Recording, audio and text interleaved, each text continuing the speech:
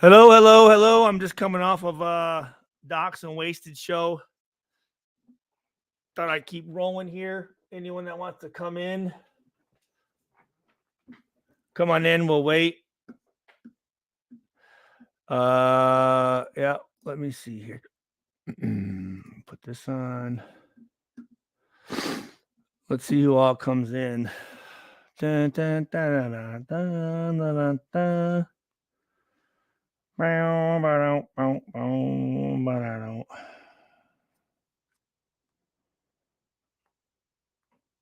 me see here. I'm gonna send.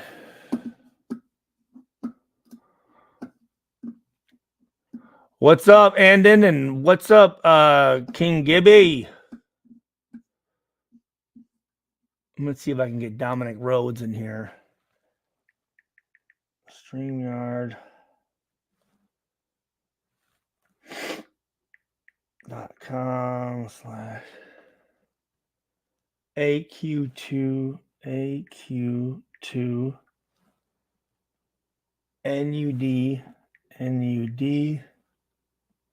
Q8F Q8F. Anthony, what's going on, brother? Hey, if anybody wants to pop up, edit, copy, you're more than welcome. I'll put the link in the chat. What up, Raider? Dame, Franklin. Dun, dun, dun, dun. Hold on, I'm gonna play some. I don't give a fuck. I'm gonna play some music.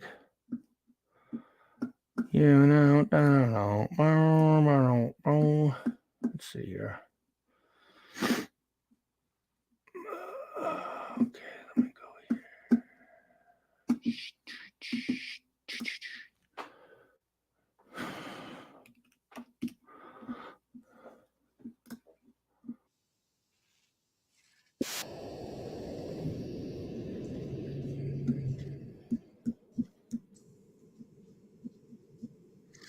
Did you see the vid I sent you on Instagram of Mark asking some fans to light the torch last game?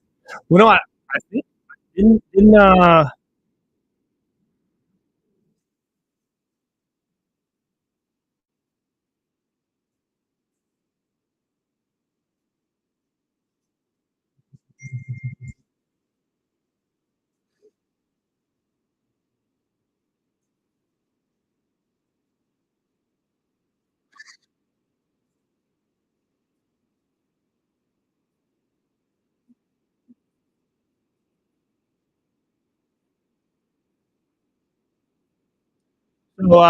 good question. So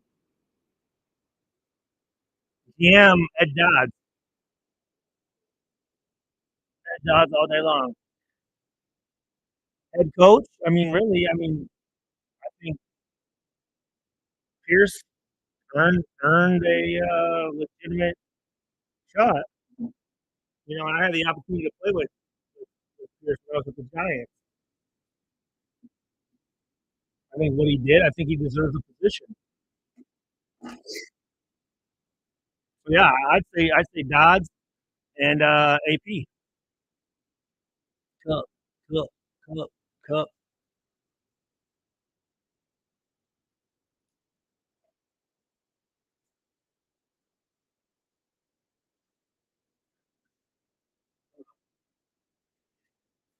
Shout out from Bay Area Cal, Stu. Fun fact: my nephew plays for Project 510, Oakland Roof, and they train at the old Raiders facility. Oh, at 1220 Harbor Bay Parkway. Legit Raiders sign up and they're there. That's badass.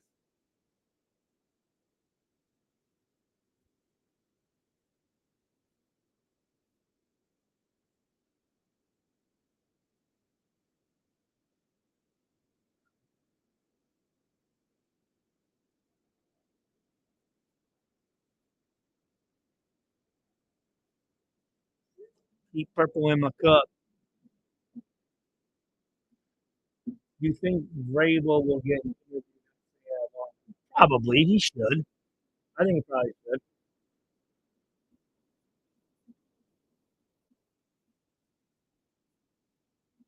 I mean, I love, uh, former players getting the opportunity to be at the head job, but again, I'm not a big fan of him, you know? And again, I'm just saying, again, just knowing the guy, playing against the guy, he was disrespectful to me, so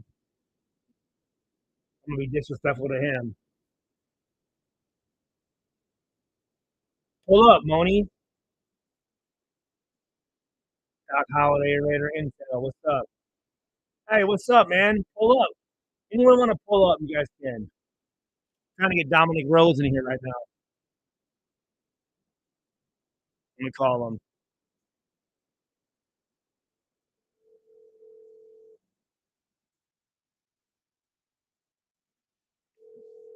Uh, uh, uh. What up, Pimp? What you doing?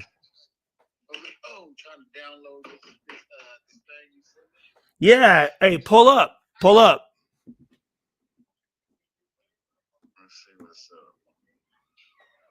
Yeah, I'm just gonna come on. I mean, I just got done doing a show, but this one's just on my channel.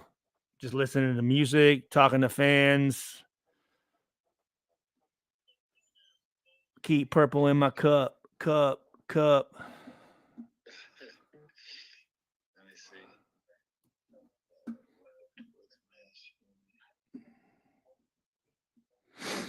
I probably you probably can't do it while you're on the phone with me. So just if you have an issue, just I'll call you back here in a couple of minutes. But it should just pull you up, and then I can pull you on. All right.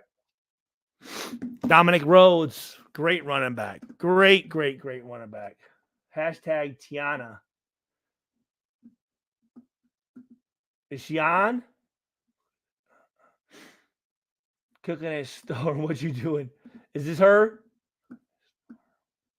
What's a storm? Cooking a storm.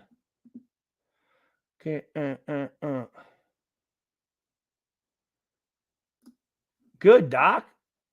What you been up to, my friend? Uh,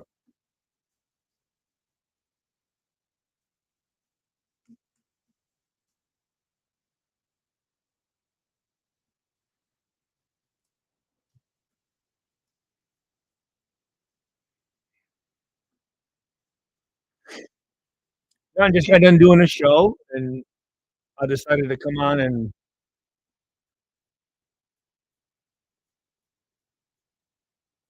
talk it up a little bit on the curb by the street. I was post up on a, and all they want to do is sit there and smoke weed. Uh, no, I wouldn't say I'm not a fan of anybody. It's just some people, some of these content creators want to act like their shit don't stink.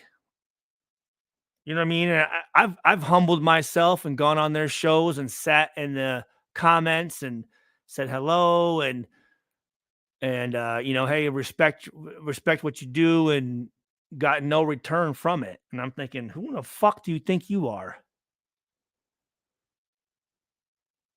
You know what I mean? I'm humbling myself to come on, and you can't even acknowledge. Fuck you then, you know? So the do you think you'll ever get into coaching and scouting?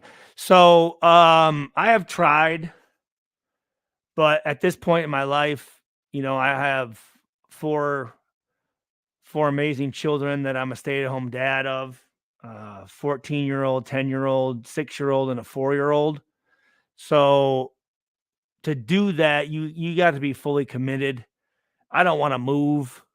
Um, I want to focus all my energy on my children. So at this point, no.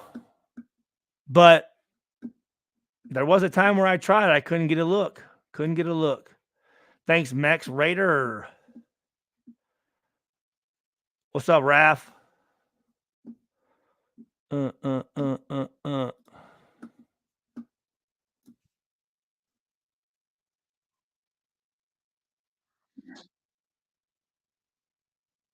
Then she has given.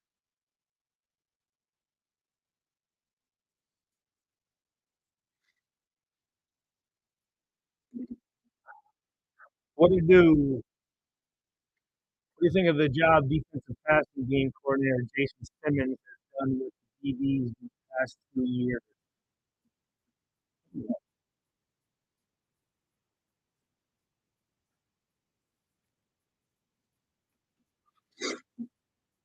Jason,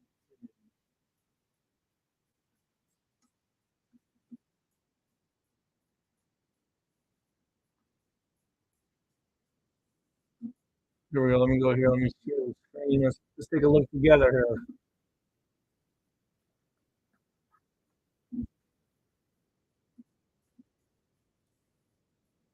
Only fools go to school. Don't break the rules. So let's look here. Jason Simmons, 10-year NFL veteran as a player, enters his second season defensive back, passing coordinator for Las Vegas. In his first season, Simmons led a unit that saw 13 different defensive backs record snaps, tied for the second most single season for the Raiders in 2000. The unit produced two defensive touchdowns, tied for fourth most among defensive back units in the NFL, and tied for the most by Raiders defensive back units in 2010. Quarterback Meek Robertson had a career year and finished first on the team with 9 passes defended and 2 interceptions, while cornerback Tyler Hall worked. So, hold on. Okay, a career high. Well, quarterback Tyler Hall, who? Tyler Hall worked on his way to starting a role and posted 20 tackles, 2 tackles for loss, 1 sack, 4 passes defended. Simmons also aided in the development of several young players, including undrafted Sam Webb.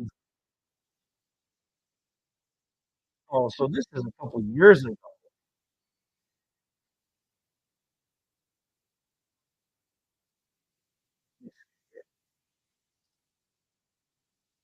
Hey, thank you. Gaffa? Gaffa? Oh, shit. Thank you. Thank you, thank you, thank you, thank you, thank you, thank you. Someone's joined the So, okay. As a player, Simmons was drafted in the. Okay, so he. Oh, shit. Okay. As a player, he was drafted in the fifth round of Steelers in '98 and went on to play in 121 games over 10 years. Shit, the guy had a 10-year career, '98 to 2007. That's tough. That's longer than I played. Singer spent the first 4 years of his career as a standout special teams player, okay, before signing with the expansion Texans in 2002 in Houston. It's kind of funny. I was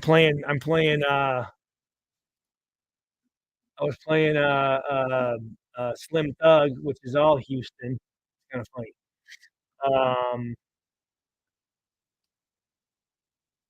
186 tackles, 10 passes defended, 3 forced fumbles, 3 fumble recoveries, 2 sacks, and 200. So he's got good. Guy knows what the hell he's doing. In addition to that, he's career stop. Okay. All right. So what was the initial question? Um,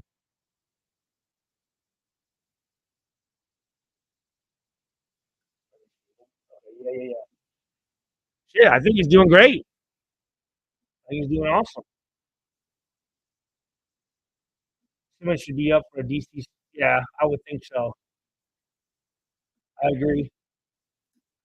I agree.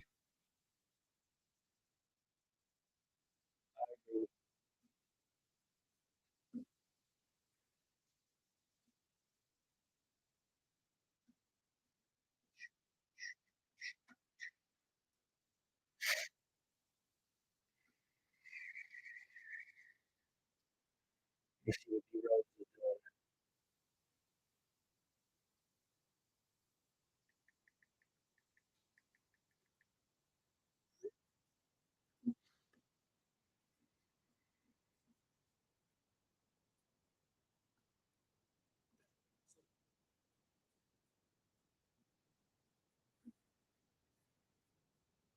Thank you for the 26 people in here. Uh, uh. Yeah, I'm just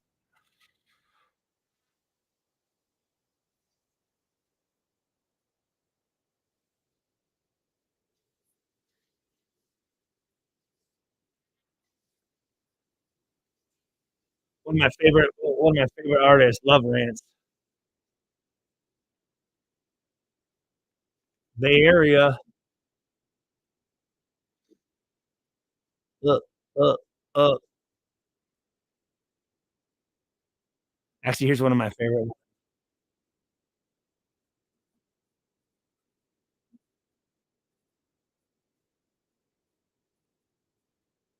I don't know shit.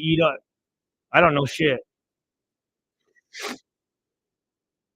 I don't ask those type of questions. I have what I think.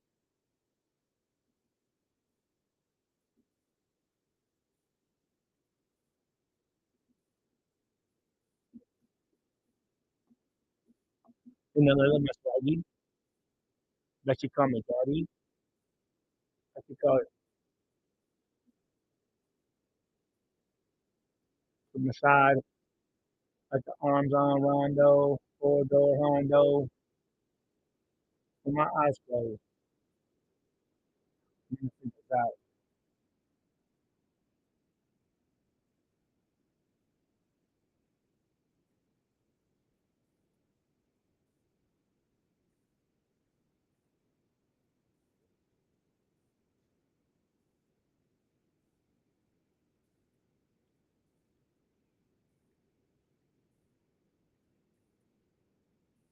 thought to everything somewhat, and I'm cold as hell.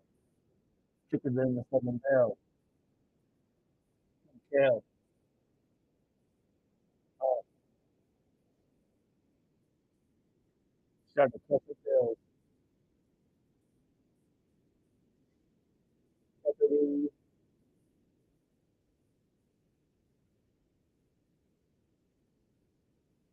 the kid. Dude, thinking Dodge has a great shot at GM. Could be wrong, but don't think Mark passes on him twice. I don't think so either. Great, great, great point. That's a great point. Why would he bring him in for another interview if he wasn't very, very, very um, on his list of the job? Because he's not going to waste somebody's. He's not going to waste somebody's time. Very good point. Very good. Very, very good point.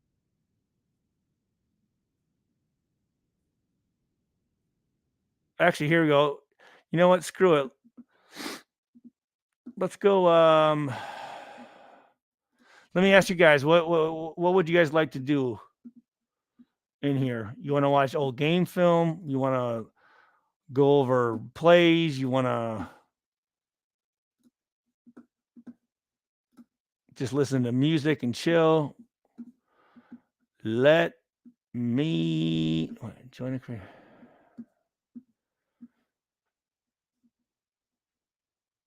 Actually, you know what? Here,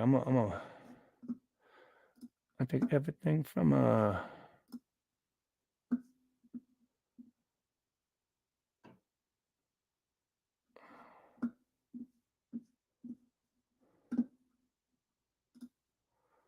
uh, uh, uh, uh, uh. Chronicle, what's going on, brother? Again, here's the link if anybody wants to come up.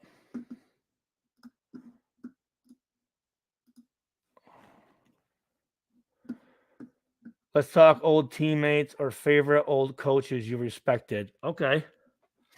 Um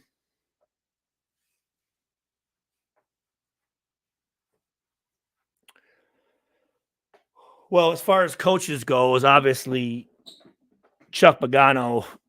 Actually, my rookie year, Clayton Lopez was my defensive back coach. A guy I have a ton of respect for. Guy who played, I want to say he played at Utah. I think it was Utah. Him, and at that time, Willie Brown, and Martin Bayless. Martin Bayless was a great safety in the NFL for a long time. Actually knocked out. There we go. Martin Bayless was a great safety in the NFL for a long time. Get off my channel.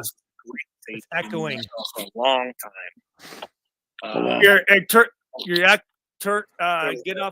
Get off my channel. Sorry, brother. Hello? Hey. There we go. What's going on, man? Long time no see, motherfucker. I know.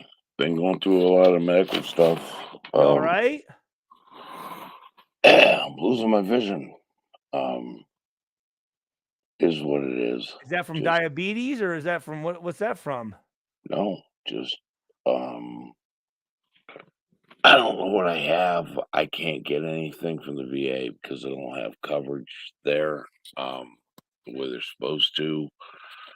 I don't know if I have a cataract or if I have I don't know, my right eye's blurry as hell. I can't see out of it. I can't even drive, man. When did that start? A few months ago. Is it during the daytime, or it doesn't matter? It doesn't matter. My right eye is just blurry as hell.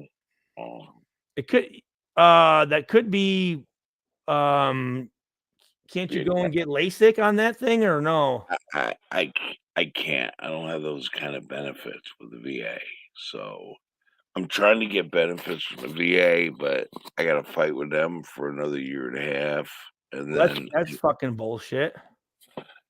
The VA's a broken promise, bro. That's fucked up. It is what it is. I know.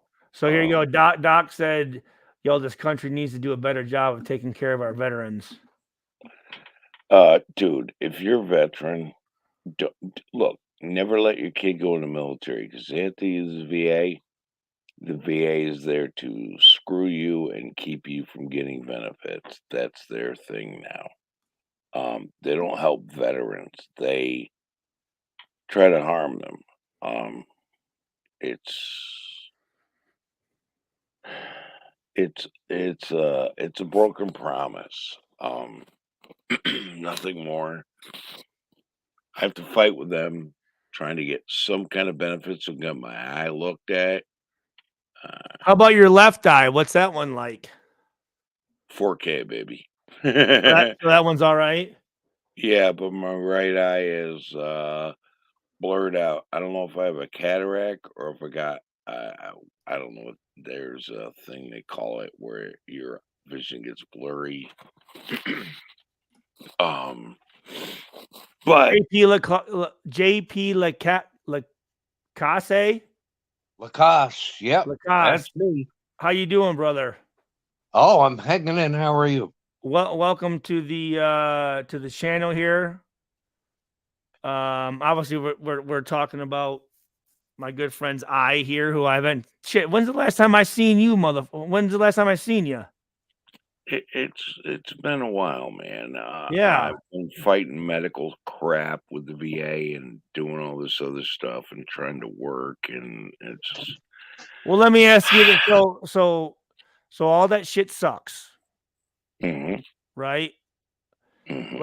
Let's. What do you think about this? So, what do you think about this year with the Raiders? Let's try to talk about something positive and not fucking, Okay. If Mark Davis lets AP go, he hasn't learned a damn thing. Well, that's what I would think too. Okay. If he's learned anything, you keep AP, put him in a short contract, prove it contract. Okay.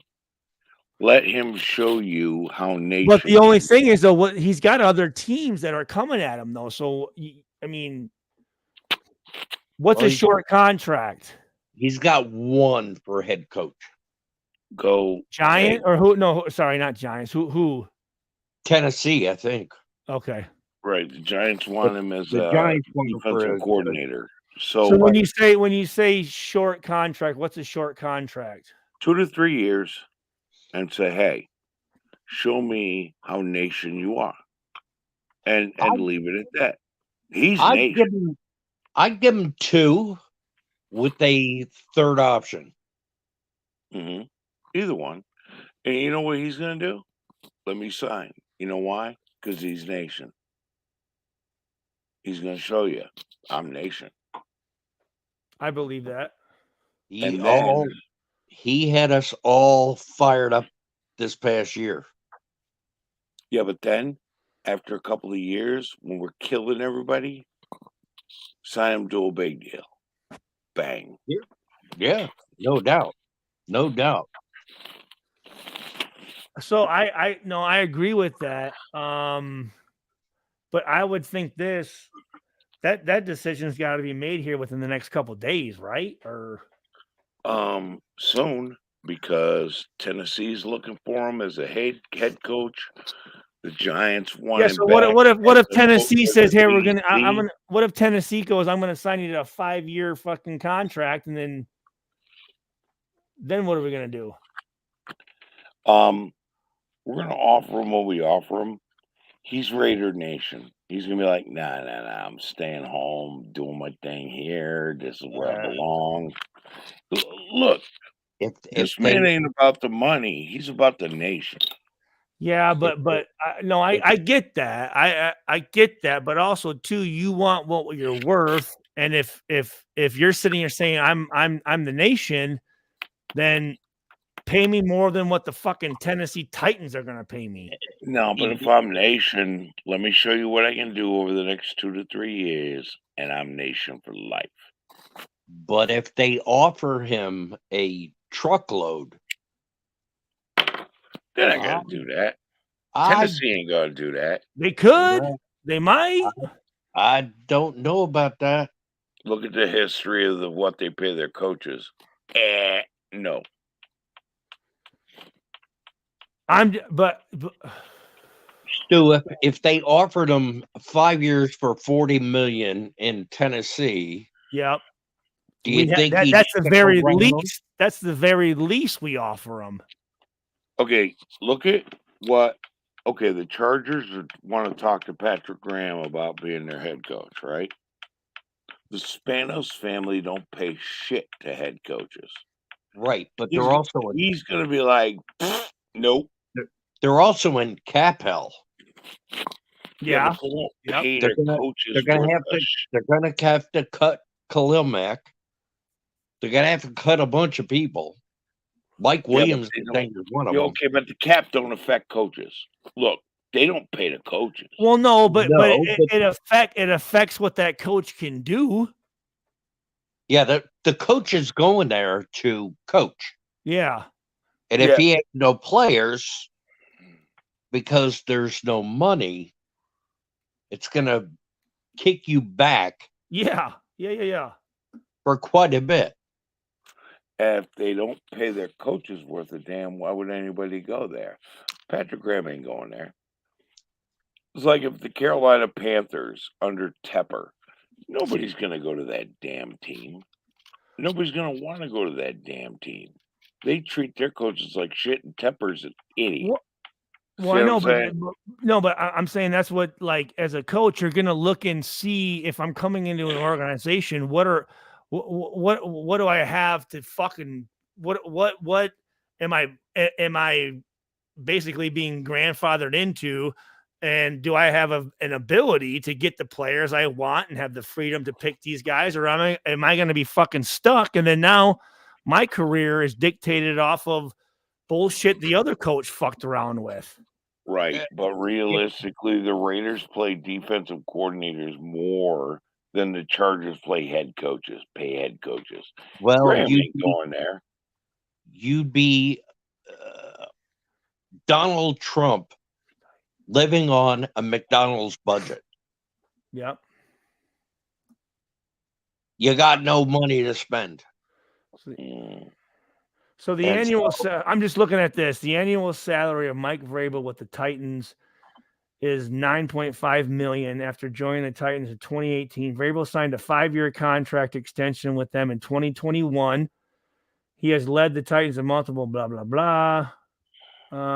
Mike Vrabel has a net worth. Okay, so Just I guess million. Look at what Stu. Look at what the Spanos family of the Chargers pay for head coaches, let's see. and then you'll die. And you know what? I'll be honest with you guys. I don't know, and I'm glad we're talking about this because I don't know enough about coaches' contracts. So this is They new. don't pay shit to head coaches. Who was that last coach they had? Fuckface, dumbass. Who did the Chargers have? What was his name? I don't know. We got him fired. Yeah. Fuck yeah. Yeah. What the fuck was his name? Dumb dickhead. Fuck is what it was. Let's here. We'll find out here. Something like that. Chargers head coach. Pencil dick is what I'd say. So interim. All right. So no, we don't want. Right. Let me see here. Chargers coaching roster. 4th and 10 on our own 30. Go for it, fucking dumbass. What was his name? What an asshole. Dumb shit. Shit, I was all excited when he got fired. Hell yeah, that was fucking awesome. Well, we got him fired. I wish he hadn't got fired because he was such a shithead.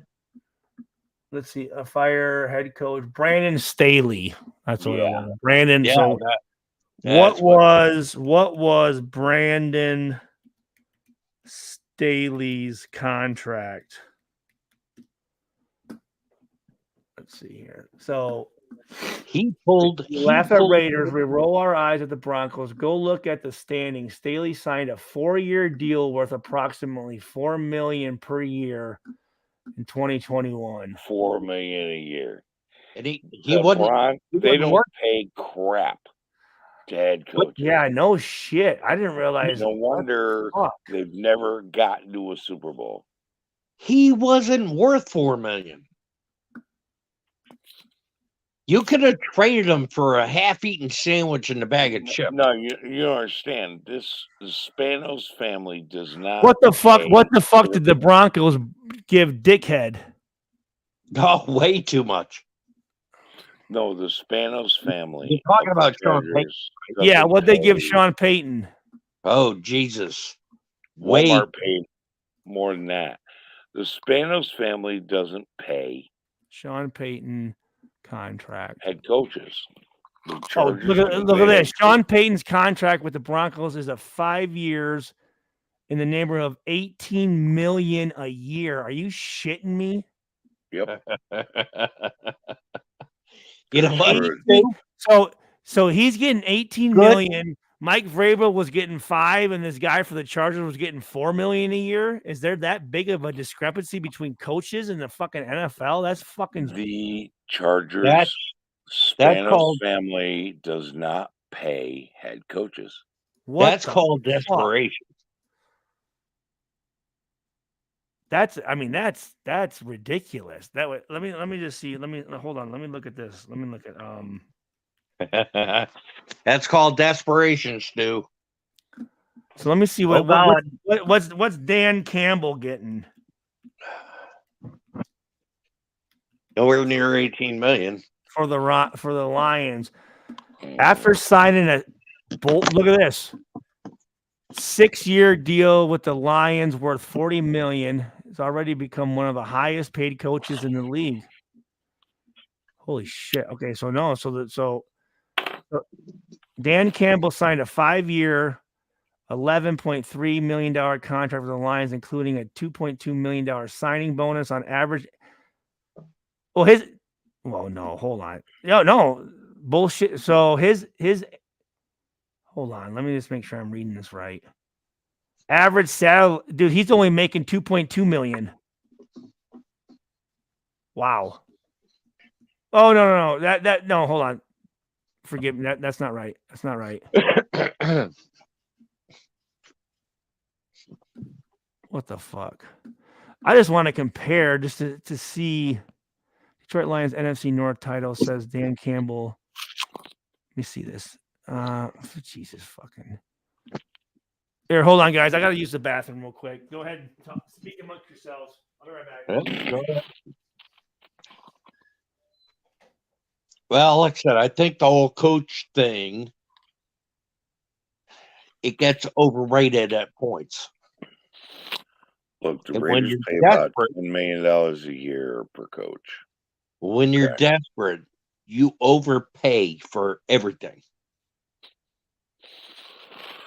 Give AP $24 million for 3 years and let him prove it.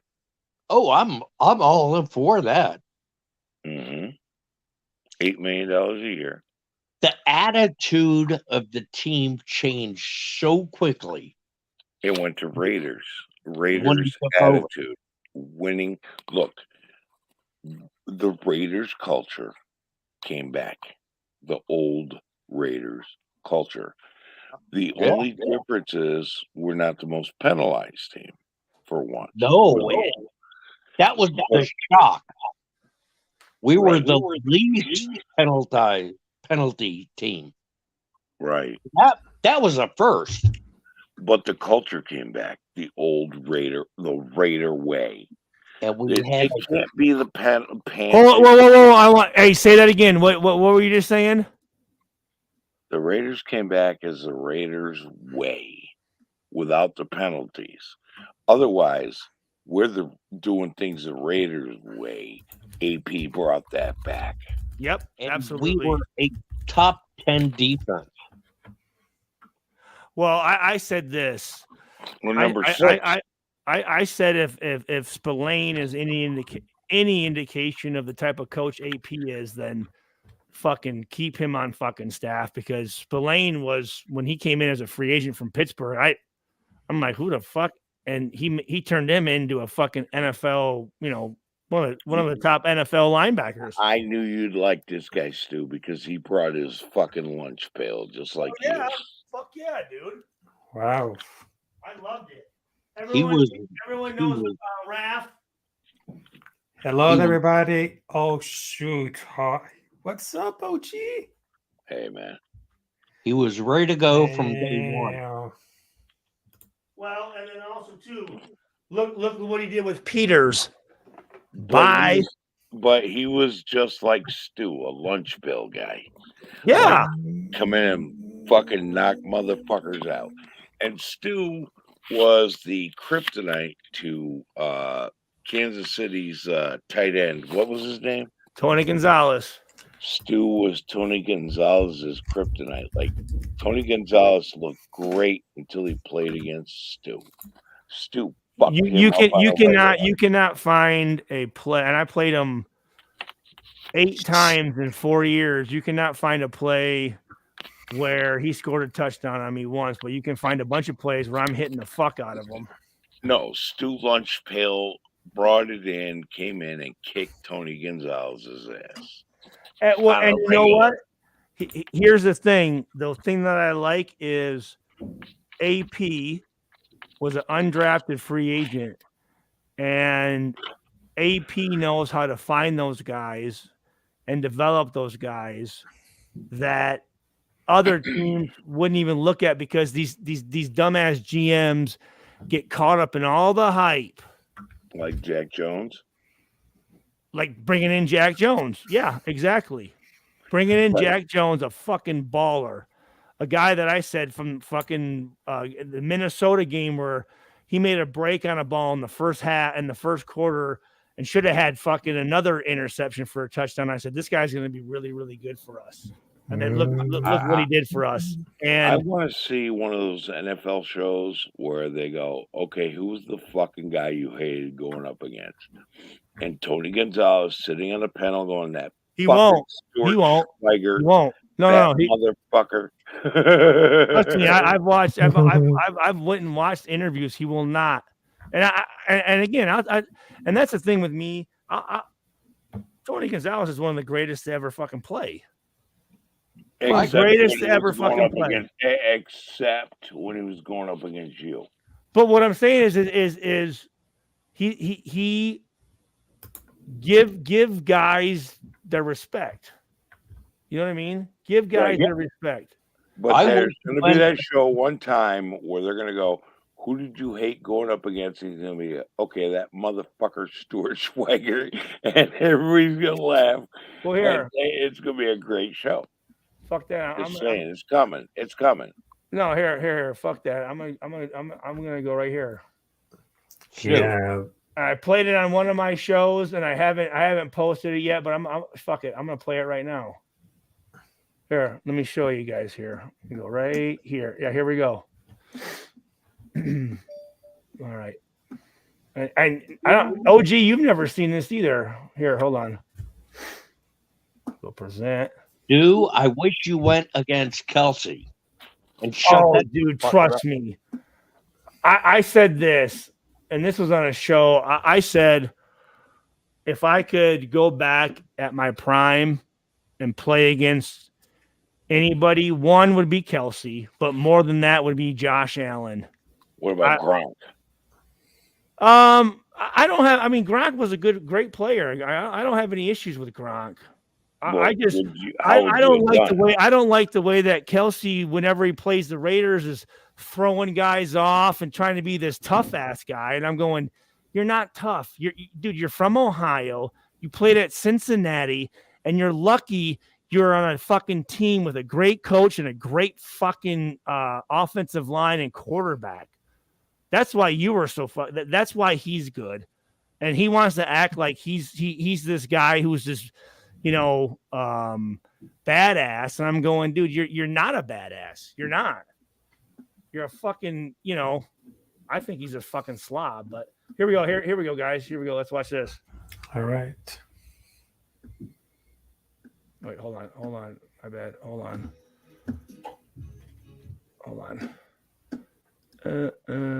What is this shit? What the fuck did I put on? Okay.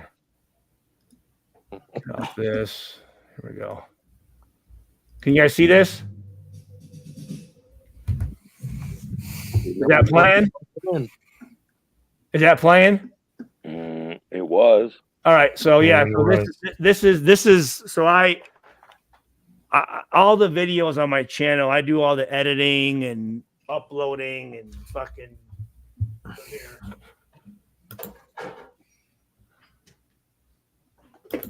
This is player intros. So that's Randy Moss, Barry Sims. Here we go. Blustering in from sea with a rollicking song. Right here it is. Watch him try to get up.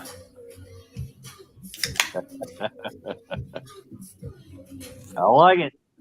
Look at him. Nope. Yum. And clean hit.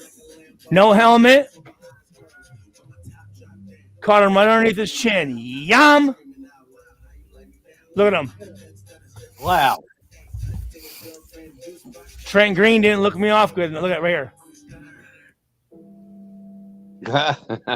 Damn. He wish he was eating a salad. Here we go. Look at yum. But hold on, there's other plays on here. This is Larry Johnson. Fucked his ass up.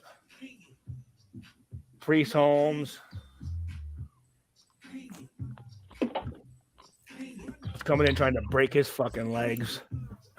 Here you go. Here goes Tony right here on the goal line.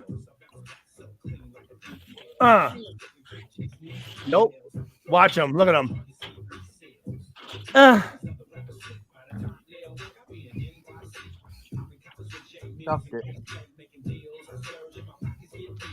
Look at here, bitch. Get him, Stu. Here you go. This is in Kansas City. Yum. Fucked his ass up right there. Here we go. This is Sunday Night Football, my second year. Woodson causes the fumble. I get it. Watch Tony get on me right here. I'm like, get the Watch it. I'm like, get the fuck off me, bitch. I'm like, That's just a couple plays. Watch, you'll see it.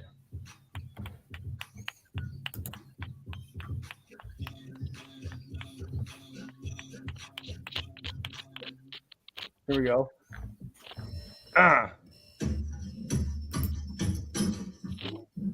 Got it here. Oh yeah, fucking. Anyways, he tried to jump on me and fucking. I'm like, get off of me, get off. And then here's the thing, and let me see. nasty work in the streets right there. Wow. Oh yeah, man. But hey, you know what though?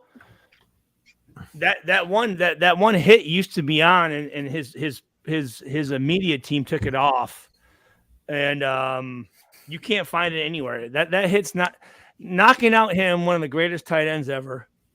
His only concussion. You look at Raiders' biggest hits, NFL's biggest hits. Can't find it anywhere. Can't find it nowhere. Oh, I don't doubt it. For whatever reason, they don't want to play it. They don't want to show it. But because it was nasty work in the street and they didn't want to show it.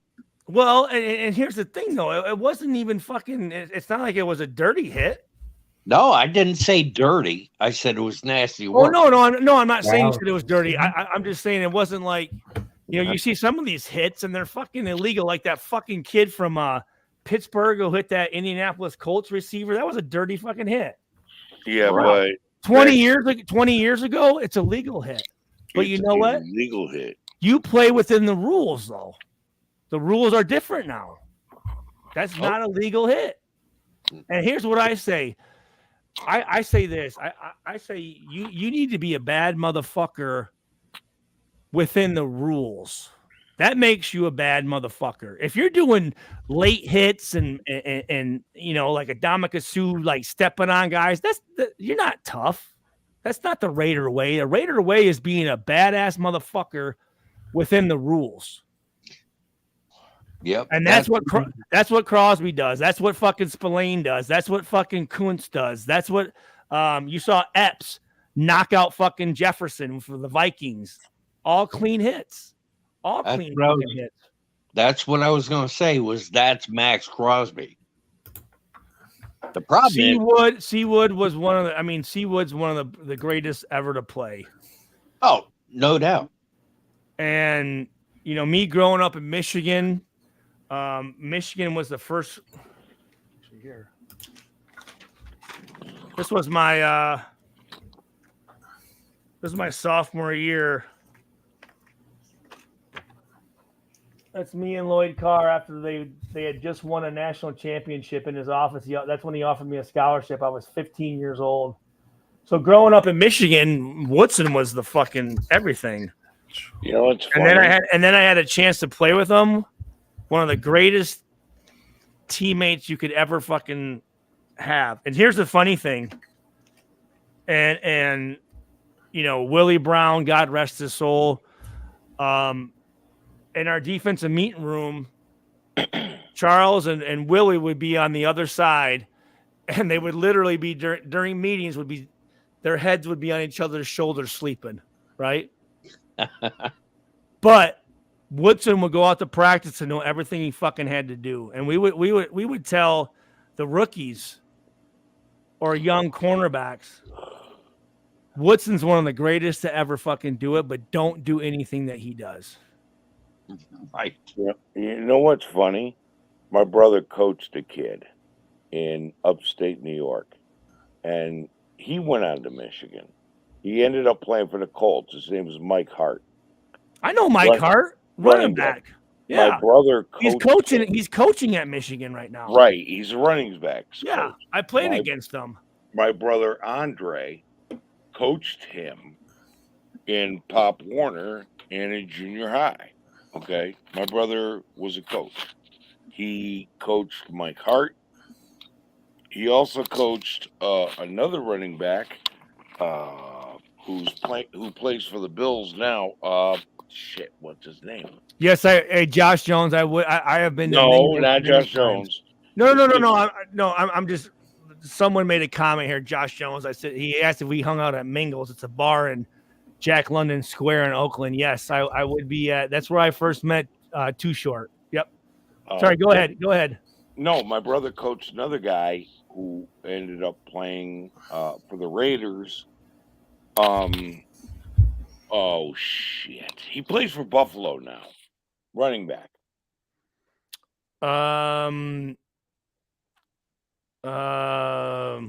Fuck. Let me see here. No, my brother is a coach from Syracuse, New York. That's where we live. That's where our family's from. Is he a big fella? James Cook. No, he runs upright. Let's see. Latavius Murray. Yep. Yes, that's who I was He thinking. coached Mike Hart and he coached Latavius Murray. Mike Hart was a middle linebacker. Hold on, guys. I want to welcome a very close friend of mine, another guy that's a huge Raiders guy, a guy that I love, a guy from down under. I want to welcome Afakasi. Hey, Hello, gang. How you doing, brother? Dude, what's cracking? So Daniel. Been too Latavius long, my friend. Good to see you. Latavius JP, Murray. What you were and, you saying Rafa. about Latavius Murray? My brother coached him in Pop Warner, and then Mike Hart coached him in high school. Mike Hart was coached by my brother. He was a middle linebacker for my brother, but he ended up a running back.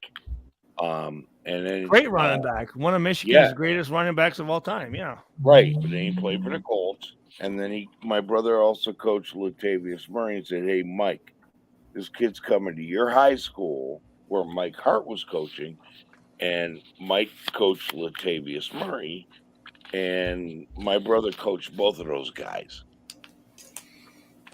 Hey, so Afakasi. I'll be right back. Give me a minute. Okay.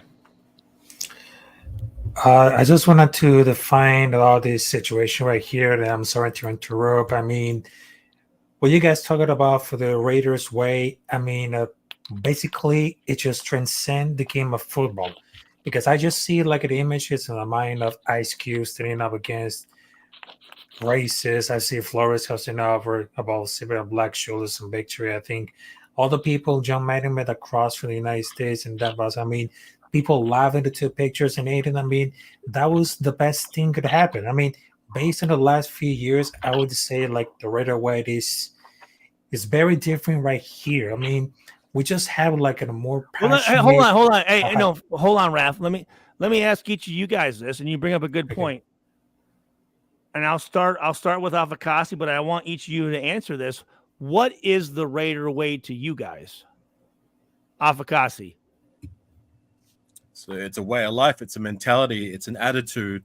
It's doing things our way, not exactly doing it the way like most other players or teams do it, but just doing it with our own passion, with our own attitude. And yeah, just that for me is a Raider way, kind of going against the grain and just win, baby, by any means necessary. So just real quickly, you were talking about Latavius Murray. I still have his jersey. So.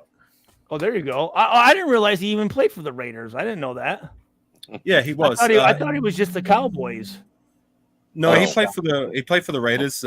We drafted him 2013 in the 6th round, and that was actually one of my first forays into YouTube, was doing a draft reaction to that class, all the way back. That was 10 years ago.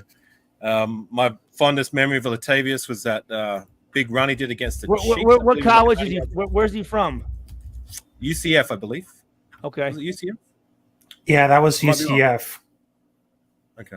But for me, like, I would have Josh Jacobs and Darren McFadden, my favorite running backs in my time as a Raider fan, but after him, Latavius Murray. He was a good, solid piece, especially for that offense in 2015, 2016. We released him for, that's when we signed Marshawn Lynch in 2017. But I wanted to keep him. I have fond memories of Latavius. He gave us very good value for where we picked him at round 6. You know what I mean? Yeah, a good Raider during his time. And like I said, I have his jersey. So yeah, nice. But yeah, the Raider way for me is it's a way of life. You know, doing things Hey, Our Chris, way. if that's Chris or that's Spicy, there's the link. Come on up. Sorry, Afakazi. Okay. No, I'm done. Like All right, that for me, hey, JP, sometimes it's hard to articulate. Like it's kind of like a feeling, you know what I mean? Like you know what you feel, and that's the Raider. Yeah, dude, absolutely. JP, what's the Raider way? I think it's all attitude, really. Right. You want to punch people in the mouth, make your known name, and be like, look, we are here right now. That's my opinion. Okay. Anytime you get pushed around, it's not working. That's not what we do. We win. That's what we do. The Raider way is we're going to take what we want and pillage. And Okay. I like that's that, JP. how you get it done. OG, what do you think? Boom. Boom, boom, boom, boom. The autumn wind is a Raider. Yep. My Blustering in idea of from the Raider sea. way is smack this motherfucker in the mouth. Let the players be who they are. John Madden did that. AP did that. Punch motherfuckers in the mouth. Now, the Raider way is a lot of penalties. Okay, we were the least penalized team in the NFL, probably fucking first time ever Right. this year. Okay, but the Raider way is punch you in the fucking mouth, dirty, gritty, fight. You're in a fight. Okay. The Lyle Alzados, the Howie Longs, the fucking let's go do this, bitch. The fucking Lester Hayes, the fucking let's fight. Okay. Jack Jones embodies that. Max Crosby embodies that. And AP embodies that. This team this year, our defense embodied what the Raiders are. This feeling hasn't been here for me in almost 40 years. Okay. We had that feeling this year that I will smack you in the fucking mouth and bet you're in for a fight. And let's go, motherfucker.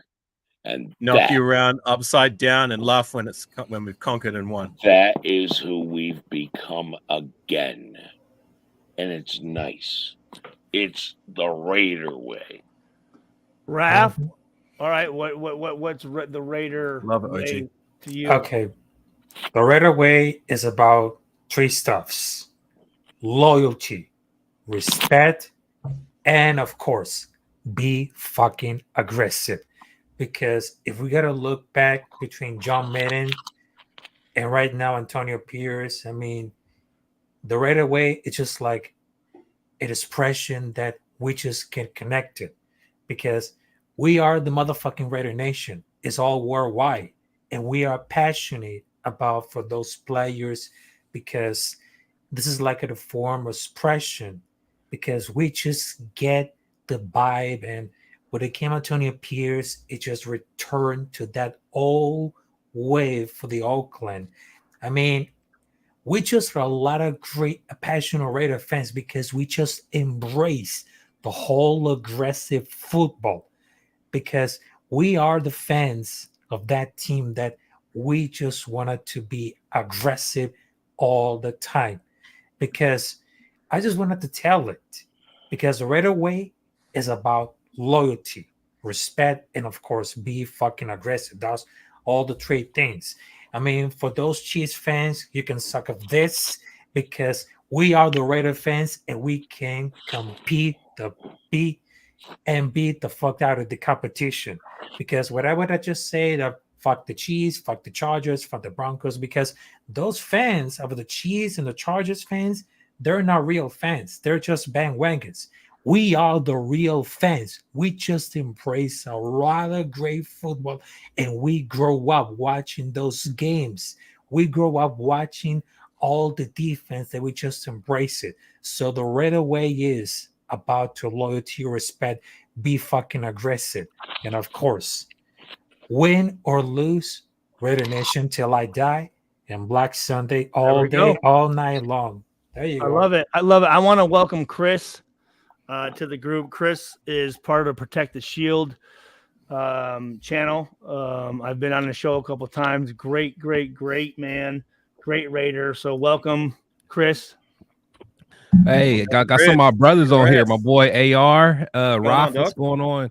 Shout out to you, Stu, and the rest of the panel, man. What's going on, fellas? So I'm going to ask Dank. There you go. So I asked everybody, and I'll finish. I'll give my opinion last. What it mean? What the Raider way is? So, Dank Vader, what's the Raider way to you? You know what?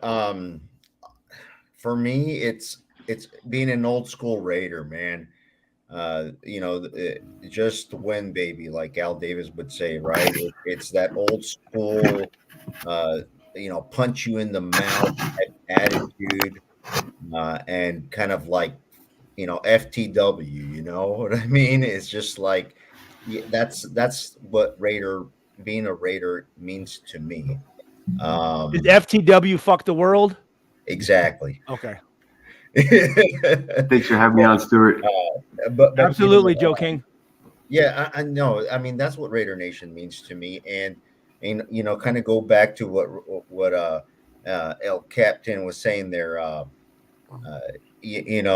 What AP brings to the team is that same mentality.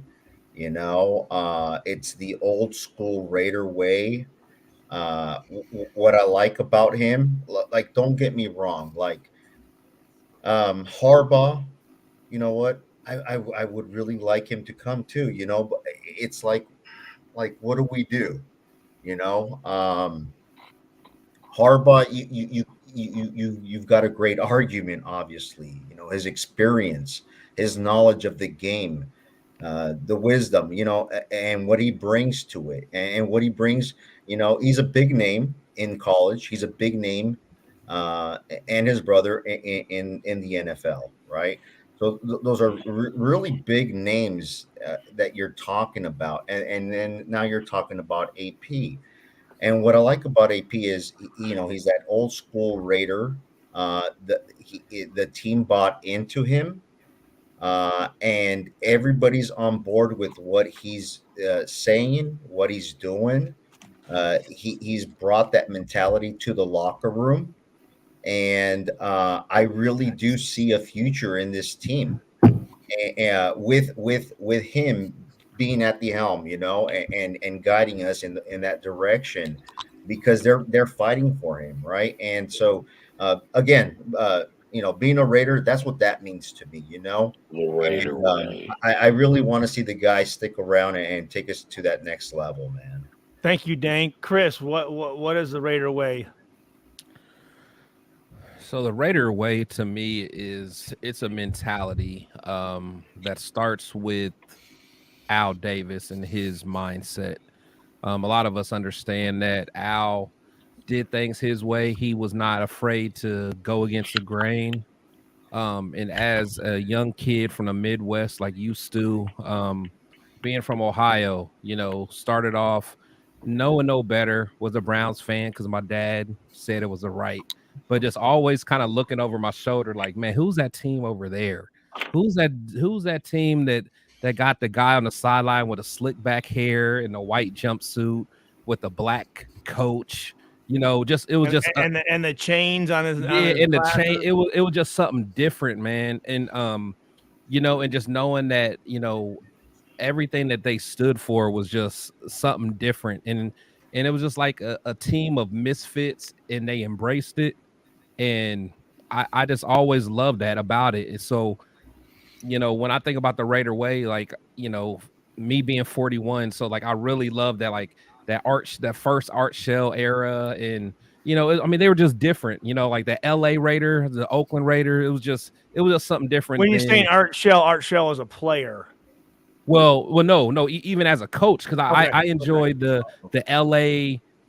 I mean, because I'm not old enough for to You might remember have as a something to say player. about that. Yeah. well, no. I mean, no. Art Shell 1.0 was a good coach, but that Yeah. 2.0, yeah, my bad, Stu. I forgot you. Yeah, that probably hit home for you. Oh no. I don't give a fuck. I don't Yeah, care. okay. No, but for real, but like him as a coach, like the first go around, like Yeah. that was just an epitome of just Raider football. I mean, they just did it their own way, and I just always love that, and that's why I love AP so much, because I mean he's unorthodox, man. I mean, yeah, everyone else in the NFL is laughing because we're smoking cigars after a win and we don't even have a winning record, but who cares? I mean, that's who we are as a it's team. not that pussy ass Joe Burrow smoking cigars. Right, you know what I'm saying? That's what I'm saying. With a fake fur on. It's like it's real. Like Yeah. I don't know, man. It's I just hear that a lot. People from the Midwest and even old Dolphins fans, and like a lot of people go, you know what, man? I looked at the Raiders, man, and they were bad. It's just yeah. Well, Joe, what's it mean to you? Well, so me, it's like family. The youngest, I got two older brothers and a dad, and we're all Raider fans, and God, I mean, it goes. I used to act like I was Ray Guy punting the ball in the front yard. I was, you know what I mean. It was so far back to me that when I see a Raider symbol, it's just part of life. You know what I mean? And I'm not even into I'm kind of one of these guys into all the conspiracy stuff, and I'm bummed out about everything. But I love my Raiders, man. You know what I mean? Like a lot of stuff is like programming and stuff in the world, but it's funny. I was showing the Autumn Wind on a couple of Sundays ago to some guys in Australia. I was talking to friends of mine. They don't even know nothing about football. So I played them the John Facenda, dude, the Autumn Wind with the sick one with the old school one, and they were like, "What, mate? What? This is crazy, mate. I've never seen anything like it." I was like, "It's Raiders, man. It's the Raiders." But yeah, I saw Tony, a lot of Tony Gonzalez, man. I think right before you played against him. But I love your Australian impersonation, Joe. Hey, mate, I'm like, you're not a bunch of Raider fans. Like, a lot of people know nothing, I bet, about football, So when they, to show some guys that don't even really like sports at all. So give me a g'day, mate, shrimp on the barbie one time. G'day, mate. Throw another shrimp on the barbie there. I got a buddy, Dean, and he says everything in one sentence. He'd be like, "Oh, it's a bunch of fucking shit, mate." Like, I don't know, dude. It's funny, man. You do know I'm Australian, right? Yeah, Joe. Do you know that Afakasi's is Australian? Yeah, that's cool. I could tell, but I hadn't heard. I knew everybody here. I hadn't seen it. Well, what happened was me and my son were talking like, whatever happened to Stuart Schweigert, man? And your phone hears you, so your show just popped up on my Facebook feed. I'm like, no way, and that was like a couple weeks ago. So I'm like, you're on tonight, man, and I'm let me just say this. From 2010 until like 2018, I didn't watch the Raiders. I couldn't watch the NFL because you were playing, because you were done with it, or because for me, I didn't do what I wanted to do. Right? I didn't win a Super Bowl. I didn't make a Pro Bowl. I didn't make the Hall of Fame, and those were my goals. Anything I played or did was to be the best at it, right? So for many years, and the thing was is I just thought about the couple of fans who were dickheads, right? And those were the fans that I thought everyone thought that about me. You know what I mean? Was it from Oakland, Stu, or just other fans? So Oakland, Okay. and then okay. Bro, we loved you. Well, no. So no, I'll get to but you again, gotta remember all the great things you did. Well, as a football, but here's the thing: as a football player, when we watch film, right, we don't go over the good things. The good right? plays is always the bad shit. Yeah, we go over the corrections. So that's you think about the things you didn't do. You don't focus on the things you did do. It's what I didn't do. Yeah. Right. So when Mark Davis, and I'm gonna read this, and if you go on my channel, it's the video that plays, but I get this letter, and this isn't like, well, when was this? I think this was like 2018 maybe, and I get this letter from the Raiders, and it says, "Dear Stuart, as you know, we are embarking on a historic time for the Raiders organization. Our relocation to Las Vegas has given me the opportunity to honor all Raiders alumni in a special way." It says the Raiders Foundation developed the Raiders Legacy Brick Program, which allows for personalized bricks to be placed at Allegiant Stadium as a token of my appreciation. I am gifting each Raiders alumni with a legacy brick that will be installed in this stadium. That's what's up. It says the most valuable asset the Raiders have, it's its alumni. Yeah. Yeah. Your commitment to excellence laid the foundation for our organization's success, both on and off the field. As part of the Raiders family, you continue to make us proud with your dedication to each other, the organization, and to the community. I look forward to seeing you in Las Vegas. Once a Raider, always a Raider, Mark Davis. And I'm sitting here going, bullshit. I'm going, that's Charles Woodson. I'm going, that's Charles Woodson. That's Rich Gannon. Oh, that's Fred Bolitnikoff and these guys, right? Store. And no. So, and there was a time where, I would tell, I played in the NFL. I played for I never heard of you. So I got to the point. It got to the point where I'm going, I'm just not even going to bring it up. I feel right? Stu, I've been a fan of this goddamn team for 50 Well, let me finish, OG. Let me finish. I've been a fan of this team for 50 years. I rooted for you. I know. I know. No. Trust me. Let me finish. So we got these bricks, right? Here's the brick, and these are outside of the stadium of Allegiant, right? And it we have this little thing, and all it says is number 30 Stuart Swagger. It doesn't have on there the year or nothing, or what round you were drafted, all this stuff. Tony Gonzalez in the mouth. and then here's a picture of me and Al right after I was drafted, and I'll tell you a story behind this. That is so fire. All right, dude. That's but here's the thing, right? So I'm sitting here going, you know what? Again, like, no one fucking wants me to come back. You know what I mean? That's bullshit. You were a rich part of this history. But listen, but that as a player, that's how you feel. A lot of players feel that way. And I remember I was talking to Isaiah Ekajuba. I don't know if you remember Isaiah Ekajuba, number 50. Yeah. He was nice. Great special teams player. Yeah, he was. And I'm talking to him. I'll be right back, Stu.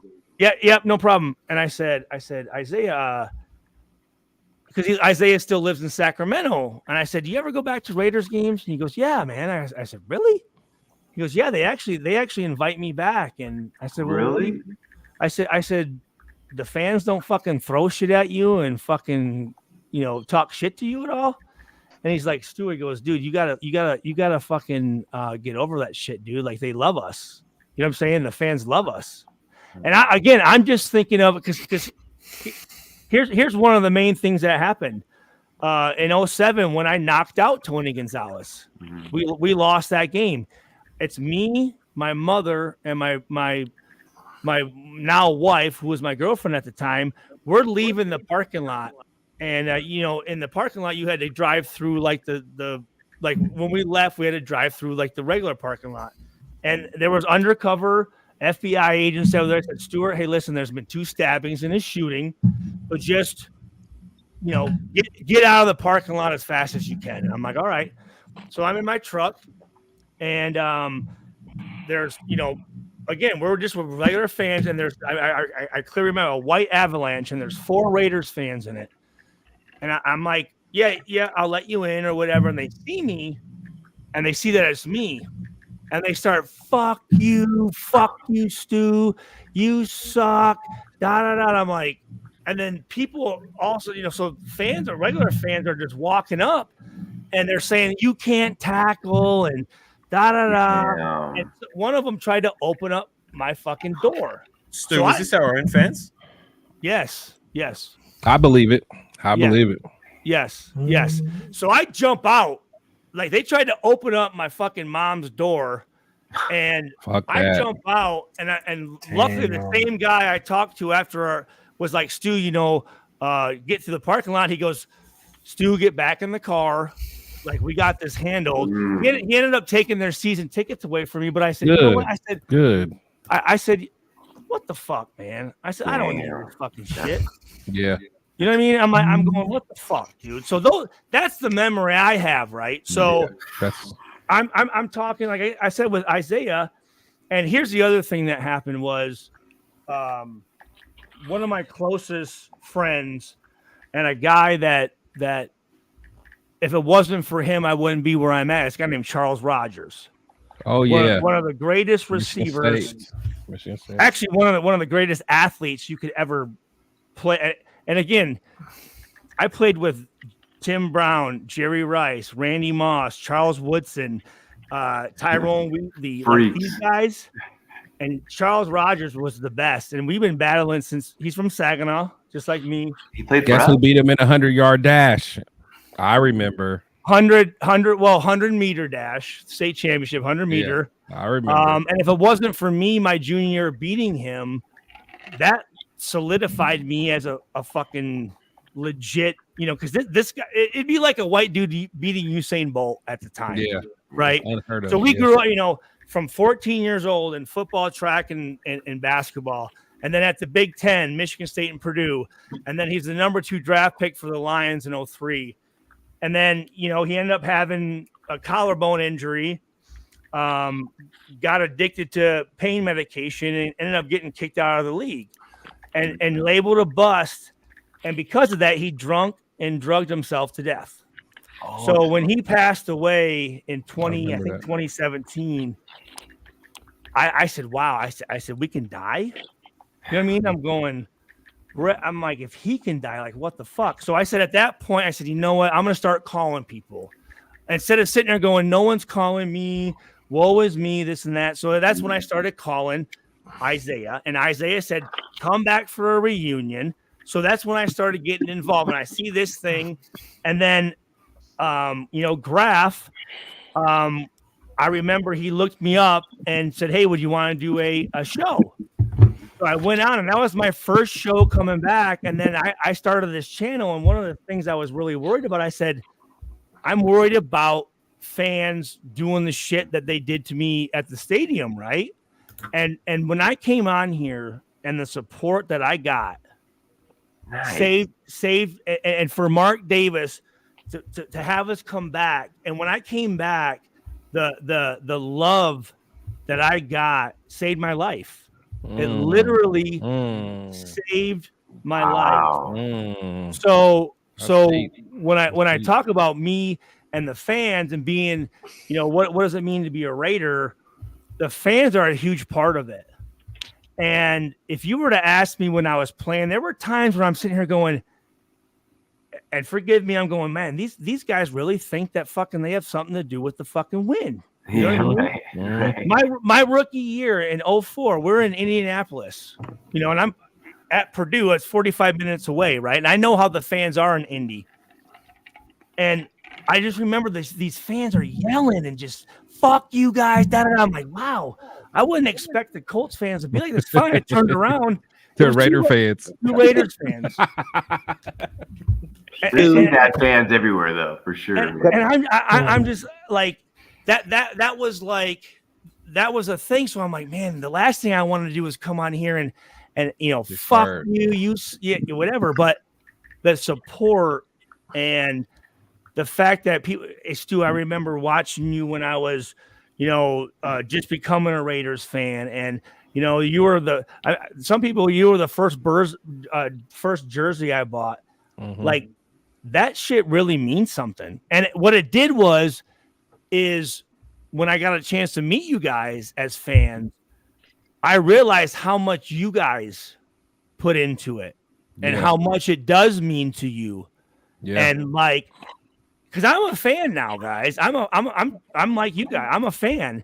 Yeah. And when I had a chance to see things from your guys' perspective, it gave me a whole new appreciation of what you guys mean to the organization and why you guys are considered the best fan base in all of the world. Yeah. Hey, In the world, right? Stu, can I Hey, make Stu. you laugh for a minute? What's that? Can I make you laugh for a minute? Go for it. So my brother had season tickets for the Redskins, and this is years ago. And so we're up in the nosebleed seats. And who was our defensive tackle? Was it Washington? Tommy Kelly, Ted Ted Washington, Turdell Sands. I think it Turdell was Sands. I Washington. forgot about him. He was Sam. he That was a big like dude. twice as big as everybody else. Turdell Kelly. Sands. Turdell Sands is the biggest human Sands, being yeah. you've ever seen in your Yeah. fucking life, and one of my closest friends. Monster. I think we won like 10-3, or it was a That was an low-scoring game. 05. I had one of my best games that fucking game. And I was watching the game, and what was it? James Jett that got the touchdown? Jerry Wow. Porter. Might have been. Jerry Yeah. Porter had two. I want to say Jerry Porter had two You could- touchdowns. James Jett Yeah, would have been that was in the way early before. 90s. Yeah. Is that the Well, Colts game you're so- talking about? So I jump up, and I'm screaming and raising hell because I'm so excited we got the lead. Yeah. And all of a sudden, I figured out that I could hear my own voice. And there was a sea of Redskin fans Just around. staring at you, and they're fucking assholes too, by the way. And I was like, here we go. But so again though, like our fans, the Raider Nation, again, being able to come on here and meet you guys, right? Because here's the thing that happens is as fans of a football team, right? When you go to a game, you're so far removed, right? Most of the time you look, if you are there, you're watching the Jumbotron, right? You know, players, we're in all these fucking pads. We come out through a tunnel. We leave through a tunnel. You don't really get a chance to really interact with us. You know what I mean? So coming on here, the one thing I've always loved to do is I've always loved to give you guys a perspective from a player standpoint, right? Because and here's the thing, a lot of times, you know, these guys, they come on and they might act a certain way. And I always like to be able to say, this guy's a great teammate. This guy's a great player. This guy's a fucking dickhead. This guy's a fucking asshole. But let me go back to what it means to be a Raider. Again, the importance of the fan, you guys as fans. That's one thing I'm always like, let's just be real, just a little cautious on just guys fucking trash, bullshit. Yeah. Because again, if a player gets beat by another fucking because again, you guys, you're talking about 1% of the 1% of the 1%. If you're out there playing, you're a bad motherfucker. And those guys are getting paid too. Those guys are bad motherfuckers too. And if you get a guy, you know, score a touchdown, yeah, fuck, that sucks. Shit. Like, that's about as far as it should go. Now, if a guy's doing shit, late hits, and doing things that you know, cheap shots or off the field antics and shit like that, motherfuck those guys for that. Yeah. And that's not what a fucking Raider is. Yep. Being a tough guy isn't late hitting people. Man, I'm so glad you said that, because that's the shit that pissed me off about that Tillery hit when he hit Herbert. It's like, why do you wait until he's out of bounds to hit it? That's not tough. Bullshit. That's not tough. Do you remember that Vontez Burfict hit? 2018? Was it 2018? You remember when he was with 2019? us? When he was with us? Yeah. For the Remember that one where he headbutt that?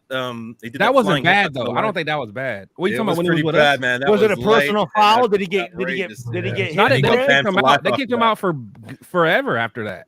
Yeah, yeah. You talking about the He Colts did like game? a flying headbutt to a Lions player. But anyway, But again, like a Dominic Sue, like Yeah, I shit don't that he would do. stuff. That's not Yeah. tough. That's not a Yeah. Raider. You know what a Raider is? A Raider is one.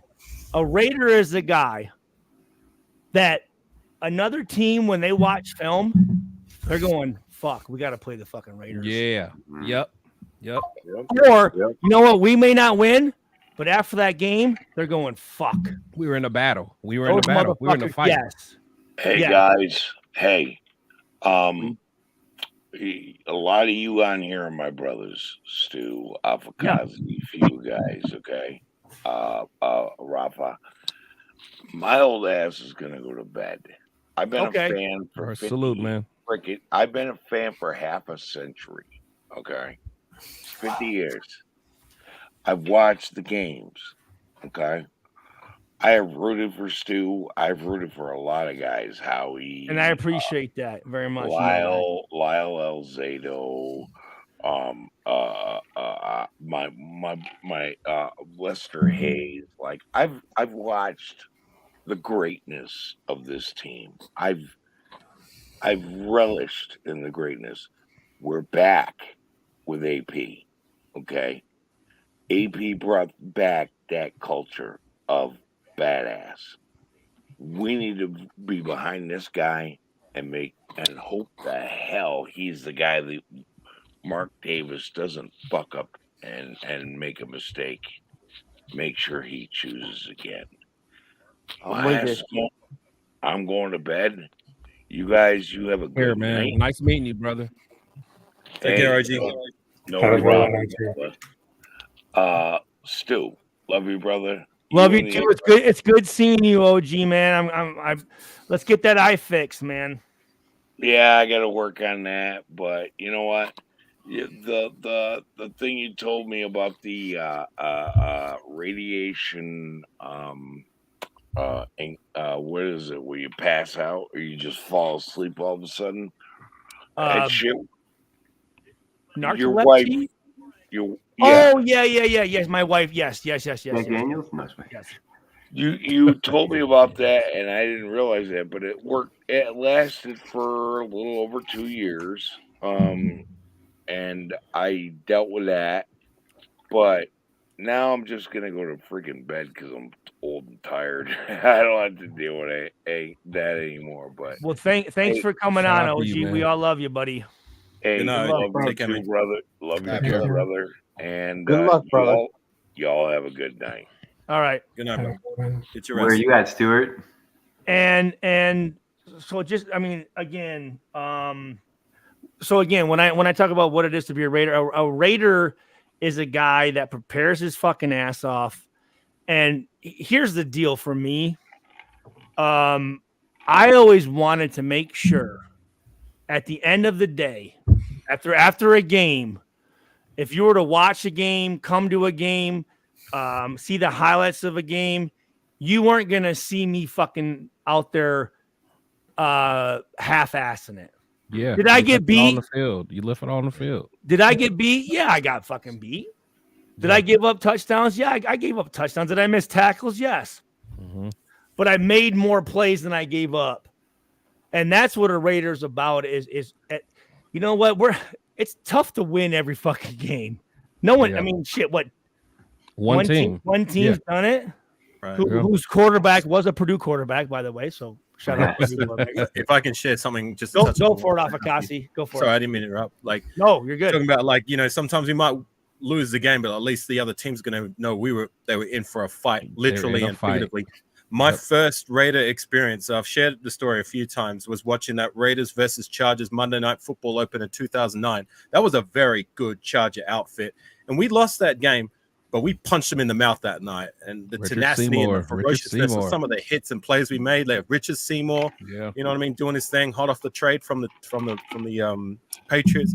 You know, that Mhm. that was part of what consecrated my fandom and kickstarted, and I've been a Raider fan diehard, passionate, loyal ever since then. You know what I mean? Fired up. Just to your point, like, sometimes we might lose the game, but that other team, as long as they know that they're in for a fucking fight, you know what I'm saying? Like, that's what matters at the end of the day. And that's Raiders, man. It's like, and like, as competitive as I am, man, it's like I hate losing, but there's levels in losing. Like when you're fighting back and really, giving it your all, I can deal with losing because sometimes the other team is just better. Just like that Miami game this year. That team is just better on paper, on everything. That team is just better. But the fact is, we fought. We didn't give up. We had a chance. Exactly. We had a chance. So, like, I don't mind those type of games, man. The games that piss me off is, like, when guys, like, literally give up. Like the Saints game last year when we didn't even get to the 50-yard line. Like, I felt like that team just gave up. They were just out there. So I do want to say this. So from 2010 to 18, I can't speak on those teams. I didn't watch any of them. Yeah. But I would say this.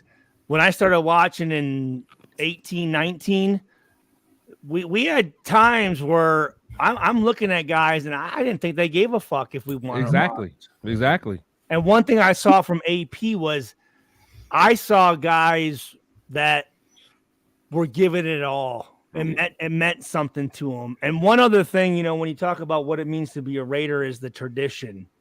Mm-hmm. It's huge. Yeah. And one thing, and I'm so glad I found this book, and I've been talking about this book, and finally I found it.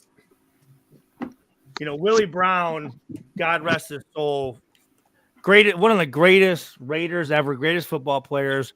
Yeah. A guy who didn't smoke, didn't drink. But him and Fred Biletnikoff would be under the bleachers smoking their True Blue cigarettes, right?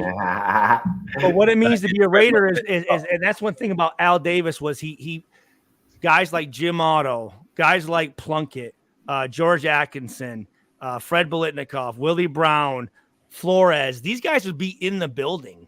A lot of them had jobs. They had position with the Raiders. And I remember when I was, again, this picture here was, I got drafted on Saturday. Thursday, we went out there for a team mini camp.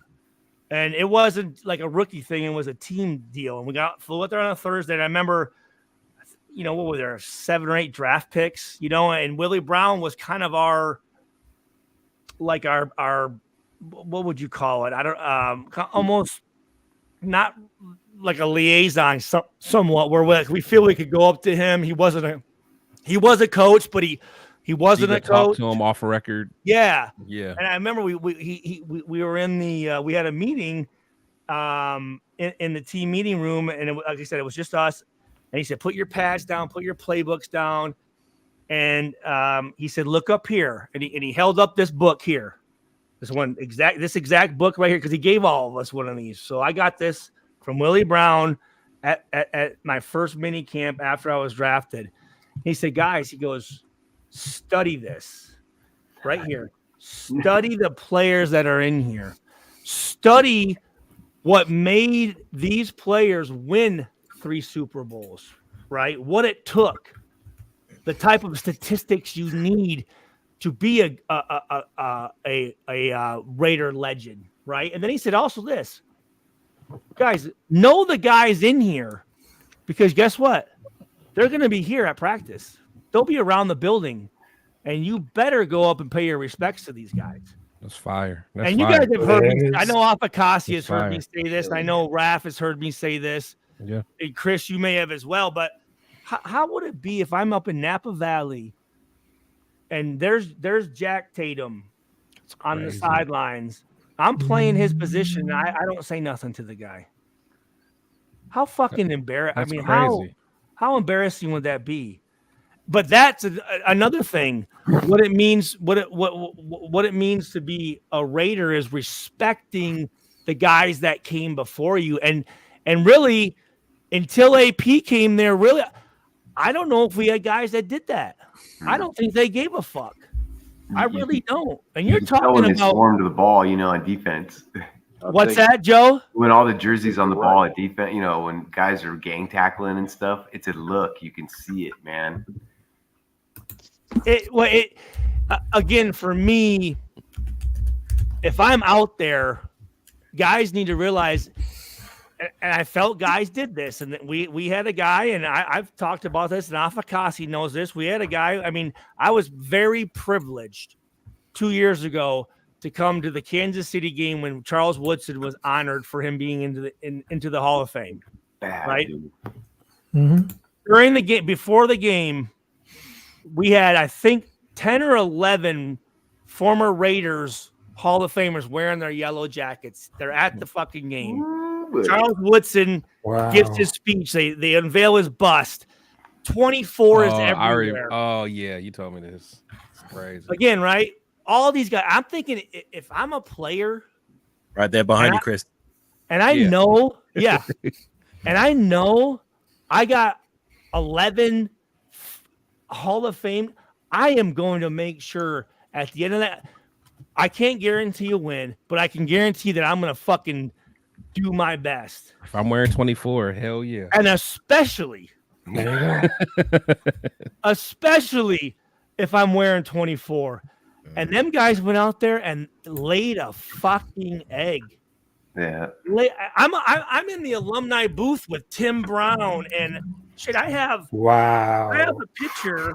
I have a picture with me, and forgive me, I should know the guy's name. And he was a Hall of Fame offensive lineman for us. God, who would it be? Big motherfucker, bigger than me. Wisniewski? What was it? Wisniewski? Robert Gallery. No. Gallery was not even in there, is he? Gallery wasn't in the Hall of Fame. This guy's a Hall of Oh Famer. no! Oh, I thought you were playing with from you. like the 70s. Anyways, Oh, yeah. we had we had these guys up there, and they're up there like they're watching like fans, just like you guys getting fucking pissed at shit. And I'm going after the game. I don't know if the players even fucking gave a fuck. Matt Millen. Was it Matt Millen? No, Matt Millen. No, it wasn't Matt Millen. No. It wasn't Yeah. Matt Millen. Actually, He's Matt different. Millen brought me in with the Lions, but Yeah. He was a linebacker, right? But AP, I felt like again, he as a former player and as a guy who is telling Eli Manning, don't talk shit about my fucking team on the sideline. Love it. Like, I felt like he's bringing back some of the nostalgia and letting guys know the history of the Raiders. Like, hey, listen, guys, you're not the first one. Because sometimes these guys think like they invented the sport. It's like, listen, there were motherfuckers here before you, some bad motherfuckers. Yeah. So Did you ever hear AP on Howard Stern back in the days? Eli sucks D&D. Hey, Stu, I got a Antonio question. Pierce used to be on Howard Stern all the time, a bunch of times on Oh, when he was with the intern Giants or something. Giants. Yeah. Yep. And so I had the privilege of playing with Antonio Pierce when I was with the Giants for a little bit, and I had a privilege of playing with the head coach of the Lions when I played for the Lions. And these are guys, Dan Campbell, who are Dan Campbell, yeah. These are guys that are football players, right? Yeah. They're fucking football players, and that's also what it means to be a Raiders. I want them drafting and bringing in guys who are football players. They should be, yeah. Hey, Stu, I got two questions for you that I really want to know just from a former NFL player. So, what would you say to fans that say someone like Antonio Pierce is not an X's and O's guy, someone who's been a captain on one of the best defenses in the past few decades? Like, what would your response be to something like that? And then, secondly, as a fan, and now that you're a fan, hold on, wait to the second question. Let me address that first one. Okay, go ahead. Yep. So, for someone to say that Antonio Pierce isn't an X and O's guy, what the fuck? They say that all the time, and that drives me nuts. They say he's only like a rah-rah. No. Yeah, No, listen. exactly. Here's the Antonio Pierce was an undrafted free agent. Okay. Mm-hmm. So what that means is he didn't have the size, didn't have the speed, and that shit to some people matters, which it doesn't, guys. That shit doesn't fucking mean a fucking goddamn thing. It doesn't. Yep. He worked his way out the mud, literally from the bottom. Yeah. Exactly. Yeah, So the way that he did that was he knew his shit. Thank you. He knew his fucking shit. So if he's going out there, because you have some guys, I remember this when this weekend here, automatically you're sizing guys up in the locker room, guys, just like any of you guys would wherever you go. You're looking at who are the guys that I need to fucking look out for, right? Who are the bad? And you see some of these guys, I'm telling you guys, ripped and oh, dude, and they're walking around acting like they fucking know everything and da da da da da. You go out there, man, they disappear. Can't bust a grape. They fucking disappear when you put full pads on, right? So, but here's the deal. How does a guy like a undrafted free agent, similar to a guy like Chris Carr, how does and here's the deal, guys. 1% of the 1% of the 1% of football athletes get a chance to play in the NFL. Then another 1% of those guys actually play. For a free agent, it's even fucking harder. Thank you. Right. So how do those guys do it? They know their fucking shit. Thank you, man. They are X's and O's, motherfucker. Thank you. Mistakes. Yes. God, man. So they don't. Those guys don't have the luxury of having the speed to be able to go this way, even though the play is the other way, and make up for it, right? So those guys have to know. Listen, I know that with this formation, this down and distance, this personnel grouping, and this motion, that's all X's and O's. I'm gonna step this way, and they may look faster. No, it's just because they're fucking they know their shit, and they're fucking. It's all X's and O's. Like you can't play in the middle of the field and not know. Exactly. I mean, you could play corner, do your thing, but like you can't be You're the quarterback of the defense, man. Like it drives Guys, me nuts. I'm gonna tell you this. I'm gonna tell you this. Every position, you better know what the fuck you're doing. Right. I know this for me. I was fortunate. I had guys like Ray Buchanan, Charles Woodson, Warren Sapp, Ted Washington, Bobby Hamilton, Danny Clark, Derek Danny Burgess. Clark. I heard that Wow. name. And these guys, if I didn't know what the fuck I was doing, Danny Clark. Wow. Warren Sapp would have went to Rob Ryan and said, I'm not going to let this motherfucker fuck my shit up. Yeah. He doesn't know what the fuck's going on. So you got to know your shit. You have to. That's a fire. That's a fire answer. Thank you. Thank you. Go ahead, Offie. I guess like with a lot of people that say that, I see that the consistent pattern is that they're very pro Jim Harbaugh, which is fine. Like, you know, we all have our preferences for head coach, and like I'm not. Harold, come on in. Jim Harbaugh. Like I would be with it. Like I'm just so pro Antonio Pierce. He's my guy. But if we go with Harbaugh, we go with Harbaugh. But for me, and this is a shout out to you, Chris. I like and appreciate your takes when it comes to Harbaugh because you've actually watched him being a Michigan fan for as long as you have been. You watched him game in, game out, not just look at the stat line and see, like, yes, he's had a degree of success. Like at college, he just won a college championship game.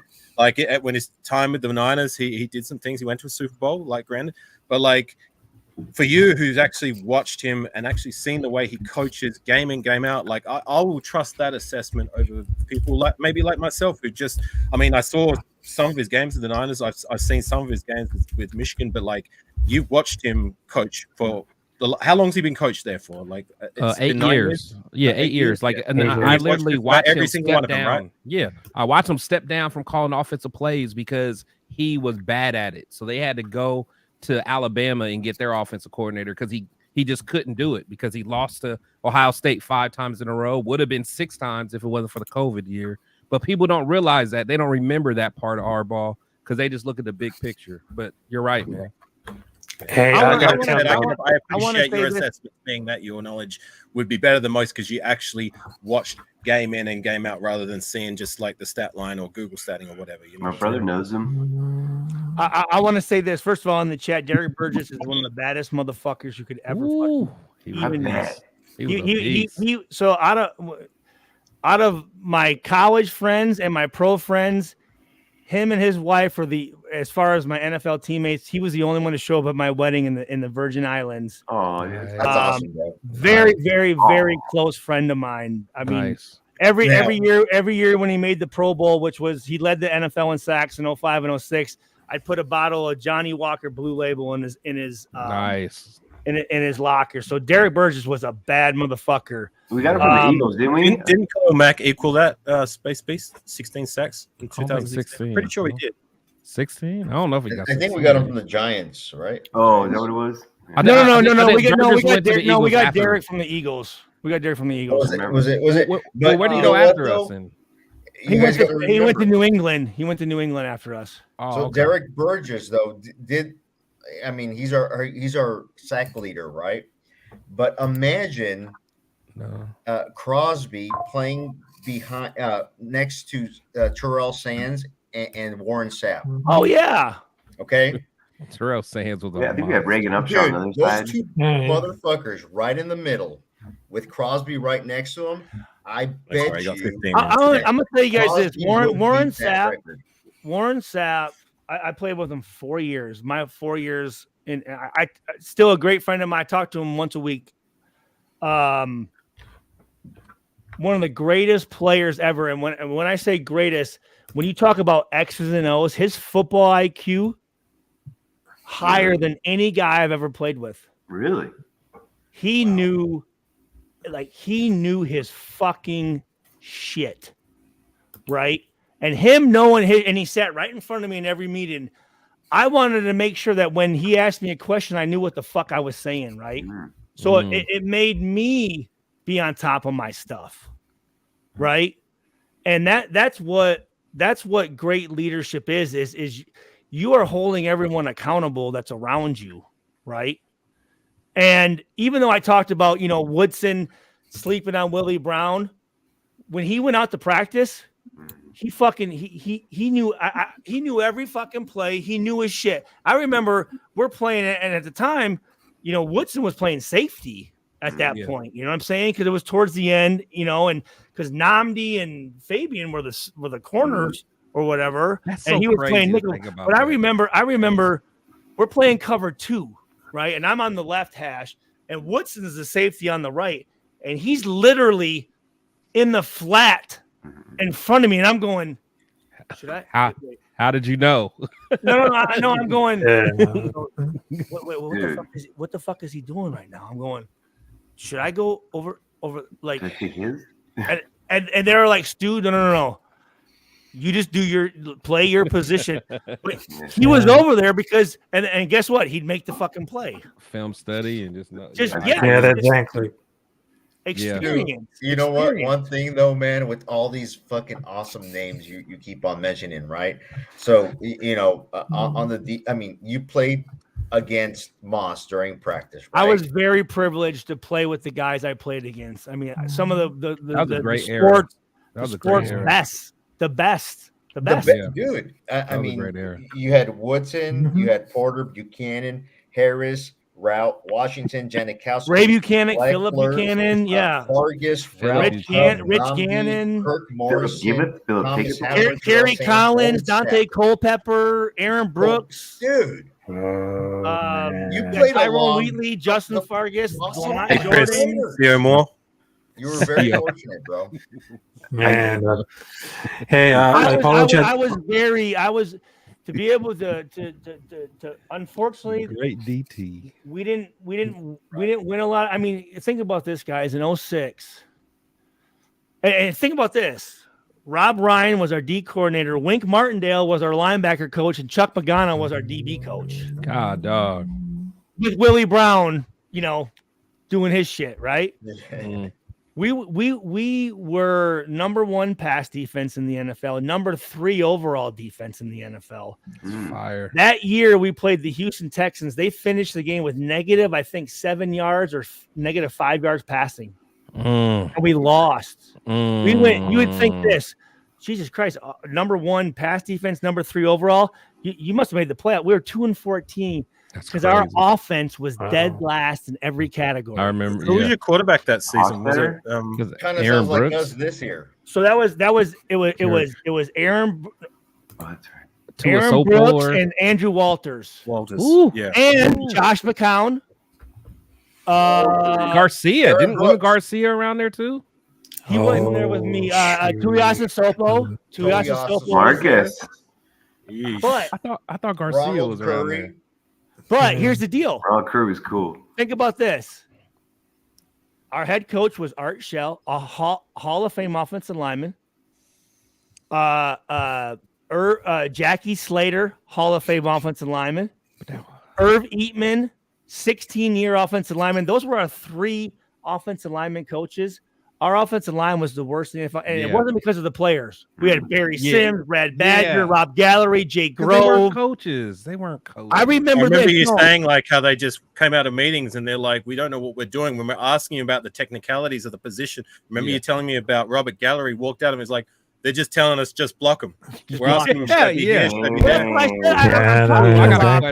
got a question, man. Rob Gallery was in my draft class. I played against him in college. Jay Grove was in my draft. Both really, really good players. Barry Sims, Brad Badger, Adam True, Langston Walker. I mean, these guys were good players. And Langston Walker, I said, "What's going on?" And they said, "Stu, we're sitting here and go, hey, in this 4 or 5 man front, are we zoned? Are we man blocking? Are we stepping? Are we just block them? Just hit somebody. Oh wow. Yeah. Well, but in the old days you could do that. Are we flying protection? Are we doing this?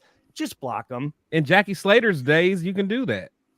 Yeah. Hold on, Stu. I got a question, man. Oh man. Hold on, one more thing before I get off of Art Shell. Also, at that point we were 0-4, and I remember it was before practice, and he called us all up.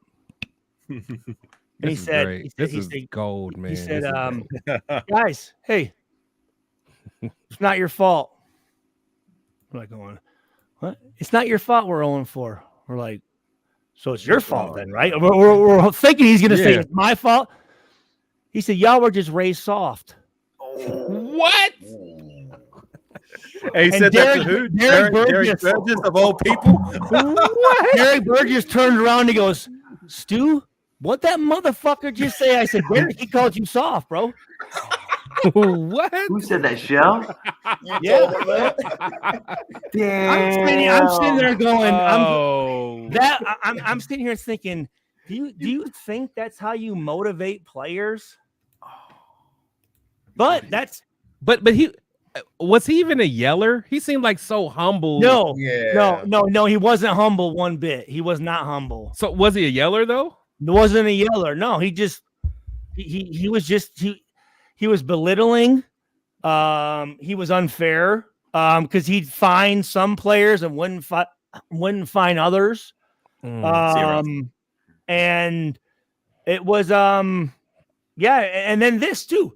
The entire year, guys, we wore fucking pads and pants from Wednesday and Thursday, even Friday practices. And a lot of teams like Denver, after like 5 weeks in, they're wearing hats. Yeah. And we're sitting here going, dude, you got to change something up, bro. Like old school. If we're fucking 14-2, shit, I'll do whatever you say, but we're 2-14. You got what are you doing, man? Okay. I gotta ask, man. Okay. I'm so glad I'm here, man. So I always told people, like, to me, since I've been alive, the darkest time was like that second Art Shell experience. Remember, he was only there for 1 year. That was it. Yeah, I know. But that's how bad it was, because I remember, because that's when I was really like getting into like the coordinators, because as a fan, you just know about the head coach, but like I really cared about that point the assistants, and that's when I was like Jackie Slater, like all this little stuff. But getting the offensive coordinator from the bed and breakfast joint, who only did anything from football was creating plays on a video game, like how did the team go through that? Like, because as a fan, that is so ridiculous to me. I can only imagine as a team, like your offensive coordinator hasn't been in football for a decade, and then he comes back from running a bed and breakfast. His claim to fame, and I have a program from the 06 season. Yeah, his claim to fame was like he installed the first Madden offense. Yeah, yes, because he was his offensive coordinator when he had his first run in LA. And his name is Tom Walsh. Tom Walsh. Yes, the bed and breakfast guy, bro. Totally. Yes, the bed and breakfast guy. Wow. Like Walsh and Andrew Walters. Like what? Like came from a bed and breakfast. Yes. Yeah. But I will say this. Well, Just say it, because For me, oh man, for me, like they called him, right? Like it wasn't like, yeah, like they sought him out. but at the same time, for me, and I know Afakasi, and I know Chris, and just meeting Joe, and I know Vader here. For me, I would say, listen, I can't take the job, guys. I haven't done football in a decade. I'm not ready. Yeah, but we want you. Listen, I can't. I mean, I remember towards the end of my career, I could have probably played a little bit longer, but my body was breaking down. And if I can't be at my best, I'm not going to be like these guys that sign that last contract and just fucking mail it in. Marcus Peters. Yeah. That was the first name that came to mind. Sorry, exactly. My bad. Yeah, Or like I exactly. talked about Mine, Julian though, guys, Peterson. I talked about Julian Peterson when I was with the Lions. Like yeah, some guys just they come in and they just collect a check, and I'm going, I could never I could never do that. First of all, I'm not going to put on film if I'm not at my best. yeah. That's a Hey, thing. were you there when Javon Walker was there? So no, he came in after I left. Man, But that was a very bad move. And then he went to Oh, my. Vegas and got his ass kicked and never even fucking played. Oh, yeah. I mean, the thing about that pissed me off is like he tried to give Al the money back. He said, "I don't even want to play no more," and Al was like, "No, you need to continue playing." And it was like, Oh, really? I didn't know that. I didn't know that. he was, Al, he wanted to retire, and then he was like, "No," Al talking him into staying. And I'm like, "Oh my god!" I was talking to Bruce Gronkowski about that. He was giving me some insight. Yeah, there's I played with one of the Gronkowski that came from Maryland, tight end when I was with the Lions. I'm not sure which one that was. Well, I'm talking about Bruce. So Bruce only had one brother. I think that was a center. Oh, I'm talking about Bruce Gronkowski, the quarterback. From that played at Michigan, right? Yeah. No, he went to Toledo. He went to Toledo. Bruce. Yeah, Bruce. Pittsburgh. Yeah, at the he was the very one that end. took Jamarcus Russell's spot. He was the one. Who am I thinking of then? Wasn't there a Maybe you're thinking of Gronkowski. I was initially thinking of Gronkowski, Yeah. but no, there was a quarterback too that I thought was a backup at Michigan that ended up playing a little bit as a backup. No, Not Michigan. Yeah, because Bruce was. he's the guy you're thinking of, number 8. He was bald. Yeah, Yeah. Okay. yeah, from Gronkowski. Toledo. Yeah, he was. Okay. Yeah, he was the one that finally got Jamarcus Russell out of there. Yeah. Okay. May not have had the athletic and God-given 2010, attributes 2010, that 11. Jamarcus Russell had, but what he lacked in that department, he made up with Heart. his heart and grit. Yeah. So Kinda guys, like I'm the just Colts quarterback. I'm gonna tell you this. Jamarcus Russell, I played with him. Pause. That was weird. But my last year was his rookie year. And I've reconnected with Jamarcus Russell, and the story that I heard from Jamarcus made a lot of sense. So here's the deal. Lane Kiffin, that was Lane Kiffin's first year, and Lane Kiffin was 31 years old, guys. Yeah. I remember seeing him going, the fuck? You know, I'm This like, little squirt. yeah. And literally he held a clipboard for his dad when he was in Tampa. I mean, he was just a nobody, right? And gets hired, and he wanted to draft Megatron, right? I tell everybody that. Calvin everybody. Johnson. So I was being a little vocal about it, and I remember Al Davis said, "Stu, shut the fuck up. Stop talking about Calvin Johnson. We're taking Jamarcus Russell." And I said, "Okay, hey, shit, my fault. Hey, Wow. So did Kiffin make it clear to you guys as a team no, that's what no, we no, wanted? no, no. Okay, no, I no, was no. just curious. Okay. So Lane Kiffin's spiteful. He's very childish. Okay. Yeah. So he wanted to prove a point to Al Davis that he made the wrong decision. So he gave Jamarcus Russell no resources, did not develop him whatsoever. And he wanted to make sure that Jamarcus didn't make it because that would prove that Al Davis made a bad pick. Dang. And and here's the thing. When you talk about Jamarcus, again, he needed development. A lot of quarterbacks come and need development. If you think they're a finished But did he product, you're try, full of though? fucking shit. But did What's he that? try? Did he try and did he like seek help? Because I get it if you don't get the resources, but it's like, do you like go find resources? Do you go reach out to the No, he alumni? did. No. He did that? Back then. There was no. I mean, there was. Again, Rich Jim Gannon's of the Otto, world. Bolitnikoff, George Atkinson. These guys were in the building, but there was no alumni like it is now, right? Like a Rich Gannon? There wasn't like a Rich Gannon to tap into? I mean, if you're a rookie quarterback and your program's Rich against you, Gannon's an asshole. Okay, is he really? I guess with Jamarcus Let's Russell go. at the time, like when we Let's drafted go, him, Stu. like I mean, he did have high production at the collegiate level. He did have the physical attributes from a talent perspective, especially during the combine process, throwing that 60 yards on his knee. You know what I mean? That's it was like, and you know what I mean? Like they saw and measured that stuff, but they didn't measure what was going on upstairs and emotionally, and that's what destroyed Jamarcus Russell. Well, and also this, like, especially when Lane Kiffin got fired, and then Al Davis passed away, Tom Cable and those guys, they wanted nothing to do with them, nothing, right? And as a quarterback, if you're not getting developed and they're not teaching you how to be a quarterback in the NFL, you're going to be screwed. Now, and again, I can say this because I talked to. I mean, here's the thing. When Charles Rogers passed away, I said I am going to make sure that I am calling and reaching out to players. I mean, this last year and a half, I've lost four former teammates or competitor. Marion Barber, Barber. Uche Nwaneri, another guy, Jason Isley, that played for me for Purdue. These are guys. The receiver from Tampa that played for the Chargers, that was dead in his hotel room for 2 days, and they didn't even know he was dead. Vincent Jackson, right?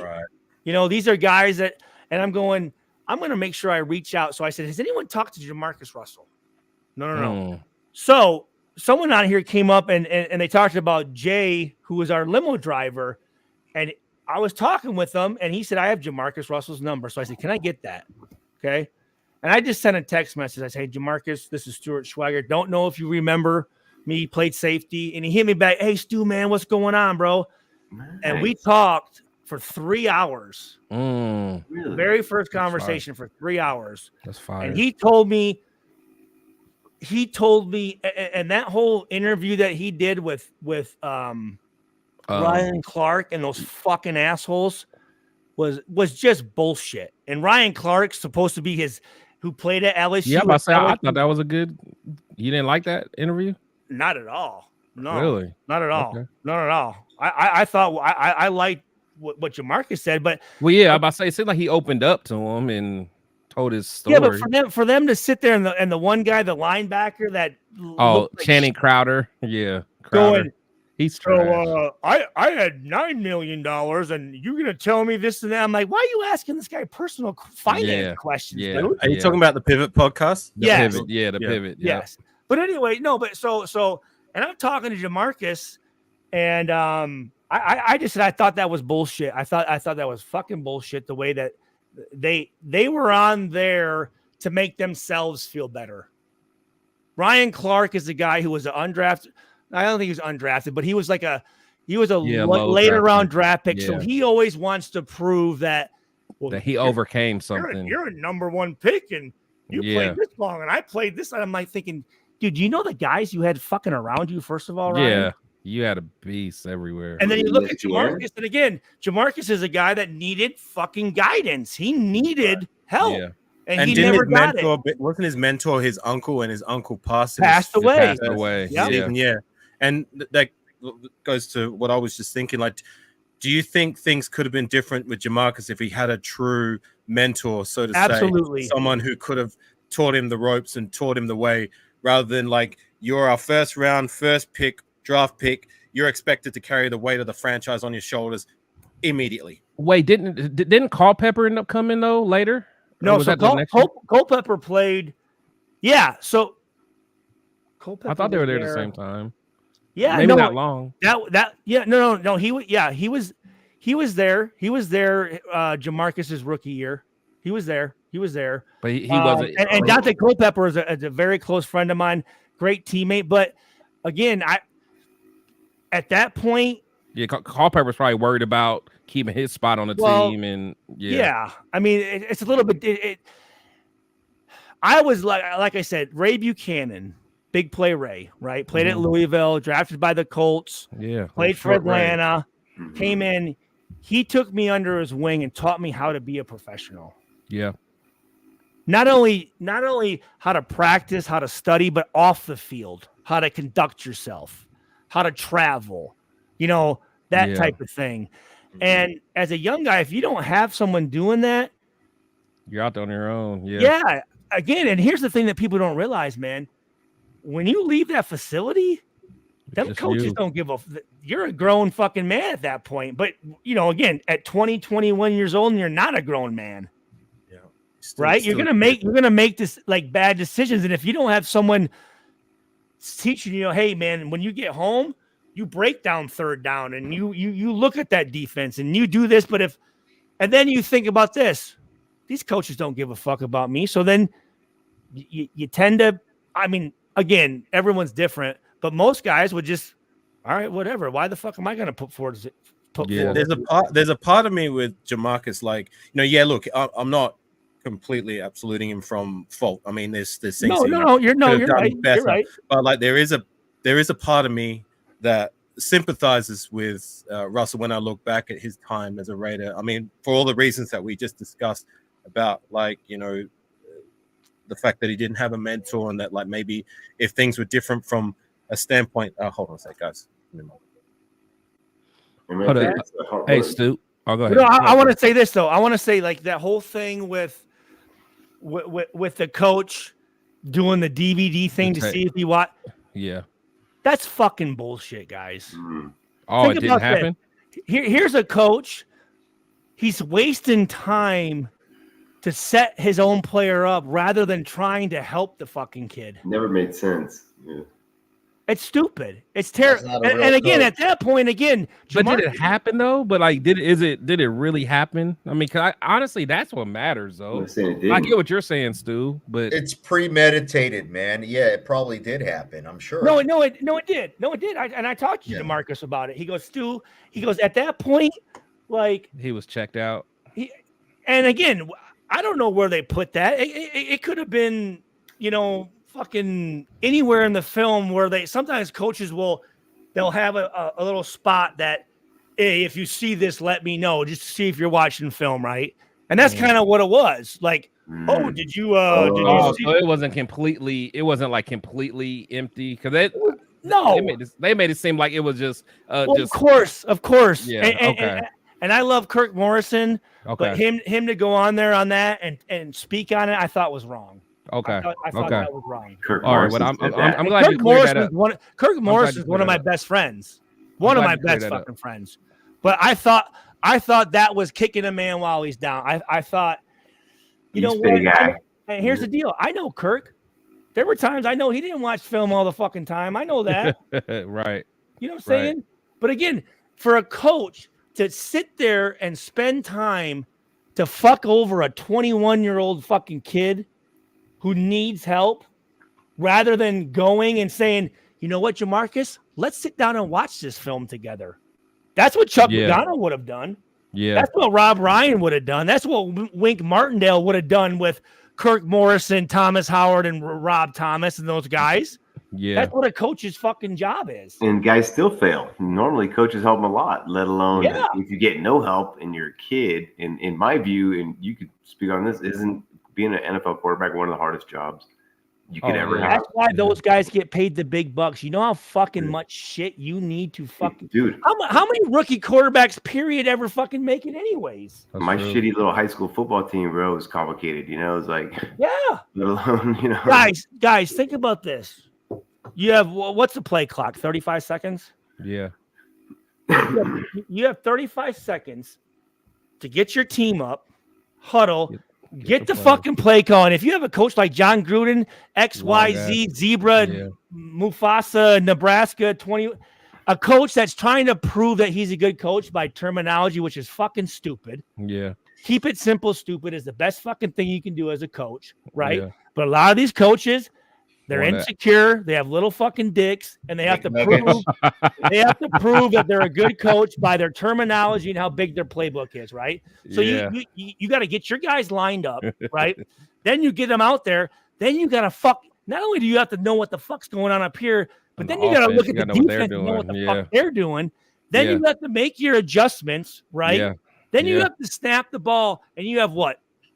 Maybe 4 seconds with the biggest, baddest motherfuckers coming trying to kill you. Yeah. Then throw the ball between 7 of the best, baddest motherfuckers that can cover.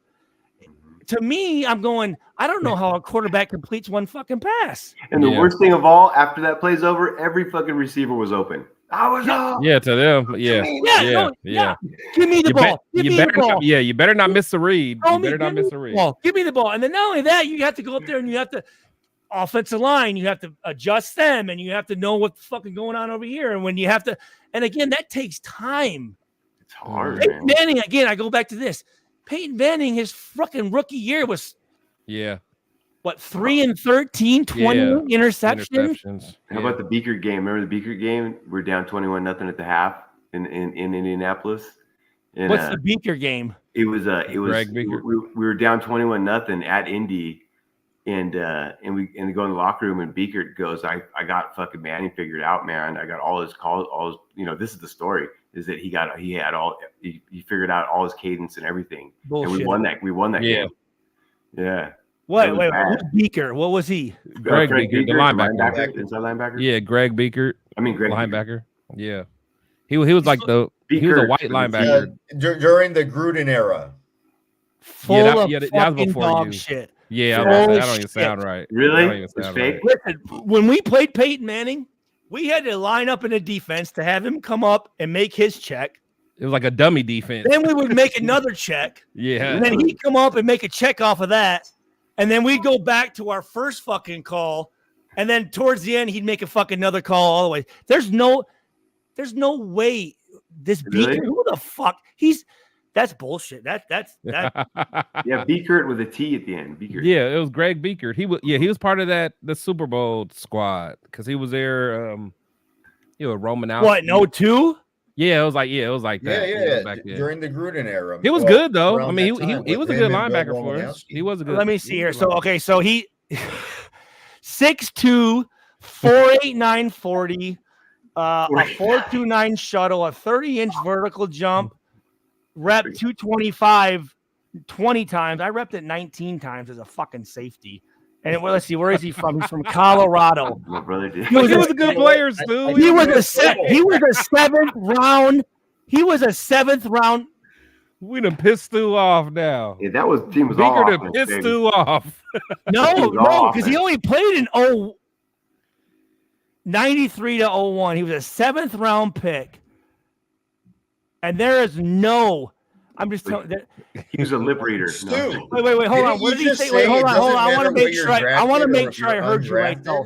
Yeah. Hold on, Joe King. I want to make sure I heard you right. What did Joe Beaker say about supposedly it was years ago, man. I hadn't read the story, but what he was saying is at halftime that he had Manning's all his shit figured out.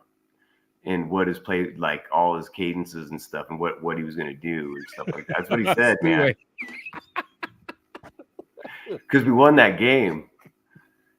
Oh, so because of him, on the road. You got to personify everything, Stuart. Everything's got to be like, this man did this thing, and it was him. Get him, Stu. Get him, Stu. Hey, and that's why I have been watching all of the Cat Williams things, man. And he's about to say. No, and here's the thing: when anyone rebuttals Cat Williams, they don't say he's lying. They're not saying that shit didn't happen. They're just saying it's wrong that he's saying it. Exactly. They're not saying he's lying. I'll tell you this: when a guy is again, it's just my opinion, right?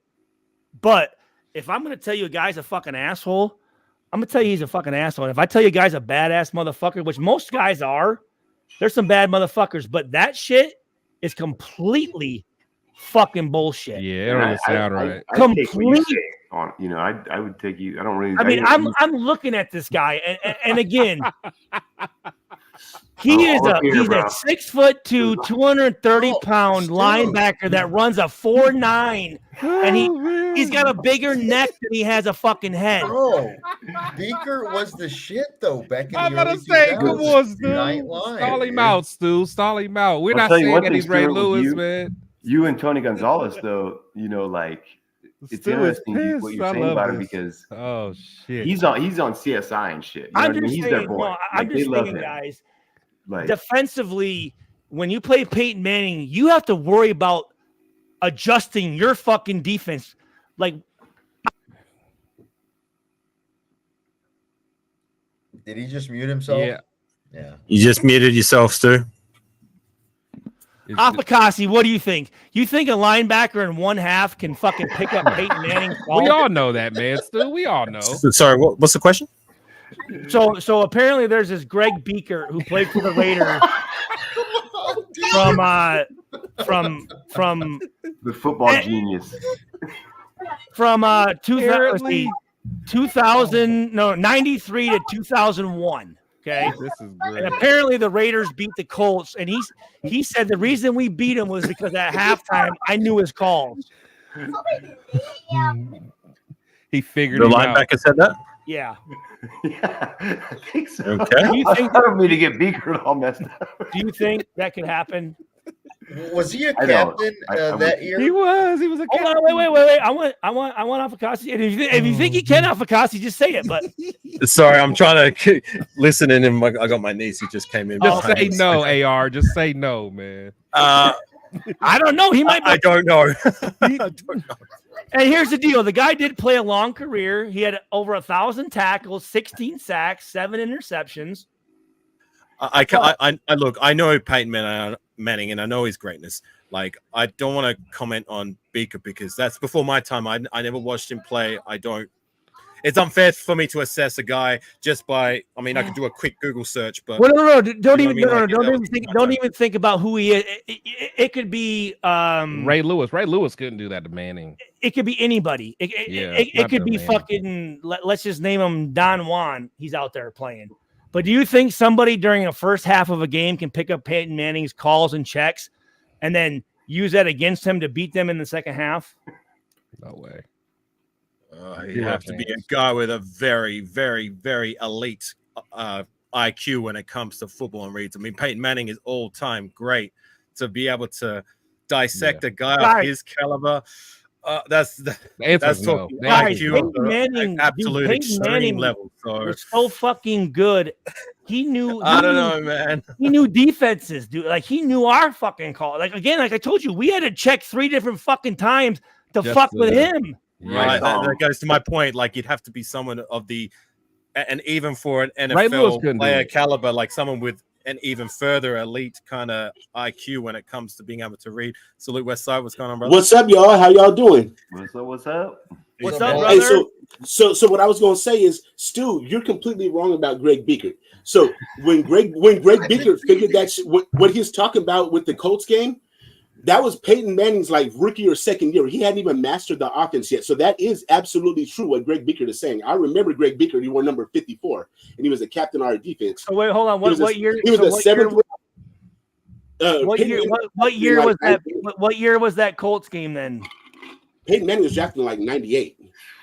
Yeah, I And know. Greg Beaker eventually got traded to Minnesota for Napoleon Harris. So Beaker played till 2001. But With the Raiders. he finished his career in Minnesota. I'm just saying, what year was it when they beat the Colts? It had to have been his first or second year. I think it was 98, like 99. yeah, probably even I 2000. think it was 98 because Woodson won the Heisman the 97 year. So Oh, no, Manning's rookie year was 98. 98, Is that yeah, when? so it had Is to that be when the 98. Raiders? Him traded and him? Ryan Leaf, 1 and 2. Oh yeah, he got the And fumble. Woodson, they were all in that he got same ma- class. Woodson was in that same class with them. He beat them out for the Heisman Trophy. I know, but Woodson- I'm just saying, when did the Colts play the Raiders? Was it 98? The game that they're talking about, I believe that was like 98. It was like Peyton Manning's first or second year. So Beaker did recovered Beaker the spend any fumble. time playing with Sorry to interrupt. Did Beaker spend any time playing with Manning to get to know and learn his tendencies at all? Like, Not Well, it had really. to be- it had Beaker to was be from already 98. Beaker was already a So it's not- 5 or it's 6 not year as- veteran by then. It had to be from 98 to 2001. It's not his So that's- rookie year. It's not his rookie year because they didn't play the Raiders his rookie year. So You know, let me go Beaker to recovered 90. the fumble. Let me go to Tom Brady's fumble. 90, 99. It's only a three. It's only. Hey, Raider year. Joe says it was 2000. Oh, so 2000. Okay, 2000 Colts season. Let me take a look. so Westside, since he asked me, and since you seem to have more knowledge than what I do about the situation, like, do you think it could have been possible? So they lost. Okay, yeah, no. So here you go. They played. They played the Oakland Raiders. The Raiders beat them 38-31. So what's the quarter breakdown? That's a good question. Yeah, Beaker recovered the fumble, the Woodson strip from Brady. Yeah, that's who recovered that fumble. No, that Number 54. Woodson stripped it, and Beaker got it. I'm telling you, Beaker was a good one for us, man. No, he was good. No, I mean, listen, I'm but not. he ain't- I'm not. Listen, I said the guy has ain't over figured- 1,000 tackles, he ain't 16 figured sacks, that. and 7 interceptions. He's a good player, but for him to say that Look. at halftime he's the reason Look, that No, he won the that's game zero because he chance. No, no, fucking no. knew Peyton What you Manning's guys are missing, Yeah. you guys are thinking of Peyton Manning, like all-time great Peyton Manning, end of Indianapolis career and in Denver, when nobody can master Peyton Manning because he was the offense. But this is in Peyton Manning's third year. Yeah, he was still Guys, young. I'm telling you right now, in any game I played with, we aren't fucking we're not listening to the fucking calls of the quarterback.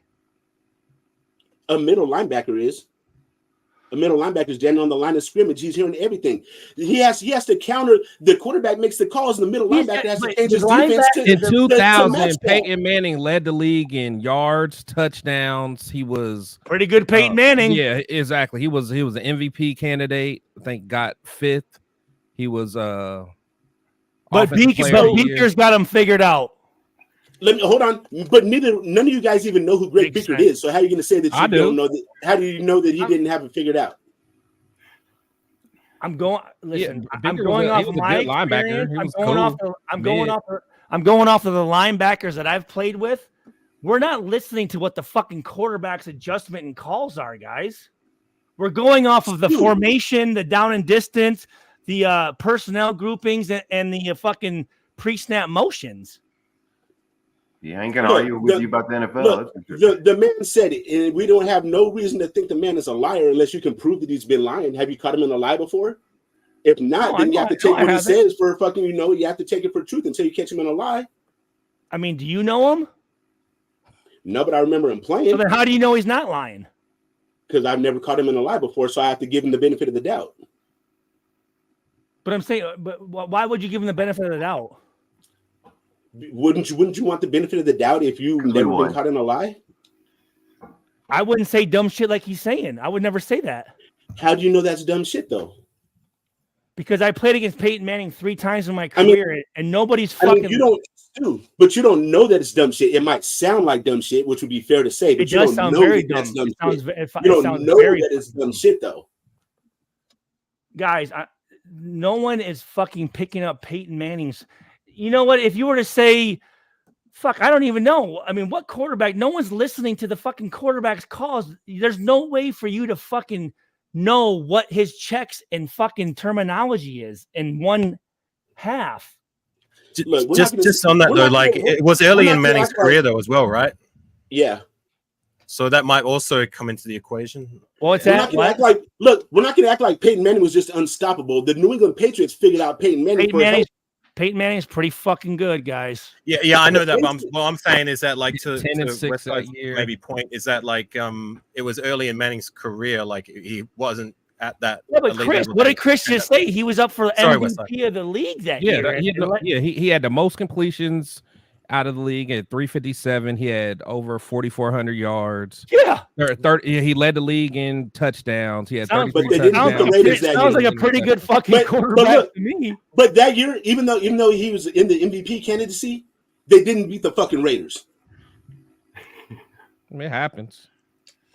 Listen, I'm in Indianapolis at that. Let's remember that. And this was a Raider team that wasn't even that fucking good. We're probably 8-8 that year.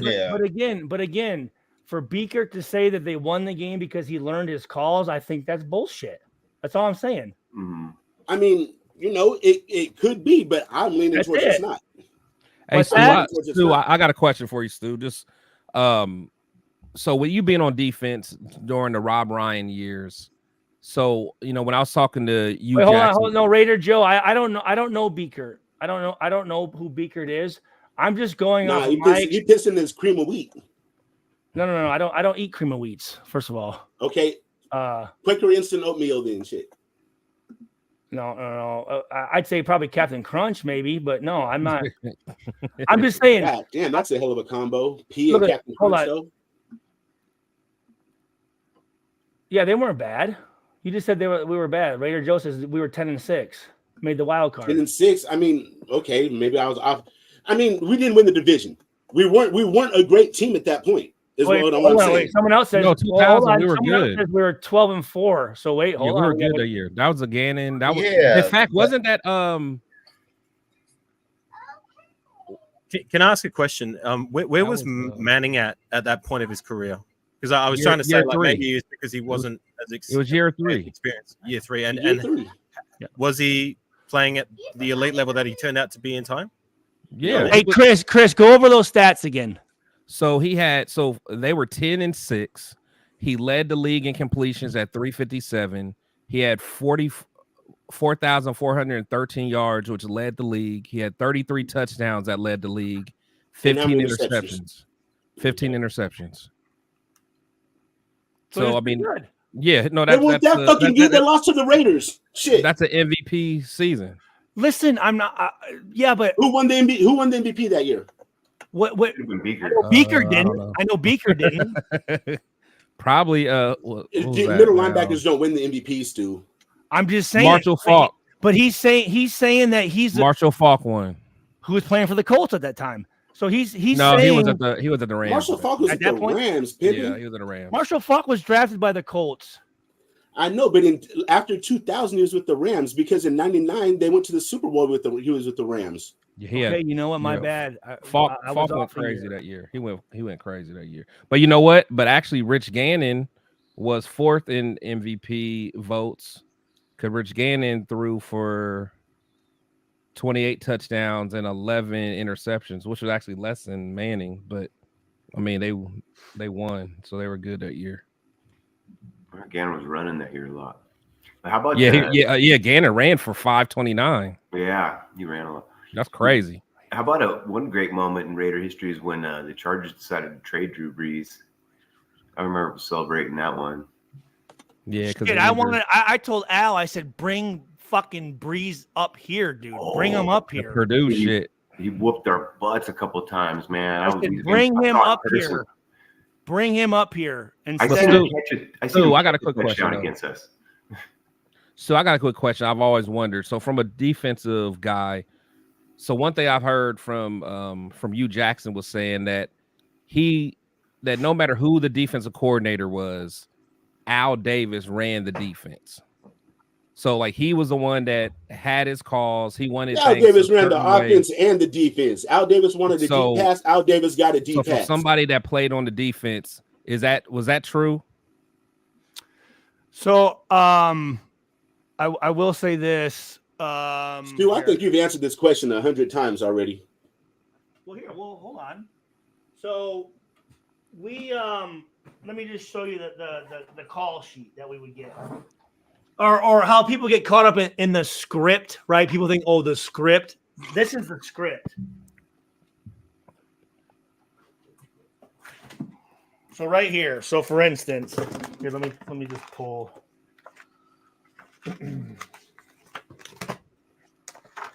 Here we go. So this is our defensive script for the Vikings game, November 18th, 2007. Okay, so you look here. So these are all Rob Ryan in. These are all our defensive calls, right?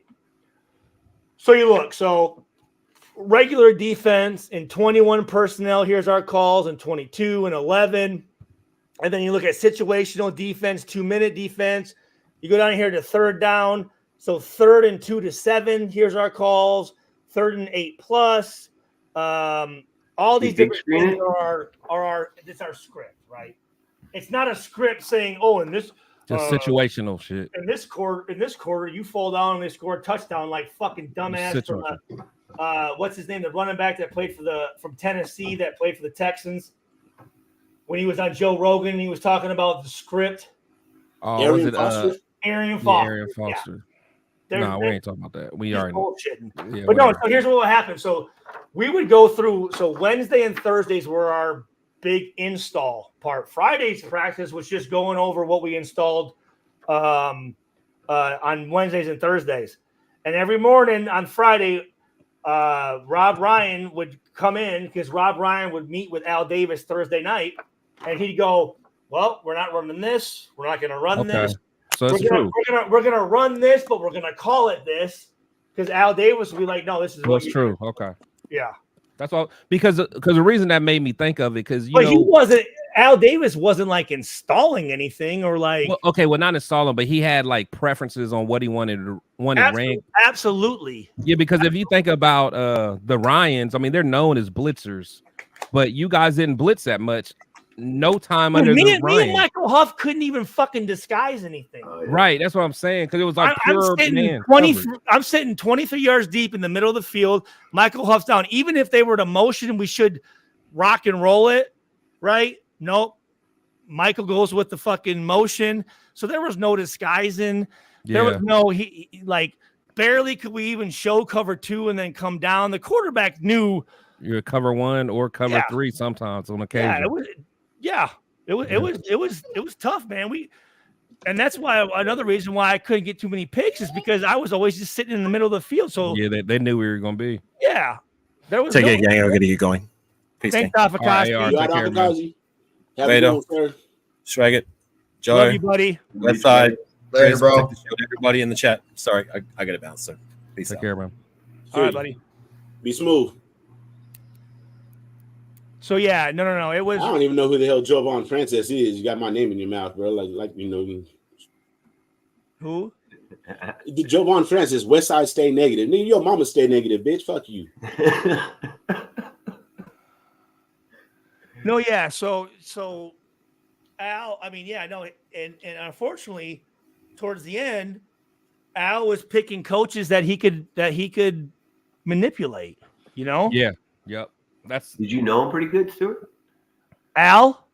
He drafted him, picked him out. So Al, actually, I was, me and Al were actually pretty close.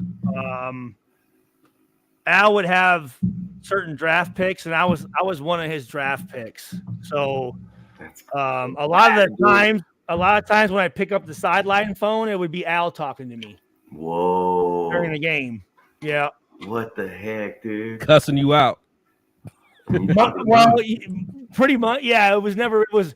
Well, hey, get these motherfuckers going. What the fuck? What's going on? Oh, well, and then click. Like, oh, okay, all right.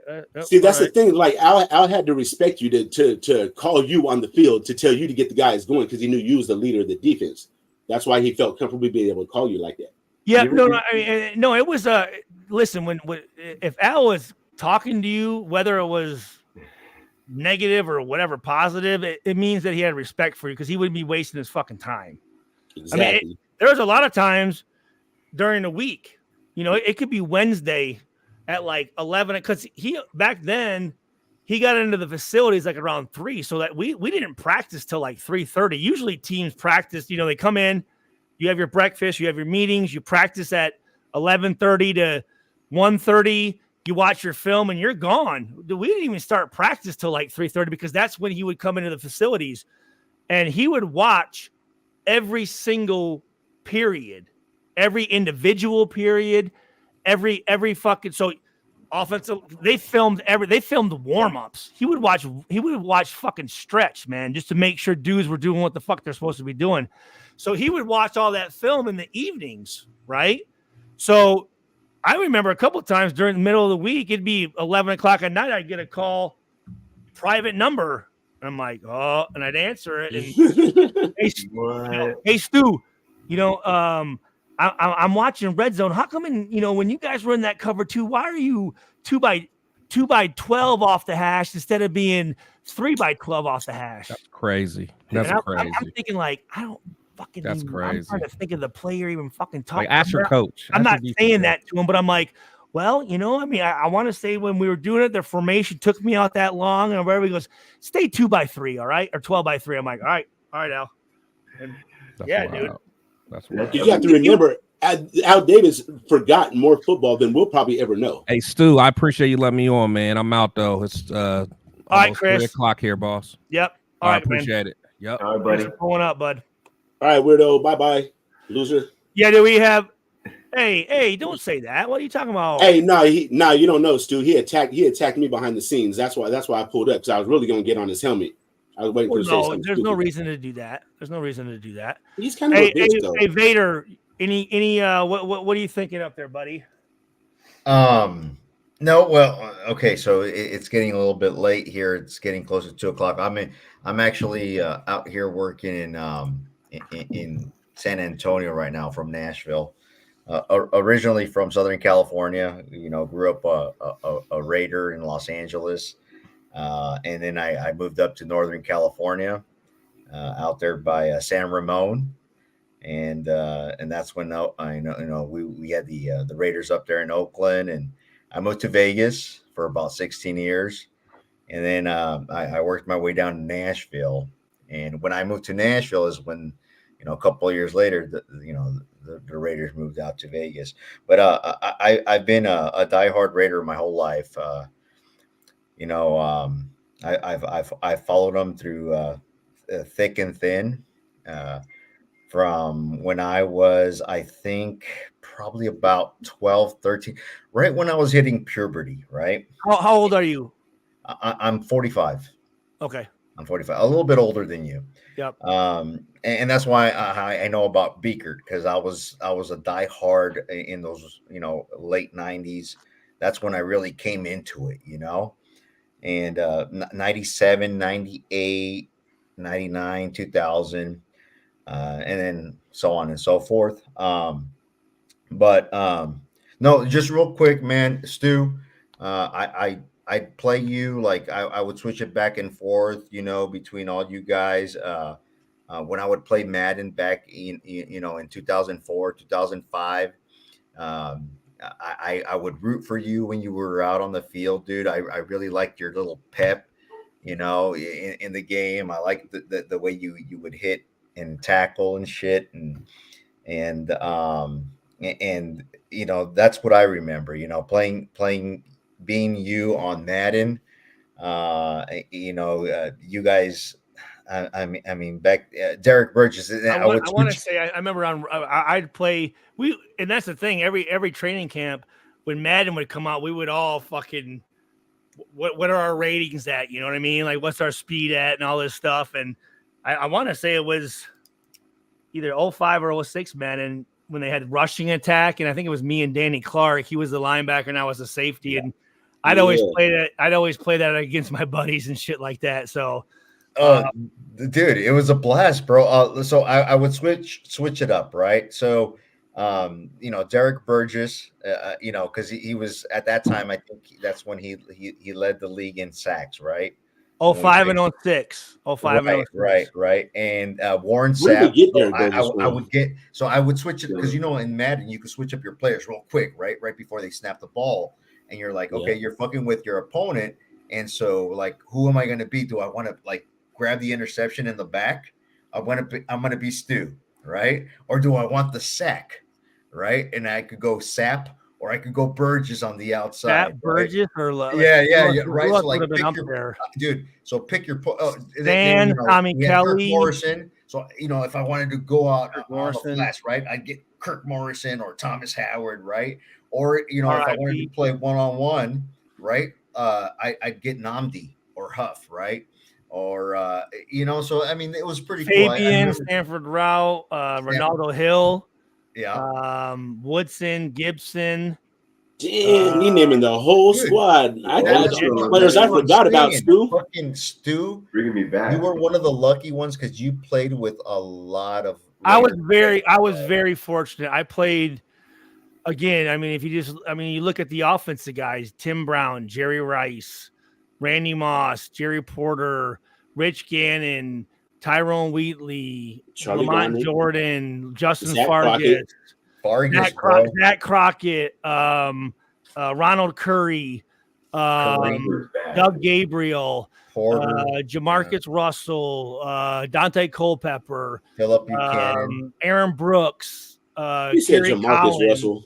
We Kerry probably forget about Collins, Jamarcus Russell. Josh McCown, Doug Jolly. Oh, there's one. Charles Woodson, Doug Jolly. Harris. Doug Jolly, Courtney Anderson, Roland Williams. Zach Miller, Ron Stone, offensive lineman who was, Hey, was Steve Rod Woodson, Steve Wisniewski? Yeah. Steve Wisniewski. Yeah, man. Lincoln Kennedy. So I didn't Adam play True? with Lincoln, but he was around. Steve Wisniewski. He was, what was he? A guard. I think it was left guard. I don't think he was there. I don't Number think he was 76. Brad Badger, Jake Grove, Robert Gallery, Langston Walker, Barry Sims, okay. Brad Got Badger. you. Yeah, dude. I mean, you played with all them good ones, bro. And so I look. This is my first time on here, dude. Hold on. Gerard Cooper, Isaiah Ekajuba, Ricky Brown, fucking Chris Carr. Who are the running backs? Some really what's that? Who are the running backs? Well, it would have been Vargas. Fargas was a very close. I'll tell you this, guys. When people ask me the toughest running backs, Justin Fargas was one of the toughest motherfuckers to tackle, dude. I love him. The thing was though is him. he's my size, but he was just like dense as shit. Like he was a pit bull, bro. He was a pit bull, and he would not give up. He was a guy that ran hard as fuck. Amos Zaraway was there. But it would have been so Zach Crockett, Tyrone Wheatley, Amos Zaraway, Fargas, Lamont Jordan. We got there was one dude that came in from Louisville. Bush. Yeah. Michael Bush. He had an injury in college. He was actually projected like a first round. Very bad injury. He was a Heisman Trophy He runner. blew out his leg. Yep. Oren O'Neal. I don't remember him. Yeah, he was like a fullback / running back. Number 42. Did we have Marcel Reese around that time? Nah. So he's later. I think he would have been in like the mid, like 10s to 18s, right? Wasn't he around that time? Hell no, he was more like 07 maybe. It might have been 08 because I was there in maybe 07. 08. Yeah, I don't think it was. Johnny Lee Higgins. Let's see who else. Madsen, Mad Dog, we called him, tight end. Dude, I love him. Yeah, Mark Madsen. Yeah. No, John Madsen. John Madsen. Who's that one linebacker, that white guy that hit Shannon Sharp, knocked his teeth through his bottom lip? His name was like Moss, or it was he would have been before me because the linebackers I had was Napoleon Harris, Danny Clark, Kirk Morrison, Thomas Howard, Grant, DeLawrence Grant from Oregon State, who was one of the strongest motherfuckers I've ever fucking played with. Tyler Brayton, Robert Brooks, obviously Thomas Howard, Kirk Morrison. Tyler Brayton wanted to beat he got in the fight with Jeremy dude up in Seattle. What was his name? Needham right in the nuts. Needham, Jeremy Stevens thrown out from Seattle. That was like on a Monday night. That was on a prime time. It was Monday night in 06. Yeah, I remember Jeremy Stevens. Yep. Michael Huff. Michael Ball. Dwayne Starks. Mhm. What's his name? We got him from New England. Poole. Was it Poole? Yeah. Ronald Curry was the North Carolina point guard and quarterback. Yeah. Ronald Curry was the dude that catch he had against Denver in the snow game. Yeah, One yeah, 3 hander. touchdowns that game. Dude, that was awesome. Guy tore his Achilles 3 fucking times. Yeah. Yeah, he's Man, hey, so unbelievable. Stu, real quick, man. I just, like I said, my first time on here, just wanted to come on here real quick and Rashad Lee, there you go. That's it. Sorry, forgive me, guys. Rashad Lee. Yeah. No, he was a running back number 42. Mhm. Yep. Yeah. And Adam so Crew, center. Yep. wanted to Sorry. hop on here, man. Stu, thank you. I played you on Madden. Loved your game, bro. Appreciate it. Hey, I've been watching you for a minute. I've been watching, you and with Wasted and Graphic and all them. I appreciate everything what you guys do. Everybody else too, right? Like Hammer and you got Hondo and Sure. Scott, Mo, Mitch, Jeff, Merv, Swaggy Jeff, Michelle. We're all we're them, right? on here for the same thing. I watch you guys all, man, and I appreciate everything what you guys do for the nation, man, and keep up the good work. Keep on doing what you guys do. We love you. We love you guys, and Raider Nation, man, peace out. I got to go to bed. I got to wake up early in the morning. And I'm gonna catch you again here soon. I guess once we find out what happened, dude. We need to find out what happens with this GM position and the coaching With Dodds, position. we'll find out. I'll talk to Dodds tomorrow and see how the interview went. Yeah. Doss. Yeah. I know I'm cutting out, but Doss, does that mean that with Doss, do we get Ed Dodds. Yeah. I mean, does that come with Harbaugh? Is it like is that a package deal? No. It's not a guarantee. I don't think. No. It's not. No, not at all. Okay. So these are the things that we're going to look out for here in the next few days, because it's crunch time. I mean, we're the 12th. Davis needs to pick it up, and he needs to hire somebody already, man, because we just lost somebody to the Giants. He knows what he's doing. He knows what he's doing. He will. I know. I got faith, man.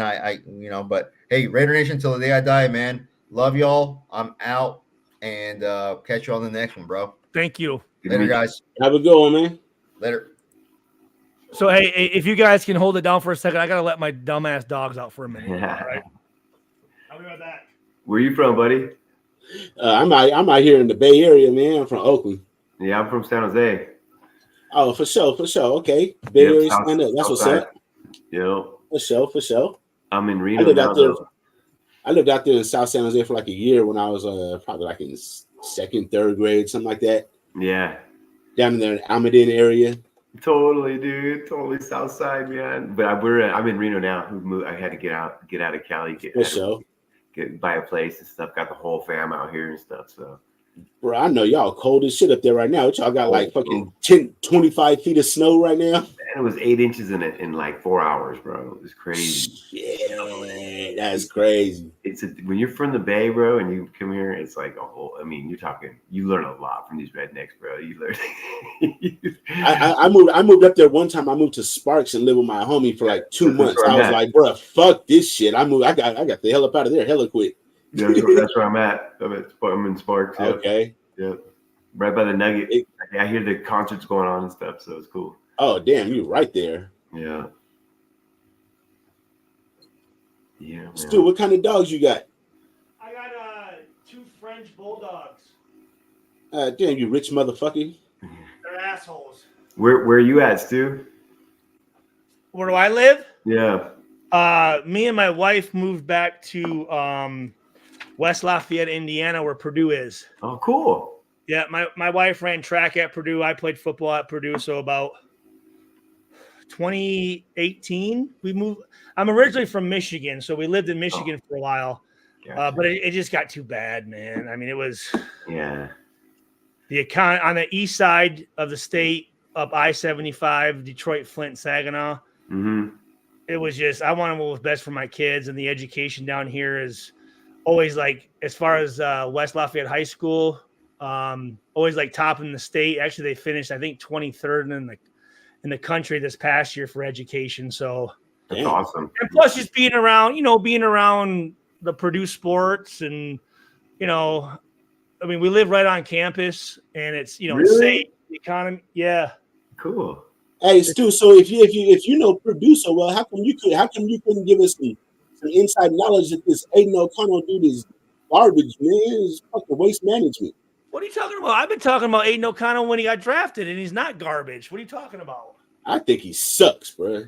I know you're a Purdue dude, but I don't like that dude, bro. I think he's straight ass clappy. He stinks worse than 12 Jamaicans slapboxing in the elevator. No, you can make jokes and shit, but you better have facts behind it. What are you talking about? How? Why?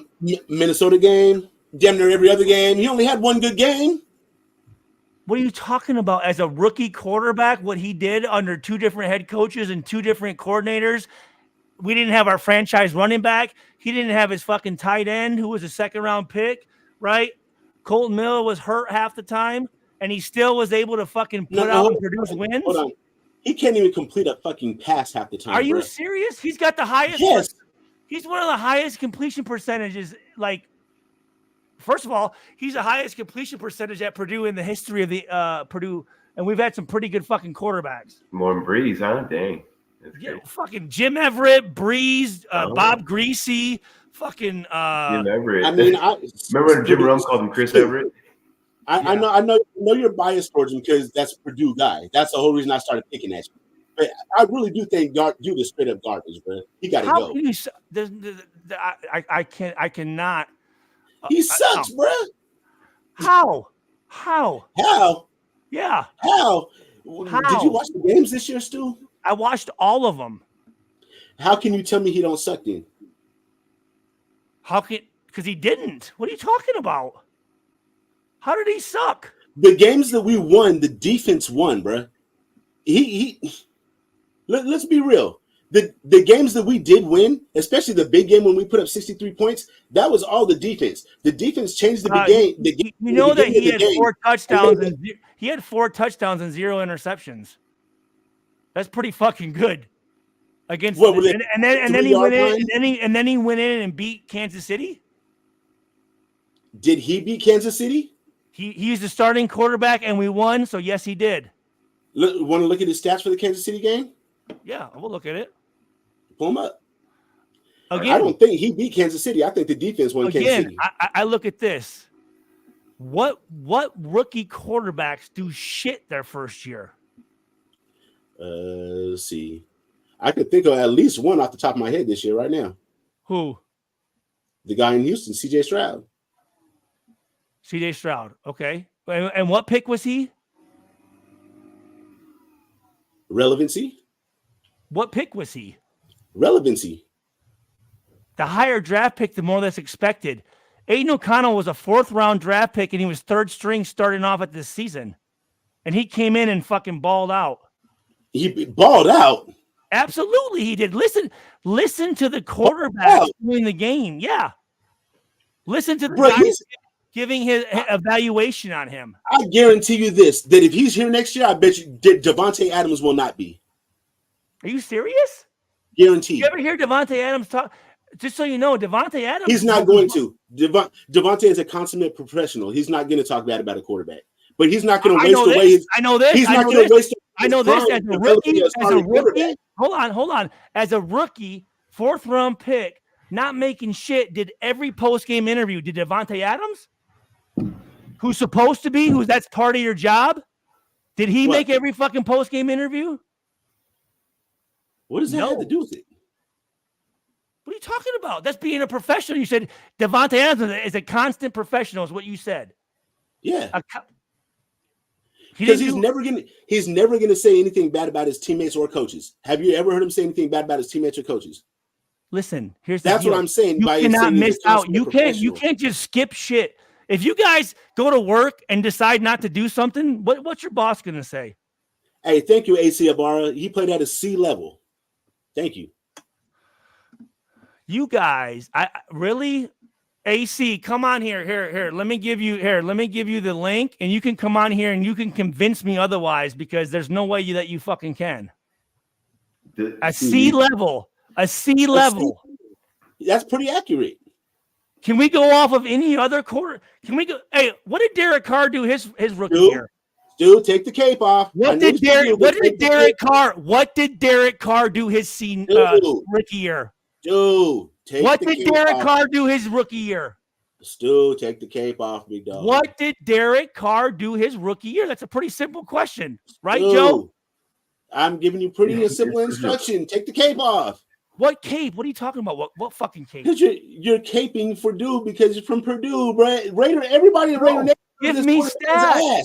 You're the only person I want to go off. I've ever heard say that he's a good quarterback. The only person. Because you know why? I'm the only one that knows shit. That's why.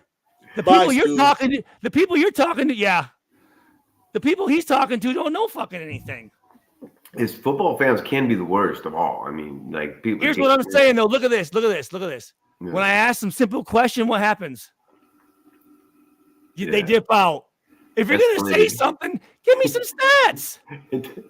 People get all too, but their opinion is like so important to them, man. You know what I mean? It's like it's crazy. The one thing I would say is that he could have maybe moved and got out of the pocket more, and get out, moved more, moved. And listen, is that the offense though? You're always gonna need. Listen, he's a rookie. There's gonna be things that he doesn't do well. Okay. But again, I'm going off of if you look at other quarterbacks in their rookie year and what Aiden O'Connell did, and you're saying the guy sucks and he's trash, you're fucking full of shit. You can't. You almost can't say any NFL quarterback's trash after 1 year. You almost cannot do that. Thank you, Snoops. Thank you. Stu, seriously, the defense helped him win at least a few. Listen, that's what football is, AC. It's a team sport. The game goes in thirds: offense, defense, special teams. I know this. Again, as a starting quarterback, we won fucking games. And I know this. You guys want to talk about Devontae Adams? How many passes did Devontae Adams drop? I know a bunch, man. Look at this last game against Denver. Wide open, perfect pass. And then Aiden O'Connell, right? Got to be able to move. When he scored those 2 touchdowns, he was under pressure. 5 and 6 man. Right. Boom. Touchdowns. And then you want to talk, everyone wants to talk, Penix. Penix is mobile. In the national championship game, Penix, when he was under pressure, you know how many passes he completed? 0. 4 years at Indiana. 0. 6 years playing college football. Who? Okay. 6 years. 4 years at Indiana. How about the kid that won the Heisman? How many years did he play? It's insane. These aren't college. It's not college anymore. Well, because you have the COVID year. The COVID year gave everybody a fucking 2 years extra. I'm a wrestling coach and wrestling right now and I gotta let my dog in. Hold on. Okay.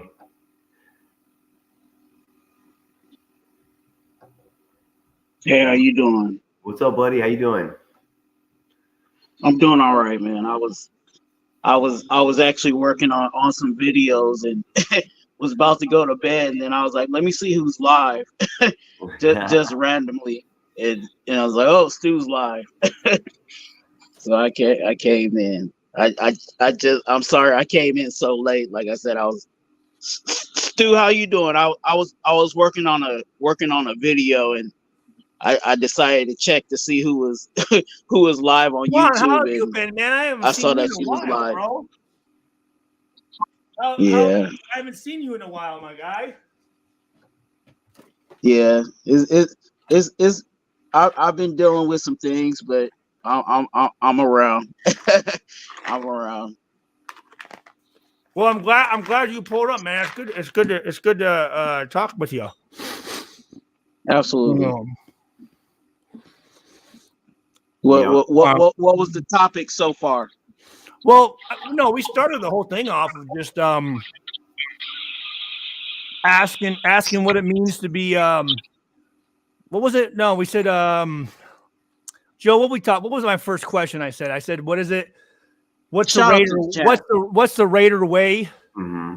The first thing you brought up though was losing and stuff, and I it's interesting, as far as your career? You thought you were saying like that you Oh yeah, no, I weren't, just talked about you me know, not being and then me reconnecting with the nation and the fans and the team and right. how important it meant to me. And Yeah. A lot of athletes feel that way. I coach wrestling, and it's like, you know, I used to think I failed my whole thing. I didn't win a state championship. So Yep. it took so long for me to figure out that I actually won and everybody else lost. Everybody in the stands, everybody who didn't do nothing, you know, and like, you know, to play in the NFL, man, it's a total victory, 100%. You know what I mean? But again, I mean, just like anything though, right? We focus on the things we didn't accomplish and the plays we didn't make, and That's you it. know, and that's what for me and Twan. I mean, you can tell me if I'm wrong, but I think that's what champions do. If you're a guy that only focuses on what you do good, you're never going to improve. Yeah. I mean, what you have good is already in your toolbox. It's like, you know, the you know, I was listening to another podcast, and they were talking about Gilbert Arenas was talking about how bad he was. He made some bad free throws, and I think I seen that interview. Yeah, but go ahead. He literally took the whole off season to go get professional help to work that out. He missed both of them, right? He missed both of them, right? Yeah. Yep. You know, so there's certain, you know, you got to work on, you know, your weaknesses, because guess what? Even especially in the game of sports, you know, you're always going against some form of an opponent. And what is your opponent? You know what I'm saying? What is your opponent scheming? He's scheming against your weaknesses. Absolutely. So, you know, you have to make those. You kind of have to make your weaknesses your eventually your strengths. You know what I'm saying? As you go along. So, you know, that's my take on it. No. You're absolutely right, and that's the hardest thing to do. Any man to go and self-evaluate, right, and focus on the stuff you're not good at.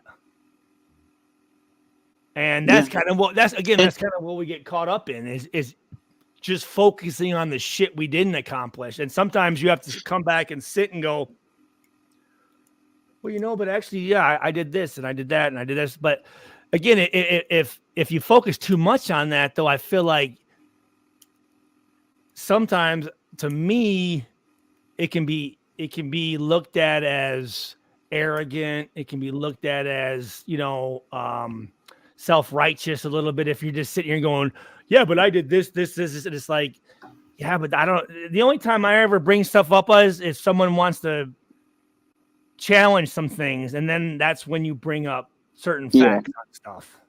Or you going for an interview, right? Yeah, well, when you selling yourself, you know what I'm saying? You selling what your accomplishments. But yeah, I get it. I think even deeper, Stu, I think it really boils down to the essence of us not, you know, recognizing that we need help in certain areas. You know what I'm saying? Like, not necessarily I need a handout, but, you know, hey, I don't got this skill. I need to go seek some help on, you know, where I can get this skill from. You know, if I need to learn how to be a safety, maybe I need to go to Stu's master class, because, you know what I'm saying? Like, so that accepting the idea that I'm weak in this area and I need to seek some type of help or some kind of skill to better that. So you bring up a good point.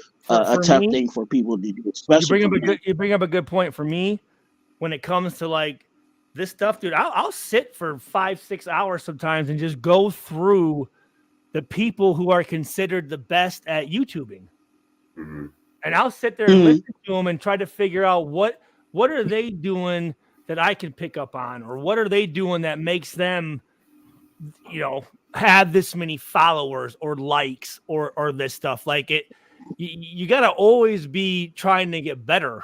You know what I'm saying? Again, like I could sit and watch highlight films all day, but that's not going to make me fucking better. Yeah. Or look at streams that people liked. I want to look at stuff that, okay, You know what? And I'll watch my things and go, okay, I said this too many times, or I keep using this phrase, or I keep, whatever it is. Like that's how you improve, right? You know what I'm saying? And you notice there's people that don't improve their channels. Like I notice people that don't pick up on that, because I've been studying this for 5 years now. I quit drinking, man, and I've been just like on this YouTube. Good for you. And just like it is a fascinating. You can get a big dose of human, psychology in a small amount of time on YouTube. Chat rooms and talking to people. The psychology of it's fascinating, man. I'll throw something out there and affect something for months, just for an idea I put out there. And it's pretty fascinating, man. Well, that's the thing that I'm always amazed at is we have this right here, at our fingertips. Like I'll be talking to someone and like we'll go, you know what? I'm not sure on that. And they're like, yeah, I don't know. And I'm waiting for them to like, so are you gonna Google? You're not gonna look it up? Like, nah. I'm like, are you I need to know. Yeah. You know what I'm saying? Like, let's look it up.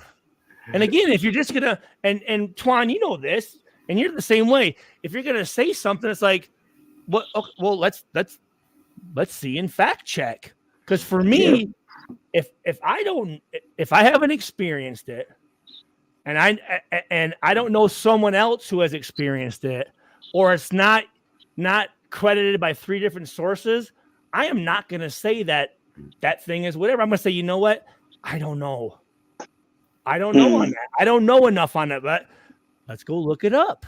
Yeah. You know what I'm saying? Like I threw away my belief system. And that's a skill, Stu, because a lot of people aren't in a position where they feel like, because especially for us that are on YouTube and that are faces on YouTube, I think a lot of us have that pressure, as in acting like we have to know everything, and that's not that's not always the fact. It's okay to say you don't know, and hey, let's go dig this up, or hey, I don't know, give me a week so I can so I can come back to you and give you the answer.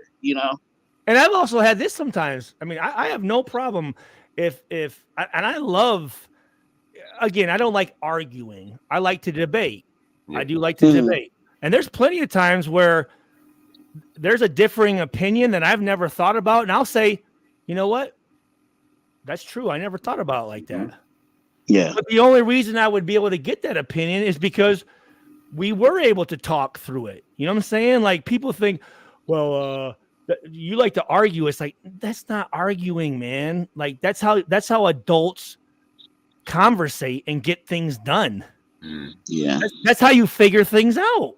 If we're critical thinkers, we cannot agree all the time. It's impossible. You know what I mean? We have to bounce it and help each other. How boring would that be if we all were just going, yep. Just be nuts, dude. It'd be like, yep. Yeah.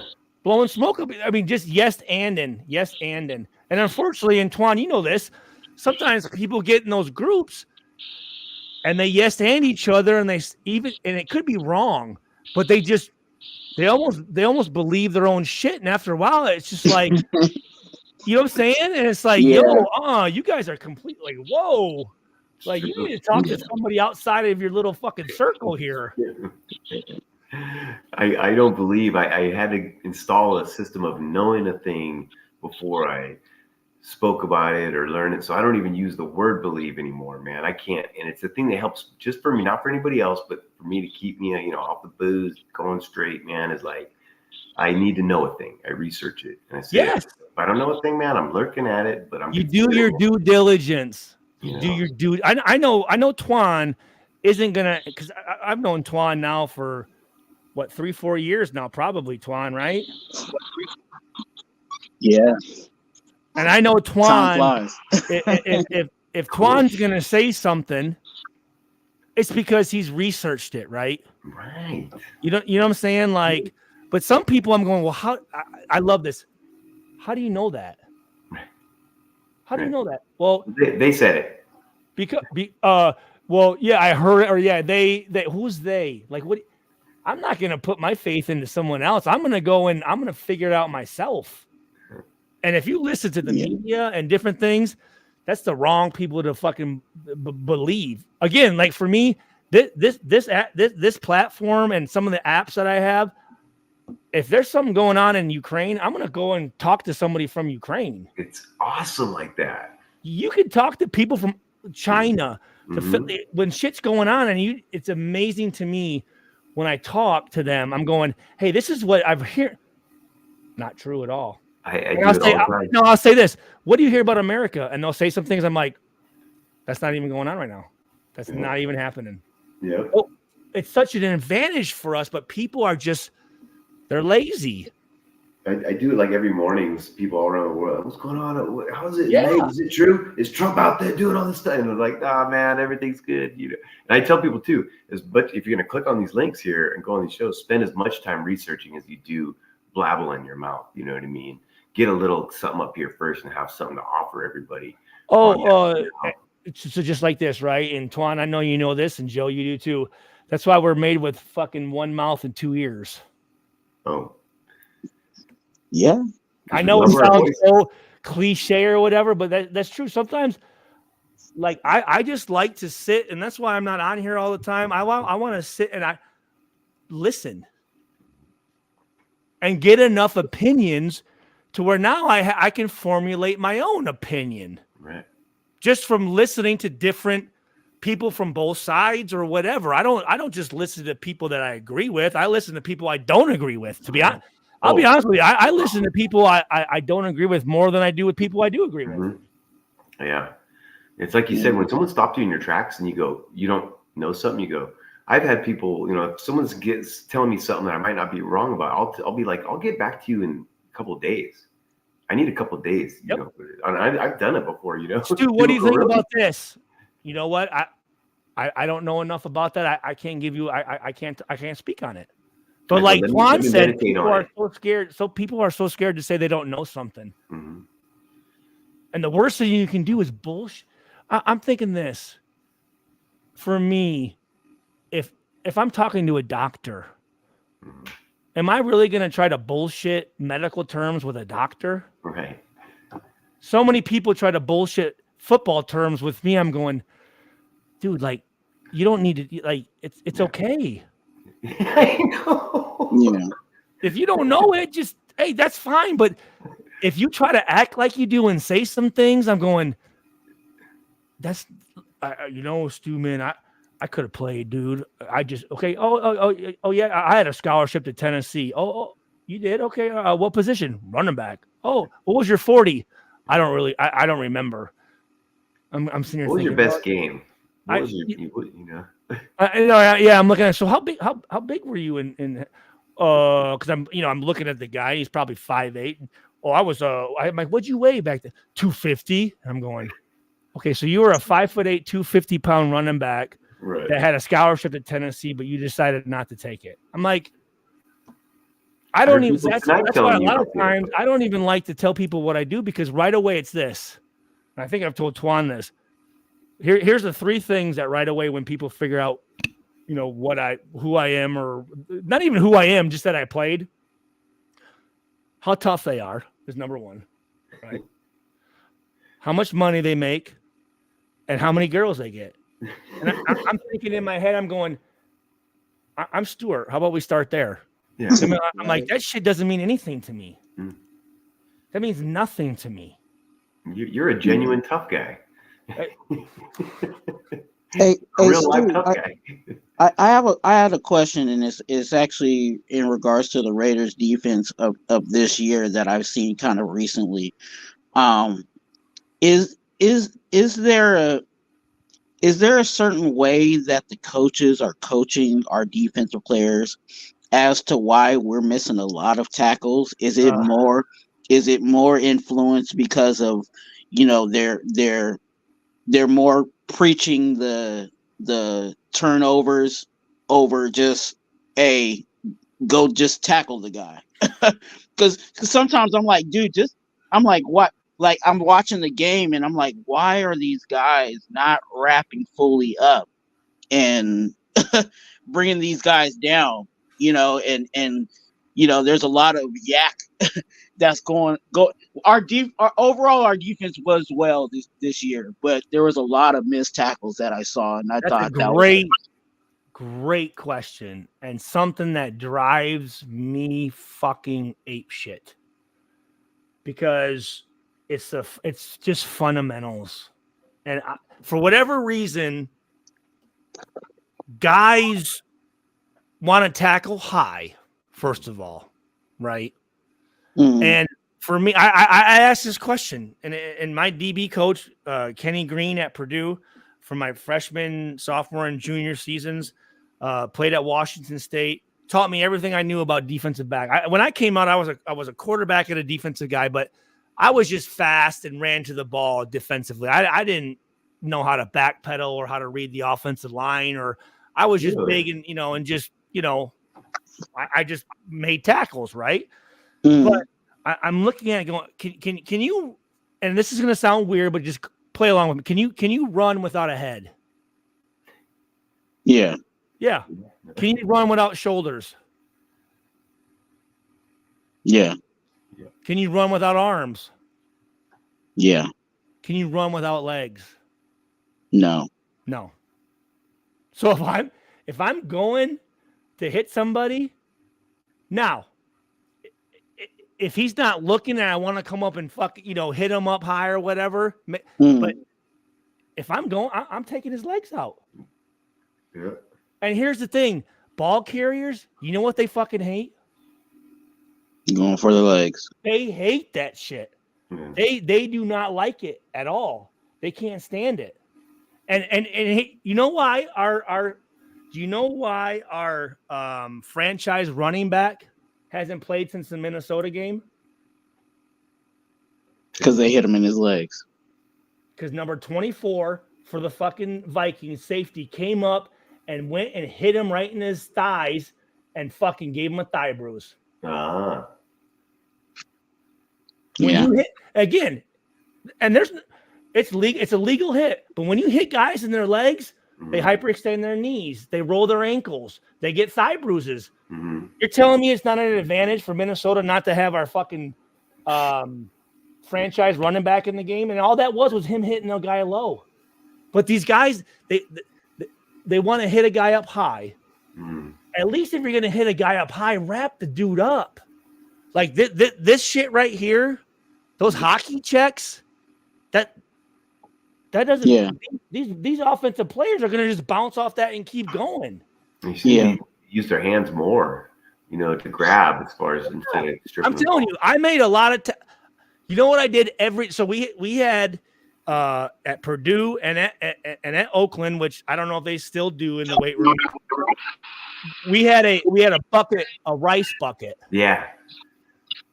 And there was always a thing at the bottom of it. There was $100 bill, and you would try to get down there. But I made a lot of tackles just by grabbing and fucking holding on, man. Is it going to make the highlights? No, but as a safety, guess what? I'm the last line. Get that down. Get that guy down by any means necessary. Yeah. Right. And if he drags you, grab everything. Grab, and there's even sometimes guys. For instance, if I'm playing against LaDainian Tomlinson, Dante Hall, Michael Vick and these dudes, I'm not just going and flying by these guys. I'm breaking down and waiting for them to make a move, right? But now, if it's Ronnie Brown, Brandon Jacobs, TJ Duckett, I'm going Mike Allstott. I'm going full speed, and at the last second, I'm going right at the legs because they're not trying to juke. But most of the time, those guys, right? What's their body doing? Forward lean. Going forward. You hit them in the legs, done. Especially on the goal line. That's one thing Morag does sometimes is these guys on the goal line chop their fucking legs out. You hit them up high, they're too strong. They're gonna push you in the end zone. Who's the toughest? Who's the shiftiest guy to tackle? Who's the would just cut on a dime, man? LaDainian Tomlinson could, like I said, Dante Hall. Ocho Cinco. Dude, that's one of the best players I've ever seen in person is Chad Johnson. I couldn't fucking believe that guy's running routes in person, man. That was Stud. dude, Tony Gonzalez bounced down the field. That guy he looked like he was like a little guy in a big body. Like he was impressive, wasn't he? As far as athletically, Tony Gonzalez. Oh, he bounced down the field, man. He's one of the greatest to ever fucking play. Yeah, dude, his calves were just like boom, boom, boom. The guy's like 6'7", 285, and he can dunk, he can move. He's a basketball player. Dude, he was a trip to watch, man. Hey, dude, like in regards to the tackling, like I'm all for what you're saying, but like what I noticed is that, like I said, it seems like they were preaching more of the turnovers, and they were kind of stripping at the ball, but they weren't taking. They were more focused on the ball instead of the body, and yeah, your hands, you can use your hands, but they're going after the ball, which there was a part of the game. And I can't remember what play. I don't know if it was. I don't know if it was taking care of the body. I'm not sure if it was against the Colts or not, but I remember there was a running back running, and Morag came, and the running back is running to the left sideline, and he has the ball in his left hand, which is the proper hand, and Morag comes and tries to slap it. And I'm like, what are you fucking doing? I could see if the ball was in the right hand and he came and tried to slap it. Because on the sideline, guys, back in our day, there was no going out of bounds. So that was a time where you can fucking, like, there's going to be a collision. So you have a chance, because that running back can't go anywhere. That's a time for you to fucking go and lay him the fuck out. Oh, yeah. And now guys just kind of push off. But I know what you're talking about. Like, no, you only slap at the ball, which we did a good job of it when we had guys wrapped up. Then you come in, the second guy comes in and you're doing this. Second guy. Like starting the lawnmower, right? And we were doing that. Yeah. We were doing that. There were guys that were fucking you saw Spillane and you saw Crosby and you saw Hobbs and these guys trying to rip Epps, trying to rip that fucking thing out. Yeah. But you don't do that if you're the first guy in there, because now, especially if you're not securing the tackle with one arm, but if you're coming up doing like, dude, it's not going to work, man. They got better and better though, the defense over the year. It looked like to me. See, I will say that they did. I will, but against and then I thought how great they're tackling and their aggressiveness, and they're getting to the ball against the Colts. It was like they didn't know what the fuck they were doing. That was a bummer. Which was so disappointing to me. I'm like, this is this game like is a fucking huge game, and it surprised me defensively how they approached it, which is weird to me. I'm not sure. Like, I'm going to rely on this defense now. You're thinking, we're a defensive team. We got an identity, and then all of a sudden, oh man, that was disappointing. And I'm sure, Twan, did you feel the same way? Yeah, I said it, on my channel. I said, pretty much the issues that we've had identified, most of us have kind of identified overall for this team. It showed its ugly head in that game. You know what I'm saying? And it was everything that we identified. Like the offensive line wasn't well, the defense, what they've been playing well all season, but eventually it was going to be a situation where, their back was going to break at some point this season. And I think, that game. But here was the thing ugly. I saw. It wasn't like we just, because some games, right? A team is just better and they're going to beat us. Mm-hmm. What I saw was guys just, it was shit I hadn't seen like the whole season. You know what I mean? Like, I'm like guys getting blocked, guys missing tackles, guys, not being aware of the situation, down in distance, formations, like. Felt like a step back, man. Yeah. Which I'm thinking, again, I not that I ever would, but if that game, if the week before we would have lost to Kansas City and the guys are going, fuck, we're going to Indy and big fucking deal. But we're still in the fucking hunt against man. a team who just got their ass kicked by the fucking Atlanta Falcons, like Completely. with a fucking backup quarterback. Like, dude, let's go in there and beat their ass. I just felt like it was set up for us to win. I know it seemed like, but it was weird. It was weird. And you know what, Twan? I don't know. I think it's this. I think it's during. And again, guys, for me to really know like what the issues are, I would need to be there for a whole week of practice, right? I'd need to watch how they watch the game film, how they do their workouts, how they watch film, how they practice. Are coaches correcting these guys? Hey, listen, that's a bad tackle that that's unacceptable. Or are they just getting through it, not saying anything? Because again, Joe, how do you correct the bad behavior? Yeah. How do you correct the bad behavior? Oh, go ahead. Well, it's like you drill it out of them. You work, you Keep it more simple. Your kid, if your kid's doing something that you don't want them to do, what do you have to do? You discipline them. You correct them. You tell them like, hey, we're not doing that. But if your kid's doing something, or a dog, if your dog's doing something that you don't want him to do and you ignore it, do you think he's going to stop doing it? Right. Yeah. So are these guys being, hey, listen, that because I know when I was with the Raiders, we counted missed tackles and we had a fucking board. Really? Yeah. Oh yeah. It was a big fucking deal. And you did not want to be the leader of that fucking board. Oh man. Yeah. And I'll say this. I don't think, and again, you can look it up. I think my worst season of missed tackles was probably 2007. I think I had 10 the whole year. Right. I watched guys, they have 5, 6 in one game. Nuts, huh? And I don't think they give a fuck. No one's cut, like, whatever, And like Twan said, guys are swatting that shit. Guys aren't wrapping up. Guys are going. Again, I'm looking at when I'm watching guys against Travis. Is it Derrick Henry?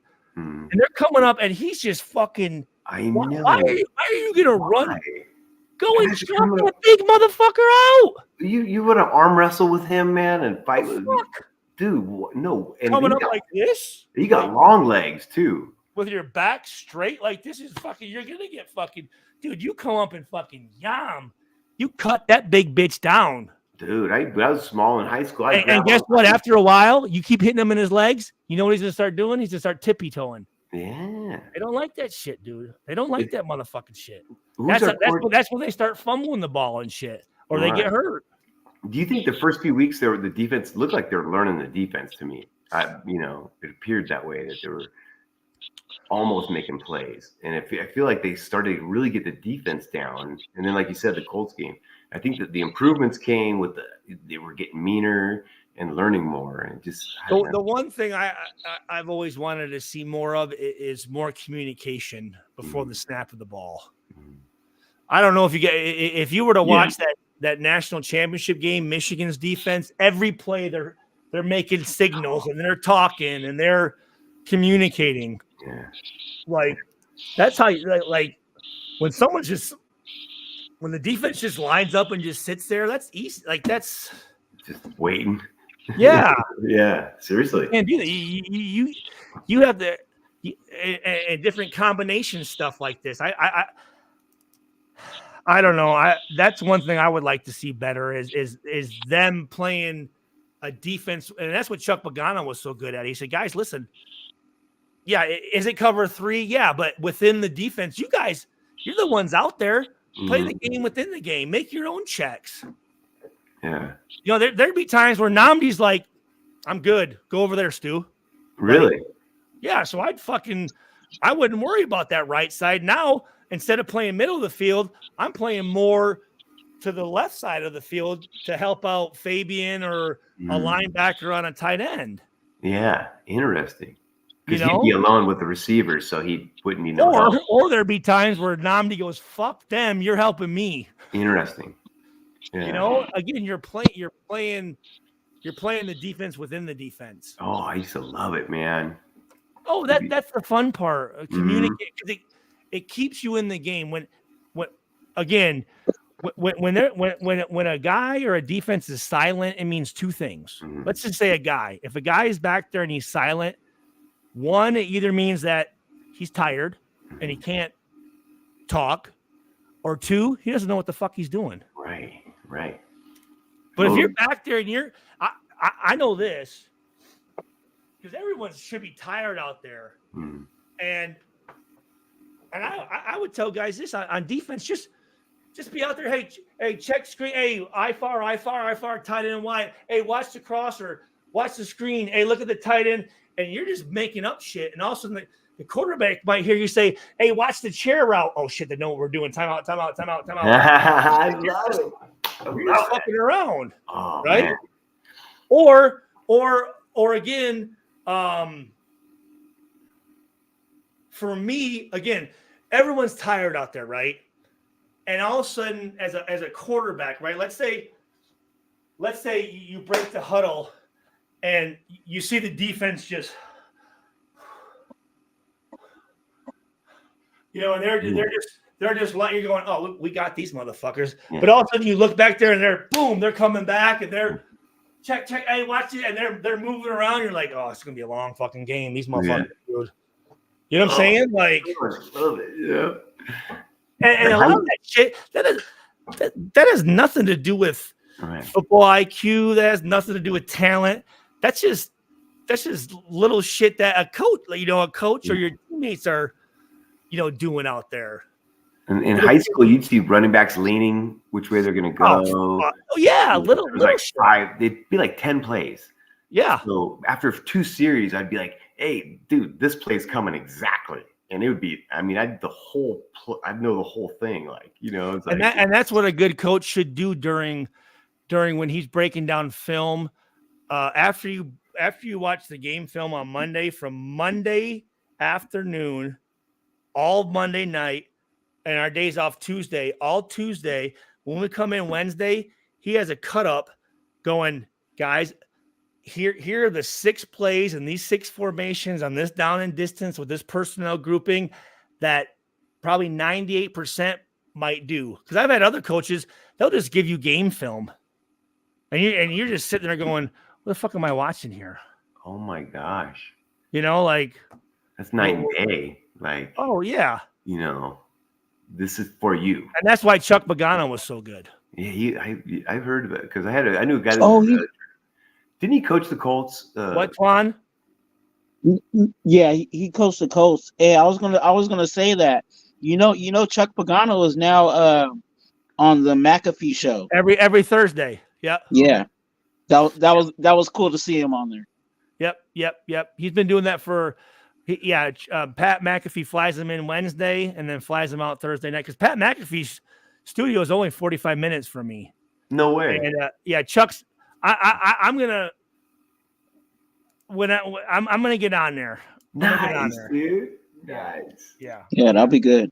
Cool. Chuck's one of the greatest. Again, my best year is under Chuck. I mean, in 2006, I was second in the NFL with 109 tackles, one behind. I was number 2 for safeties, one behind Chris Hope, who had 110, and then like I told you, our pass defense was number 1, and our overall defense was number 3. So Chuck Pagano was, and the thing that sucked was that year, Chuck's talking to Al, going, Al, like, are you gonna re-sign me? Are you gonna re-sign me? Like, what's going on?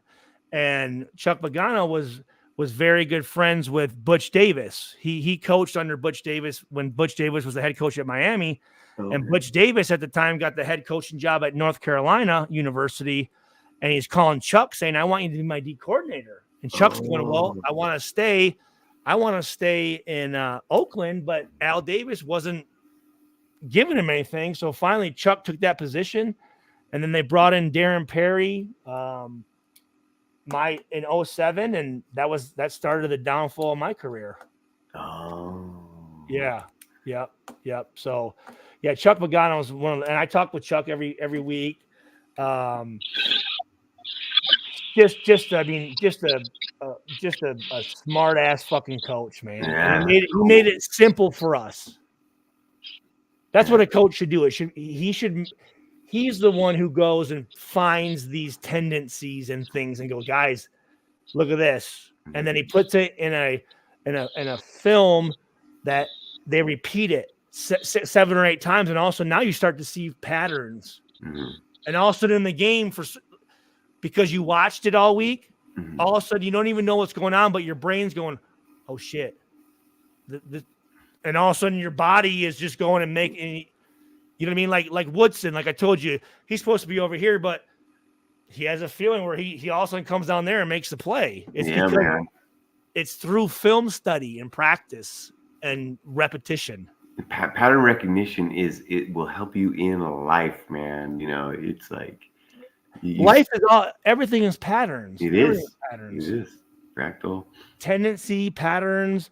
How'd you know that was going to happen?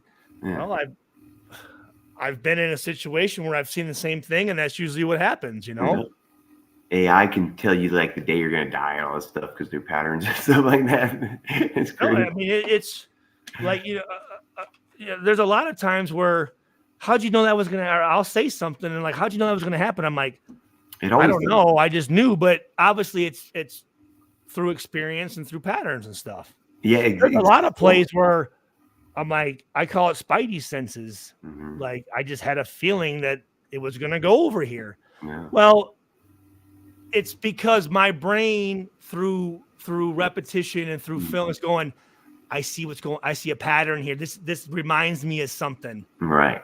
That's why I'm doing it. It's not just random. Right.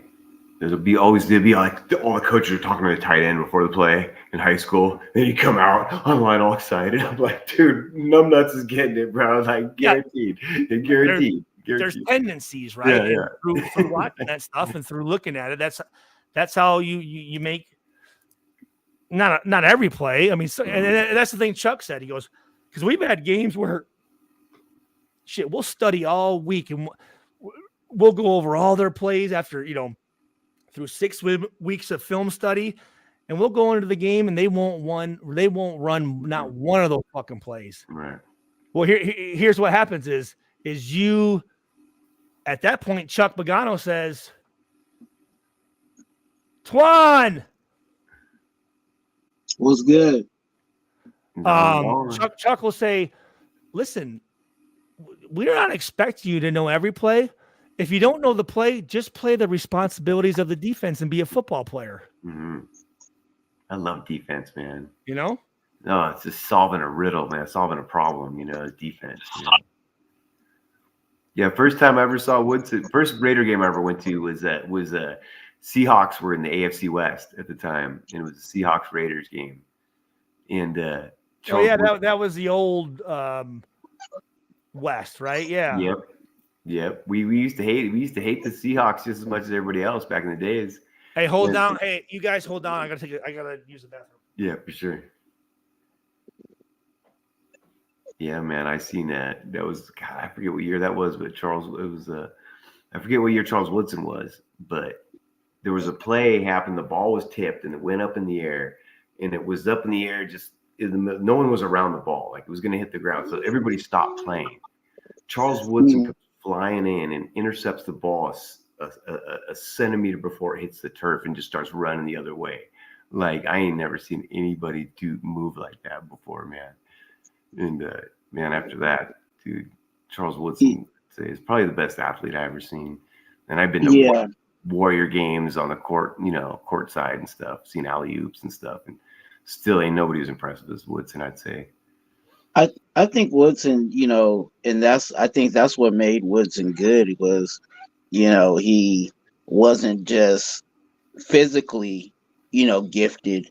He was, he had the smarts too, you know what I'm saying? And when he put that together, even in his older age, you know what I'm saying, when he turned over to actually being a safety, you could tell that like his last years with us, there was just certain things that he was like out there saving us defensively. You know what I'm Oh, saying? And it was totally, because he was totally. being a safety, you know. So When in those days, he'd get on a good receiver, like like he'd be like Terrell Owens would come in, and he'd be like just guarding him. You know what I mean? Like he'd have when those days, like when he wasn't playing corner, he'd get some good matchups too. And no one ever got off against him. No, I mean you're talking about a defensive back in the NFL to be that consistent, man. As far as not giving up yards and points, it's virtually impossible for a guy to be that good that long. It's like, yeah, it's crazy, man. Well, here you go. So so we used to have a thing called the top 10. Rob Ryan and Wink Martindale would have the top 10, but it was really like the top fucking 100, to be honest with you. So you look here, here's number 2. So this was defensive top 10, St. Louis Rams preseason number 3, August 24th, 2007. Says this is hold on, I don't want a preseason game. Hold on. Find a better one. Just so you guys can listen to some of the tendencies that we top secret go over. And again, these are things that if you try to memorize all of them, I mean, it's going to be tough. But these are how you make plays and how you. Oh Jesus, that's 2 pages. Hold on, son of a bitch. And I'm going to start going through this stuff. I want to start doing like football 101. That'd be sick, dude. We could all give you questions and stuff or topics or something. Yeah, I want to start drawing up plays and just break down cover 3, cover 4, cover 2, break down what are formations. Yeah. I mean, for instance, just the terminology alone. I have a page right here. Let's see.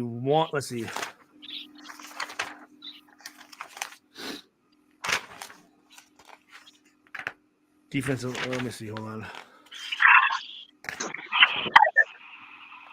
Yeah. So pass coverage terminology. And these are all words that we would use out there: area, butch, combo, cone, cross, cut, deuce, funnel, hang, middle, lock, packer, peel, plus, rat, stay, swap, trap. And all those things meant something. You know what I mean? They were all things that we could do defensive. Shoot, silver, sticks, Tracy, triangle, trio, trips. These were all things that we could do to play a defense within the defense. You know what I mean? Totally. Yep. But here, let me hold on. Let me. Just like an offense, one play can do a lot of different things. That's kind of exactly. Yeah. You need to make adjustments as the play's going. That's when all those receivers go, I was open. Yeah, because the defensive backs all went to the guy that was getting the ball. That's why you were open. Yeah, no shit. We didn't give a fuck about you because we knew you weren't getting the ball. Yeah, that's why you were open. So here you go. This is Raiders defense top 10, Kansas City Chiefs, November 25th, 2007. So here you go. This is a sub-run team. 3rd and 2 to 4 is only 57% pass, which is the lowest we have played since the last time we played the Chiefs. 3rd and 2 to 6, we should also think sticks. Illinois Z delay, slams, and spacing. These are all route concepts. And of course, the OHLs with the Kansas City sit routes. 3rd and 2 to 6, the Chiefs will use all personnel groups. This is what makes them unique, but with that tendency show up. 21 personnel on 3rd down screens start to show up 2 years running.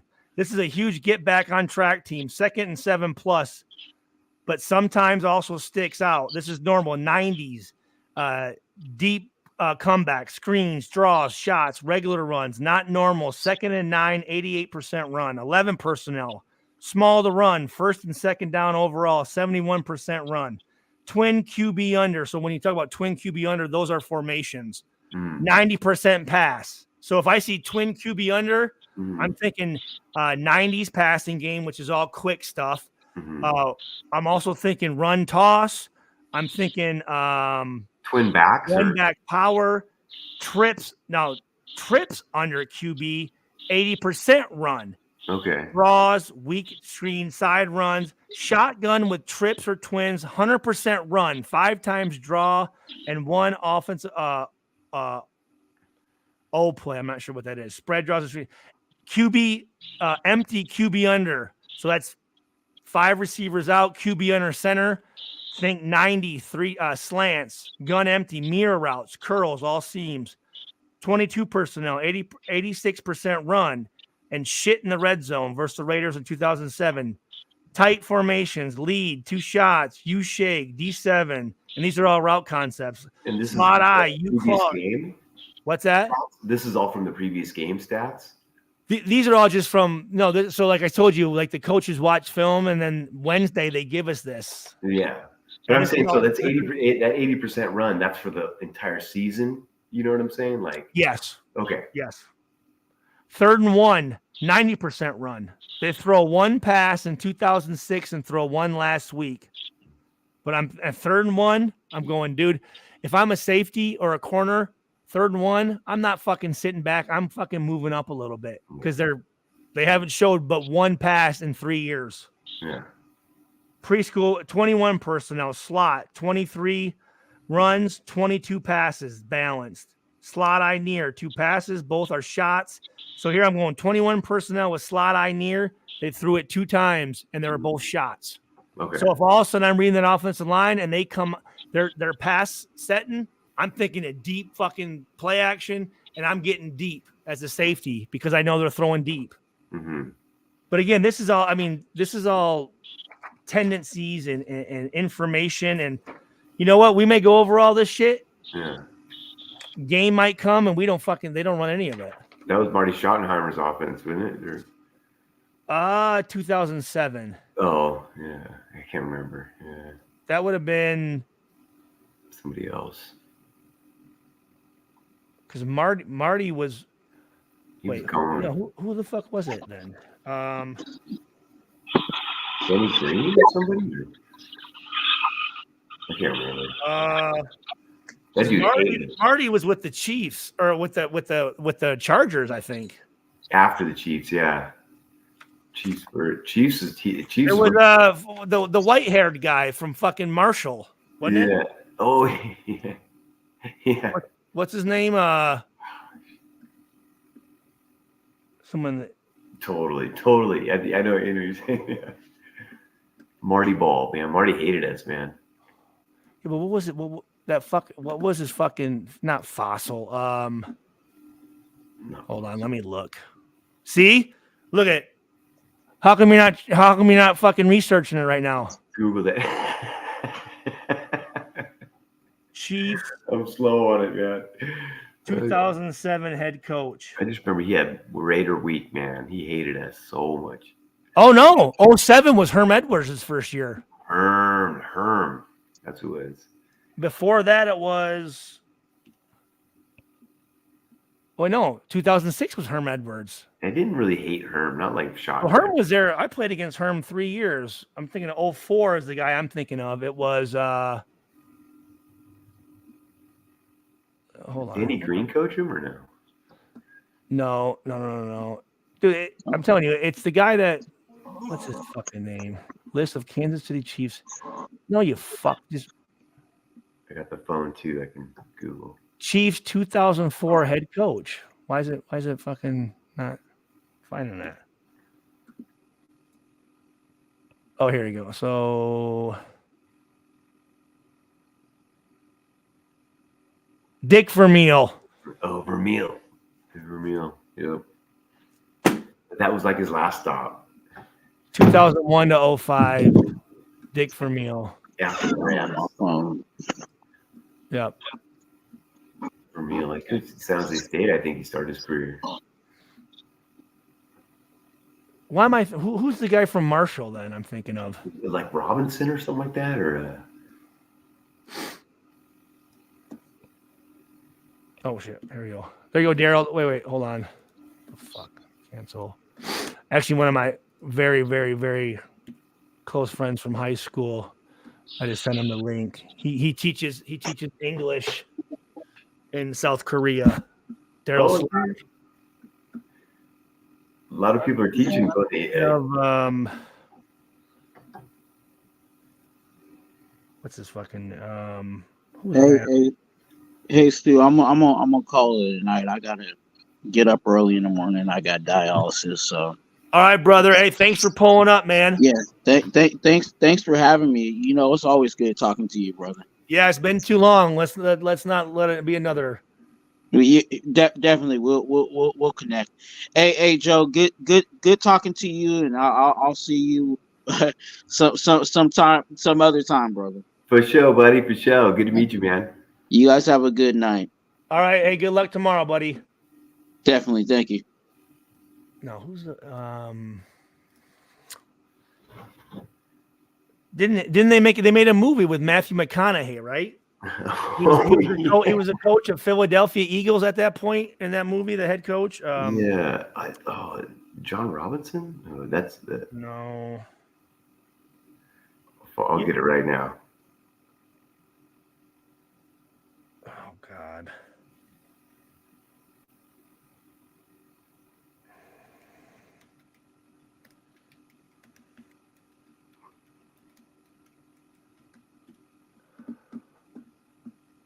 Okay. Fuck.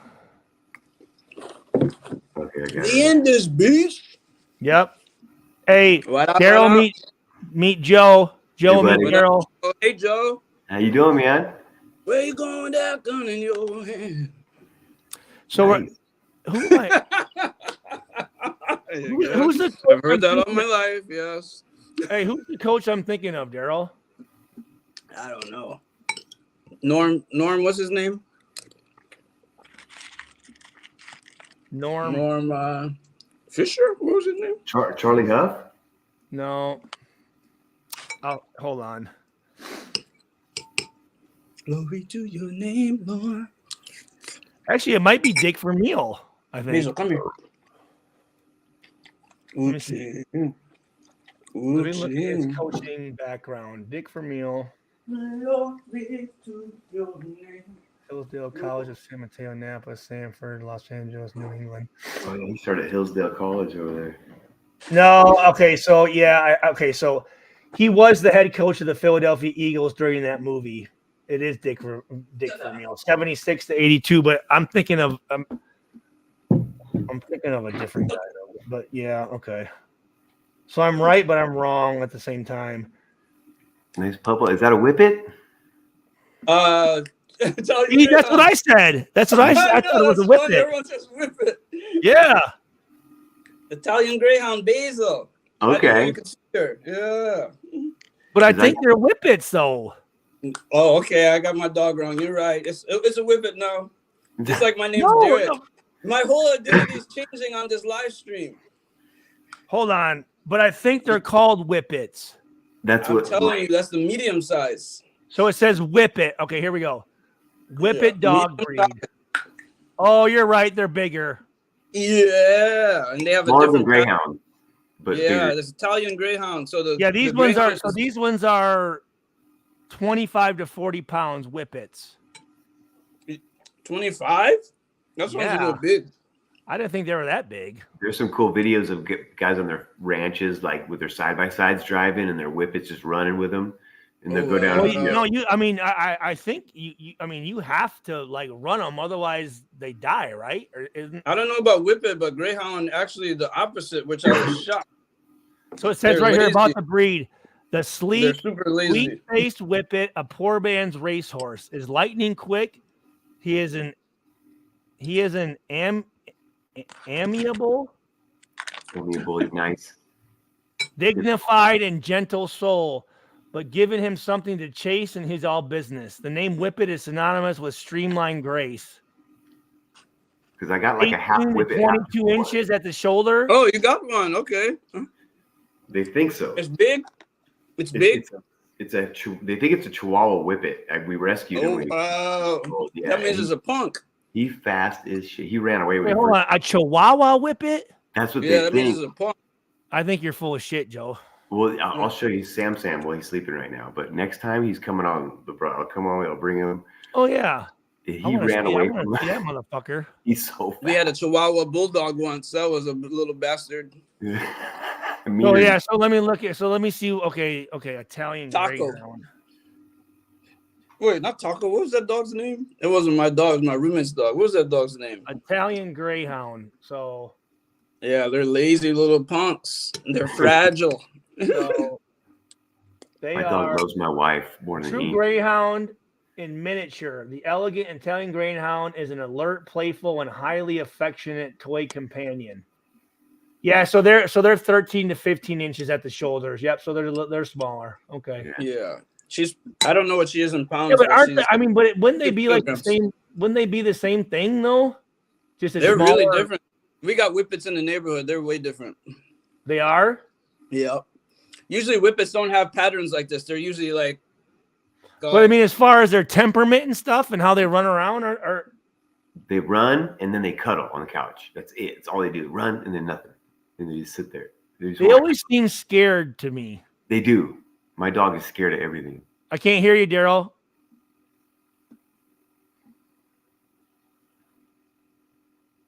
Hello? Ed Cunningham? I don't think it's Ed Cunningham. So yours is he'll come back. A Chihuahua Whippet? We rescued him. No one wanted him for like months. So my wife goes, she always gets the worst one. She goes, we got to save this dog. So we go to save him. He's the only one with a leash on of all the dogs. And we get him. He runs away the first day. He ran through a Mexican restaurant, through this alley, through this whole apartment complex. The whole city is like, there's your dog. I mean, we got him back. But yeah, it was like, he loves my wife more than anything, dude. Like, Joe, where do you live at? I live where are you from? I'm from the Bay Area, San Jose. Yeah. Born and raised a Raider fan, and then I moved up over the mountains towards Lake Tahoe and like Reno, and okay. Yeah, I live in Right. Sparksville, right by Reno, right by Lake Tahoe, and California, right where the little corner of California bends, Lake Tahoe. Yeah. So I'm like an hour from that right there. Okay, out there in sticks, right? Yeah, man, pretty much. Like I'm a small city is where I'm at. Yeah. So I used to live in San Diego. I drove up to Yosemite before, so I've seen most of California, but I didn't go up to like what's that up there with all the marijuana? Yeah, Humboldt County. Yeah, I've never been way up there. Triangle. Yeah, right. Where are you now? Oh, Where now you I'm in South Korea. Oh, cool. Oh, that's right. Yeah. My wife's friends are in I think Singapore. They've been there for years teaching. Okay, yeah. I've never been to Singapore. Yeah, the kids are going to graduate high school there, and then they're going to move back to the States. Okay, that's a good idea. That's a great country. It's clean. Big old apartment complex. Like a lot of Americans there. Yeah, but I heard they like cane you still, even now. Yeah, I don't know. It's like their school. Like it's weird. Yeah. Oh, even at the school they can do it? I don't know. I don't think so. Oh, okay. I just meant like, when you break the law, you ever see that Simpsons episode back in the day? Yeah. Wait, was it Simpsons? Yeah, I think it was Simpsons.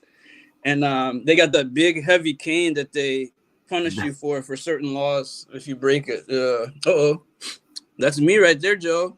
Is that you? Yeah. I made Daryl as a paper mache.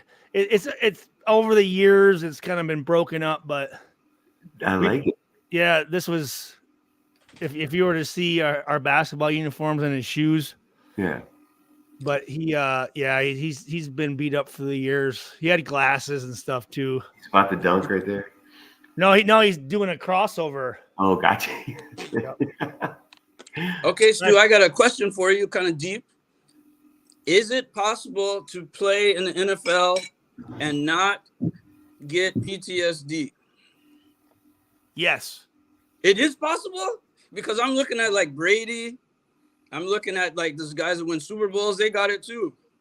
Well, I don't know if you guys saw. I mean, speaking of, we were talking about the Tennessee Titans, but was it Frank Wycheck? Right? Was that it? The Music City Miracle, the tight end who threw that pass? He just recently died about 3 weeks ago. Yeah. But yeah, he was suffering from some serious stuff. I mean, when I saw some of his interviews, it was sad, man. It was just fucking, and he's only 52 years old. They said he died because he fell off a ladder and hit his head. Because I don't look at boxers closely, but I look at football guys closer because I'm like researching for you, and it's like no matter your level of success, how long you. So I know played, it this. seems I know you've like been a guy like remember Bernard Pollard? No. So when I was a senior, Bernard Pollard was a freshman safety. And then Okay. Bernard Pollard played for the Kansas City Chiefs for many years, and then the Titans won a Super Bowl with the Ravens when they won. It was Ed Reed and Bernard Pollard. And actually, if you look up Patriot Killer, Bernard Pollard fucked up for many years. He got fucked up Tom Brady, fucked up who's the white dude that they had? 83, little slot. Oh receiver. yeah. Bledsoe? What was it? Oh, the white dude. Oh, slot. From Miami. Wes Welker. Welker. He fucked up the tight end. And but anyways, Bernard Pollard, when I talked to him, he's had no issues with anything. Okay. Either as Kirk Morrison. I think it's just their skulls. You know, maybe there's not as much. So you think the majority of it's from head trauma more than like the actual okay. All right. No, not CTE. Okay. I'm talking like that, like I don't know. This like no. You know what I'm talking about? Yeah, I would say that I don't think any player is able to escape from that. Okay. Not CTE. I'm talking about it's just because of the stress and pressure that you're under that's for what I'm talking so many years. It's like being a soldier, kind of. Well, and that's what I thought when I was talking to my psychiatrist when I was going through my total and permanent disability through the NFL. She said PTSD. I said, well, I thought, PTSD is when you experience, a tragic moment that sticks with you, which it can be too. But she goes, no, Stu. She goes, probably since you were in 4th or 5th grade, just always the pressure of having to be on and compete, and then you go to the college, it builds up more, and then like in the NFL every week being under that pressure of national TV, being in the spotlight, and really your job's week to week, so they're always trying to replace you, and just the stress that causes. But Forrester, it becomes normal, right? So your brain is really in a state of stress, but you've been doing it so long, it becomes normal. Then all of a sudden, when you're not doing that, it doesn't know how to reverse it. Because I look at Warren Sapp's eyes. Warren Sapp's eyes say it all. Well, and you can just see with again. I don't know if PTSD causes any type of impulsiveness, but I know brain damage causes impulsiveness where you're very tangential, and I like to use that word quite a bit, to where you start here, and then all of a sudden, before you know it, you're like, hold on, how the hell did we get talking about this? You know what I'm saying? You're just kind of like, it's hard to focus. It's hard to, and that's why I have a prescription for Adderall, because it allows me to stay focused in what it is I'm talking about. Otherwise, I'll start, I'll see something like, oh, that robe, or your hat. What's your hat doing? Or like just go random on some topics. No, but if you just go and just study some of these older players. That's what I've been doing. That's why I asked. That's why a lot of them. I call and make sure they're doing all right, because you don't. As an older guy, you don't want to be out in public and show those signs and be vulnerable. And that's why I don't even like leaving my basement unless it's a Purdue event or a Raiders event. You know what I'm saying? Because you're around other guys that understand it. But if you were to go out, people would think you're a little fucking crazy. Seriously. I mean, it's like being a wrestler. You go to a wrestling tournament and you find your people. Like, if you're a wrestler, no one else will ever get you. Like, and another thing too, when you're done playing, like when you're done competing, and there's no more battle like looming, it's a weird feeling. Like there's no more battle coming up. And the Like- shock on your body physically from not working out at that level. Well, it's almost like you don't have no purpose for a minute. Like all you are is a warrior. No, that's exactly what it is. No, when you're so used to doing something for so many years, then all of a sudden now you're not doing that, and that's what you've always been known for. Some guys, that's it. You know what I mean? And that's one thing I've been very fortunate is to be able to have other resources and other outlets to where I'm not just a football player. You know, there's other things that I can communicate with people about. Some guys, that's it. You know, that's why I look at, like Frank Gore and Le'Veon Bell and these guys that had great careers and then they're going and doing boxing. Like, yeah, exactly. Crazy. Right. To them, if it's not something physical that they can accomplish, they don't know what to do. So that's a way for them to feel relevant or sustain happiness. And luckily, I was able to, and I've told Daryl this, I think, but probably about 2 years ago, I laid to rest Stuart Schweigert, the athlete, and I mourned him. I did. It was hard, but once I was, because again, that's like taking it's a different person and putting him to rest. And once I put him to rest and moved on, oh, dude, like not to ever have to worry about getting fired again or having to compete against somebody or miss a tackle or have someone talk shit to me. Like, dude, I get to enjoy the best part because I use this example as I remember when I was a player at Purdue or the Raiders, an alumni would come in, right? And before a game, dude, like you're like it's like I just want to get the game going and get it over with. You know what I'm saying? Like, not that you don't enjoy it, but it's, and then I remember like older guys would come in and they have a drink in their hand and they're just in a great mood. And I'm like, man, I like that. That's pretty cool. Well, now I can go into the locker room and, hey guys, with a beer in my hand and hey, shit, just so you know, it's a sold out crowd. Don't fuck up, man. Like, have a good game. Like, there's no I get to just enjoy it. You know what I'm saying? And I always thought this too, like, well, people won't, I'm not, again, like I said with the Raiders, I didn't win a Super Bowl. I didn't go to a Pro Bowl. I didn't make the Hall of Fame.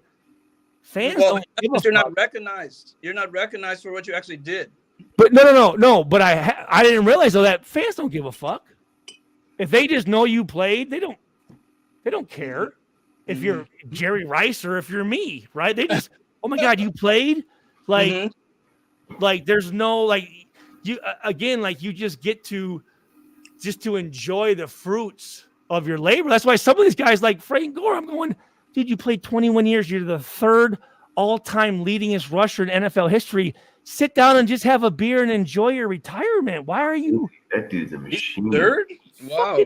Why are you boxing? Like, what nobody ever got hit as much as him in their life, dude. It's crazy, Frank Gore. Dude, I'm just thinking, like, to in your mind to think that you have to continue to prove or have like that. To me, that's sad because that sucks, man. Because you're never gonna get there if you haven't achieved that satisfaction yet. It ain't gonna happen. And for me, when I put, like I said, I put my athlete Stuart to rest. Now I get so much more satisfaction off of telling my kids something and watching them succeed with it, or a guy at Purdue and seeing them achieve an award off of something that I told them. Yeah, is way far beyond anything I could ever achieve for myself. And like some guys are still like, dude, what do you? And like some of these coaches that weren't former players, they want that recognition and they want this, and the only way they can get it is through winning a Super Bowl. But I'm thinking if you're a guy that won a Super Bowl, and because I call a bunch of my friends already, I'm like, dude, you're coaching, man. I'm like, why don't you just go and spend some time with your family? Yeah. Like, what is it that you're still? And some guys, honestly, financially they need to do it, No, but other guy, like I'm so fortunate to be able to be a stay-at-home dad and see my kids every day. Like that's what makes me happy. Like so, you just like I did everything I wanted to do. I played the NFL. I owned an indoor football team. I had my own radio station. I had a limousine company. I owned an NFL, or I owned a whole league. I had a training business. Like I tried everything. I was good at it, but I don't want to do none of that shit no more. It's funny. That's a different way of looking at coaching now. Like, why are you coaching? Like, I hadn't thought about it that way. Like, because it's a lot of fucking work. Oh, dude, yeah, I coach wrestling. Lot. I mean, you are. Yeah, but you're a good coach, though. You got a lot of knowledge. I don't know if tried, Daryl. I tried, man. Knowledge is good.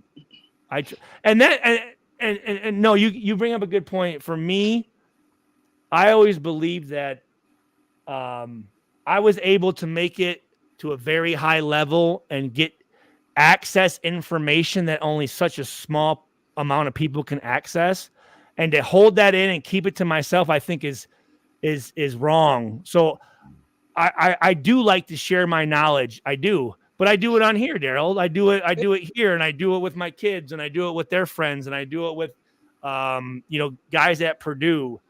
But to have to do it at actual like coaching, man, if you were to divide up the amount of time they put in, they're probably making cents on the dollar, to be honest with you. Yeah, that's true. That's very true. It's a lot of work, and you're putting up with a lot of bullshit. You don't think it's worth it? What? You don't think it's worth it? I do know this. I look at some coaches, and it does really upset me that you have some of these guys up there, and it's disrespectful to the fucking sport and the guys they're coaching. That bothers me. When you have a lot of guys like myself with this knowledge and knowing, again, like I said, I tried to get up there and couldn't do it. But yeah, I see these other guys and I'm going, this fucking, again, I mean, McDaniels had 2 head coaching fucking jobs. The guy's a fucking loser that hasn't done shit. You know what I mean? And you have guys that are sitting here, or for instance, the guy here at Purdue. I'm right up the street. I don't want a position, but I would just hope that you might reach out and just ask me a couple fucking questions. Oh, absolutely, dude. Come on in, alumni, man. Come on, let's go. I want these guys are so. It's like they don't. I don't know if it's that they think that if you ask a question, it shows weakness and you don't know what you're doing, or they're scared that if I were to give some advice and that advice works, that they have to give me credit. It's like, dude, I don't give a fuck about that, man. I just want you guys to win. I want these kids to fucking win, you know? Like, and some guy sneaking around trying to take over some coaching job. It's like, no, dude, no. And I've said that. I said, listen, here to help. I don't want a job. I said, I moved back here just because I love Purdue. I love being around it. I love communicating with these athletes and stuff, like, you know. And again, if you're 11 and 14 and 0, shit, you know what the fuck you're doing. But, you know, I mean, winning 4 or 5 games and you don't want to reach out to your resources, that shows me that you're not you're not that good of a fucking coach, because you're not using everything for you to be better. Yeah. See how smart these guys are. That's what I say, man. You know, you can really see how smart a guy is if you can't put his ego down or so worried about who takes credit and stuff, man. It's crazy. And a lot of them get guys around them that know less so they can control, and so that those guys don't question them because they don't know how to question them. I'm thinking that's the worst thing I would want. I would want to, and that's one thing about Joe Tiller, who you can see back there, a coach that I love, that I owe a lot to. He said, Stu, he goes, and he's the greatest coach of all time, from 97 to 2008. The amount of wins and players that he brought here to Purdue and the success, it's glaring compared to anyone else. And he said, Stu, he goes, I as far as football goes, I mean, I was an offensive lineman at Montana State. He goes, I don't really know play calling, but he goes, you know what I did? I went out and hired the best guys that I know can make play calls and run. And he goes, and then you know what I do? I manage them. I lead them. I give them purpose. But as far as football and shit, I don't know the best, but I hire the best guys that I know. Yeah, smart. I was gonna joke, but it would get Stu too fired up. What? What? But going back to what you said about happiness, I don't think it's about happiness as much as it is about identity. Who am I after football? Absolutely. No. You're absolutely 100%. Right? You're not really thinking about happiness. You're thinking about, what do I do now? Who am I? How do I, football, not just football, professional sports gives you that thing, that surge and purpose. Yep. Yeah. And you want to find that again. And, your family, your friends treat you differently. But I like a Brady, I wonder why he would be going, like Favre. Favre seems like he's got head trauma, unfortunately, but like some of these guys that he's fucked up. Yeah, exactly, right. But again, that whole thing with him taking that money and shit, I don't know. I think he didn't know what was going on, but when he talked, it made it look worse. That was the problem. I just some of these guys, I'm like, how much fucking money do you need, dude? Oh, yeah, that's something else going on with that money thing, man. Like, Mahomes and stuff. Like, you don't need all this money, or Raiders. Again, speaking of Raiders, you look at Josh Jacobs, and he held out, and I'm like, what's the difference between fucking 10 million or 11 million at that point, or what's the difference between 20 or 23 million? Like, what the fuck? Identity. You're looking at other people's paychecks, because I see it in the NBA all the time. No, there you go. And that's exactly trying to validate yourself based on someone else's paycheck. Why is he getting paid more than me? Like in the NBA, people leave teams all the time because of that. That's why Draymond knocked out Poole. Over he got. I just know for me, after you get past, I would think $15 million. Like, what? Again, I mean, you can live off the interest. Your family, your family's family. I know, right? It's like, what is it like? How big does your house need to be? How many cars do you need? Like, what the fuck? Man? Getting paid more than me. That's what it is. That's all it is, right? That's all it is, right? Mm-hmm. Doesn't matter. Some of these guys are instructed to make these crazy deals or not take them. The agent. Because again, the more they make, the more the agent makes. So of course they're gonna say, "Oh, dude, don't take that fucking deal." Yep. Like, I just want to play football, man. Like, come on. That's what agents actually brag about. The biggest contracts they can get for, like, they don't say it outright, but they're basically saying for the lowest quality player. Yes, that's basically what you they are. want. Absolutely. Here's a 6th-round guy that I made into a, Yeah. Mm-hmm. I tell you, the older I get, the more happier I'm with just a plumber, man. I do my thing and work, and you know what I mean? It's like, fuck that. Plumbers make money. That's the thing that people fucking. I tell people this, dude. Why go and spend all this money for a 4-year degree when you can go and become an electrician or a plumber and start fucking? Because I remember a couple of when I called a plumber and I saw what they did, and I'm paying them $150 for about 15 minutes. I'm like, who's the asshole here? I am. Like, what the fuck? My son's an electrician. I told him be low voltage, man. All the data centers and stuff, Mm-hmm. Dude, it's whoa. What happened? It's okay. Come here. What happened? She was attacking me, and I grabbed her. She was scared. See how loud she can be? It was loud. I also know this. When I started simplifying my life and got, bought a smaller house and got rid of the cars and it was so much easier because the more shit you have, dude, it's a headache. Oh, dude, just stuff. It's like, it's and crazy. Again, I know P. Diddy's going through shit, and I'm not really a big fan of his anymore. But more money, more problems, man. Like it really is. I'm gonna get out of here real quick, but man, I'm honored to meet you, bro. I'm so happy you let me on here. Absolutely, dude. Yeah, no, absolutely. You're as far as you and stuff and coaching and all that, it's like come here. You know, Al Davis is more than just a guy. You know, that he's an American icon. You know, and a big part of this country and the history of it. And that guy would call you on the phone, dude. You know, that's not only is that neat, but it also has a big ripple effect on all these other things in your life, and maybe people not wanting to touch you or something. Maybe, you know, it's Al. I don't know, man. You know what I mean? You're special in that way. That's pretty neat, man. I didn't know anything like that. Well, you're absolutely right. And again, like I said, I'm very honored and privileged to be able to meet someone like him. And, you know, and in my position, I've met, you know, billionaires, and I've also met, you know, people that people would think were pieces of shit. And I'm able to compare. And a lot of times, man, again, like I said, there's a lot of times I'd much rather hang out with dudes who don't have anything, man, because they're much more understanding, they're much more reasonable, they're much more real. But I'm happy to be able to have that opportunity, because now I can compare and be able to say, like, yeah, this guy has all this and this, but he's not happy. Right.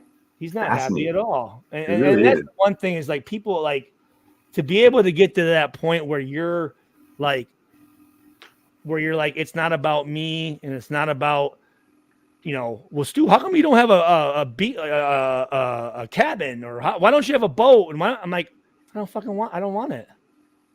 It's just more of a headache. Yeah.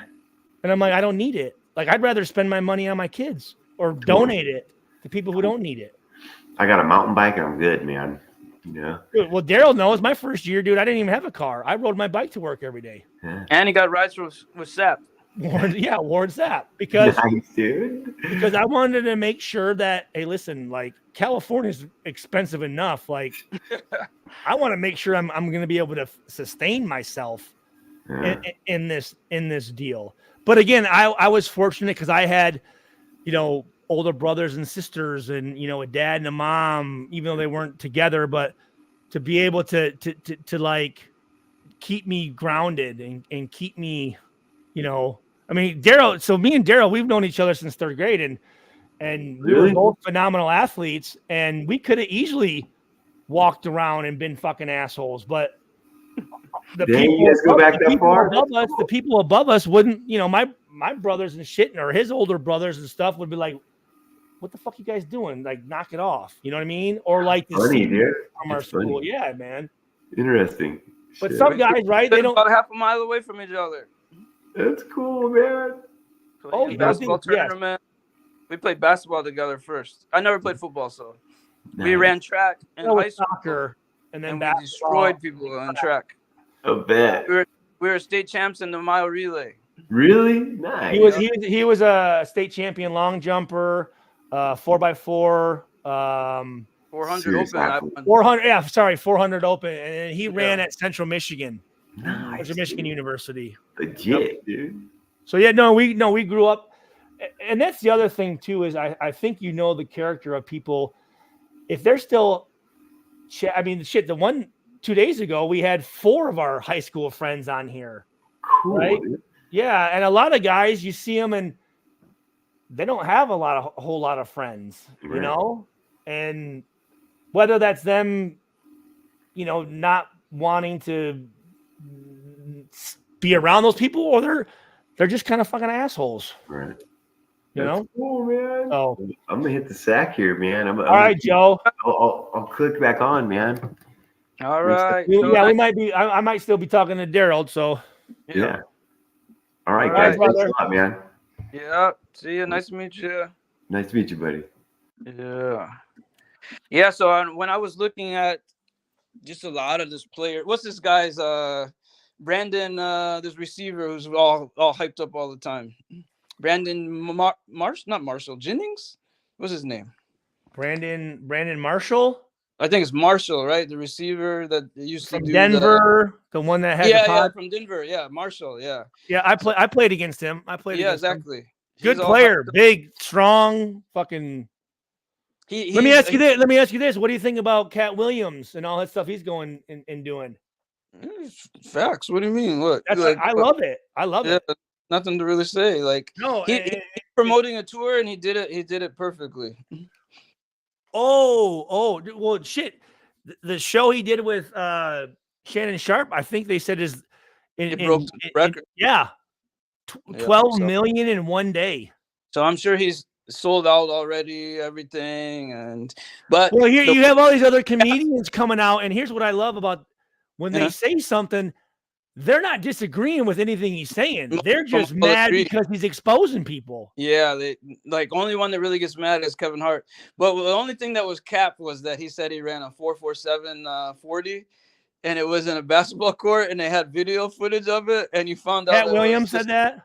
Yeah, and it was 30 yards, so he ran like a 5.5 or something like that. Well, he's only 5'5". I mean, he's very small. He said, "Y'all don't believe me? Here I go!" And they showed the clock. It was like 4.47. So wait. Oh, a 30-yard. Yeah. That's still not too bad, though, to be honest with you. I mean, it was about like a 5 for a non-athletic dude. Something. I mean, yeah. But I will say this: the one thing when I, I watched a lot of his. I didn't watch the full 3.5 hours of him. I didn't see all of it either. Yeah. But the one thing that I was questioning though was when he said, "I've never taken a drug, or I've never been under the influence." And I'm thinking, but because he openly smokes weed. But he's also saying, "I've never been under the influence" while he's drinking alcohol. So that's.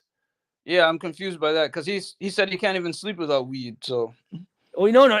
If you watch, because that was the thing that people said. Well, the reason that in that interview he said I can't sleep without weed. I'm saying.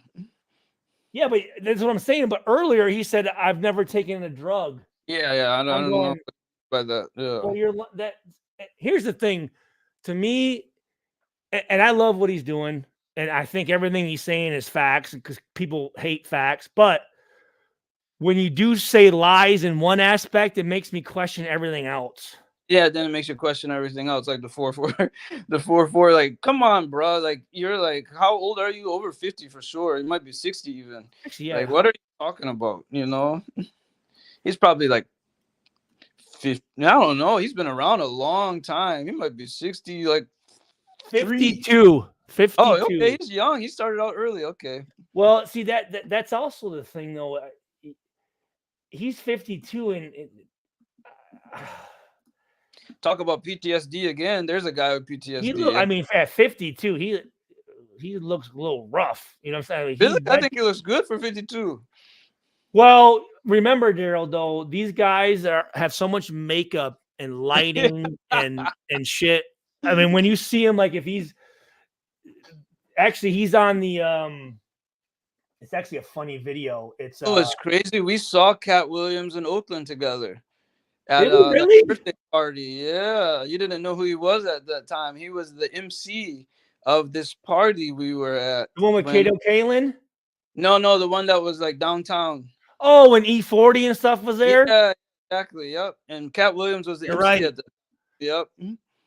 Yeah, because we just called him Pimp. What was his character in? Some sort. Yeah, right. Exactly. What was his character name in that? A pimp named Slickback. Is that what it was? Yeah, I don't know, but yeah, he was the MC at that time, and I just barely knew him. Money Mike. His name was Money Mike. That's right. Oh, Money. Okay. We're like, that's Money Mike. That's Money Mike. Yep. Him at that time, but I knew that like, that's Cat Williams. I couldn't hear him really well. Wait, hold on. Wait. You talk too much, anyways. What are you talking about, dude? What is he talking about, Doctor? Let's see. Hold on. Let me see if I missed something. Yeah, let's check it out. Dr. Dandruff podcast. Okay, wait. Twan put the glasses on. Where am I missing? Let's see. Let's check it out. Let's see. That guy's probably gone. All right. I know. I'm just looking at. Did he ask a question and I didn't see it or what? Yeah, right. Let's see what this is. Hell, we give more of a fuck about the ones that tap in with the nation on street level. We used to have to sell y'all at studios or TV. Now we got real ones that connect on the tube with. Oh, thank you, Ronnie. All right. So this says, yo, okay. like podcasters. Mola. You talk too much anyways. No, we don't know. What is that? Hold on. What's up, Stu? You think the Patriots will try to pull a fast one and hire McDummy for cheap, forcing the Raiders to pay most of the... Probably. Fucking asshole. What's up, Stu? Finally cut alive. Looking like Jesus with the hair, homie. Raider Nation. Thank you. Raider And then, hey, Nation. Stu, let me ask you, do you think it's... Who do you think is going to be... Okay, I think Tua be our next Nnamdi Asomugha, or do we have him already? Yeah, we have him. Well, I would say Jack Jones. I always want to say Jack Johnson. Jack Jones. Jack Jones. I think he could be just as good as Nnamdi. Do I think he's physically the same type of guy? No, Nnamdi was ridiculous. But I mean, he has the ability to have just as many interceptions and, you know, do what Nnamdi can do in the right situation. So, but I mean, obviously, I know Nnamdi very close, but from what I can see, I think, he stat wise, I think he can do it. But how tall is Jack Jones? Oh, hold on one sec, Daryl. Let me see. Jack Jones. Let me see. Let me see. Yeah, Jack Jones. Here we go. He's 26. Okay, so he is. Oh, wow. 5'5". He's 5'11", 175. How is that possible? Wow. I don't know. Because Nnamdi's 6'3", 220. Yeah. Wow, he seems bigger than that. Fuck. Okay. Wow. That's tight. Okay. All right. Well. Shit. I mean, he can tackle though, and he can shit. I mean, okay. To be that small and play against these behemoths, it seems so painful. Well, you remember Fabian? Yep. That son of a bitch was probably 5'11", 150. You think he was that skinny? Yeah, he was. He was. Yeah. That's Now true. he ran the fastest 40 at the combine in 05, and he could hit motherfuckers, dude. He was tough. He was tough. He was very tough for a little guy. Yeah, tough. he was. Played a long time too. That was your boy, man. Yeah, Fabo. You met Fabian a lot. Yeah. I think as the first. See, I don't think, Daryl, do you think that Gruden would be an assistant somewhere? I don't think he would. No, he's Hollywood. No way. Yeah, right. It's got to be. I mean, he's got to not only be the head guy, but he's got to make sure that everyone knows he's the head guy. Yeah. I definitely don't think that he would ever take an assistant job, especially down in fucking New Orleans. What the fuck? I don't think so. No, I don't know why he would do that even. Yeah, right. I mean, again, that's another guy. It's like, what do you have to prove, man? Yeah, right. You know, I mean, some of these guys, I'm sitting here thinking, like, dude, enjoy your fucking retirement, dude. You worked your whole life. Like, why do you want to still continue? But I think, again, guys don't know anything else. That was my second. Saban retired. Did he really? Oh, you didn't hear that? Okay, yeah. He's done. Yep. Perfect timing. He's done. I wanted to hear your thoughts. Great. One of the greatest coaches ever. Exactly. If not the greatest coach ever, to be honest with you. Great recruiter. Fucking. How do you compare him to Belichick? Because I look at those two guys as people who want to win badly. But here's the deal. They come from that same tree, because I think Belichick, I think Belichick was the head coach when Saban was the DB coach at Cleveland, if I'm not mistaken. I might be wrong. Nice. No, I think you're right. That's a great call. Yeah. Because I've never had any personal experience with Billy. I mean, we played against the Colts, the Patriots in 05, but I had a lot of former teammates like Nico. Nico played for New England. Matt Light. Roosevelt Colvin, Gene Murkowski, trying to think, Rob Ninkovich, all Purdue guys that I know, and they all love him. They all love him. Okay. I think he's annoying. I mean, Yes. but shit, would I have loved to play for him? Yeah. You would have been great there. And he loves Purdue guys too. But here's the deal. Like anyone that's going to get you a chance to win a Super Bowl, dude, like how can you not love that? I mean, I'll do whatever you tell me to do. Like, right? You know what I'm saying? Like, but some coaches, like, you're telling me something, but it's not working and you don't adjust. Like, you don't give a fuck. You know who was coach when I was at Central Michigan? Chip Kelly. Terrible guy. Wait. Brian Kelly. Oh, Brian Kelly. Sorry. Yeah, because I get them too confused too. Yeah. Well, you know where he started at was Grand Valley. Yeah. Then he went to Brian somewhere Kelly, else. and then he went to like Central. Cincinnati. Yeah, he went to And then Cincinnati after us, I Cincinnati. think. Yeah. And then Cincinnati it was to Grand Notre Valley to Dame and Central. Notre Dame Yeah. to LSU. Yeah. Well, so obviously Ian, he plays for Grand Valley State. Brian Kelly has two sons that one of them plays at Grand Valley right now. He goes He goes back to Grand Valley games. The reason I thought about him is because he's another guy who wanted to win badly. So he got the heck out of Central Michigan pretty fast. But he wasn't there very long, right? He wasn't there long, but in the weight room, he was so bad. Well, so I want to say halfway through his Notre Dame tenure, he changed because he was like a dick, like he was an asshole, and he's kind of changed and become more of somewhat of a player's. Okay, that's good.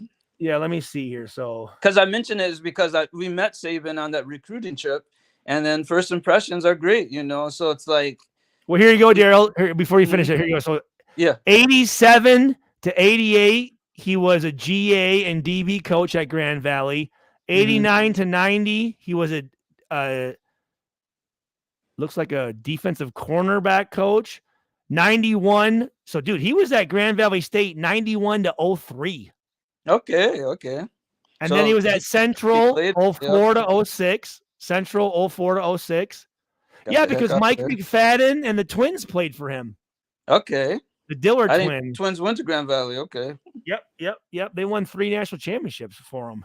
I did not know they went to Grand Valley. So cool. Yep. And then he was at Central 04 to 06, Notre Dame or Cincinnati 06 to 09. And then Notre Dame he was at Notre Dame 11 years and now LSU. 11 years. Wow. I didn't know. So here you go. He's 283 wins to 103 and 2 ties, 8-5 in bowl games. 2 NCAA Division II championships, 3 3 conference championships, 3 GLIAC championships, 1 MAC. So he won a MAC championship at Central. 2 big. Yeah, we had quarterback. He actually played in NFL too. Oh yeah, Dan. I don't remember his name. He was a big deal. He was a beast, a white dude. Yeah. Dan. Yeah. Dan. Shit, I even used to be friends with him. I don't remember. They almost beat Purdue in the Little Caesars Bowl. Right. Yeah. I used to be friends with that guy. That's funny. He was a mobile guy. If I'm not mistaken, I think he was a lefty too. He wasn't too mobile though. He was a taller guy. Let me see. Find out who he is. Yeah.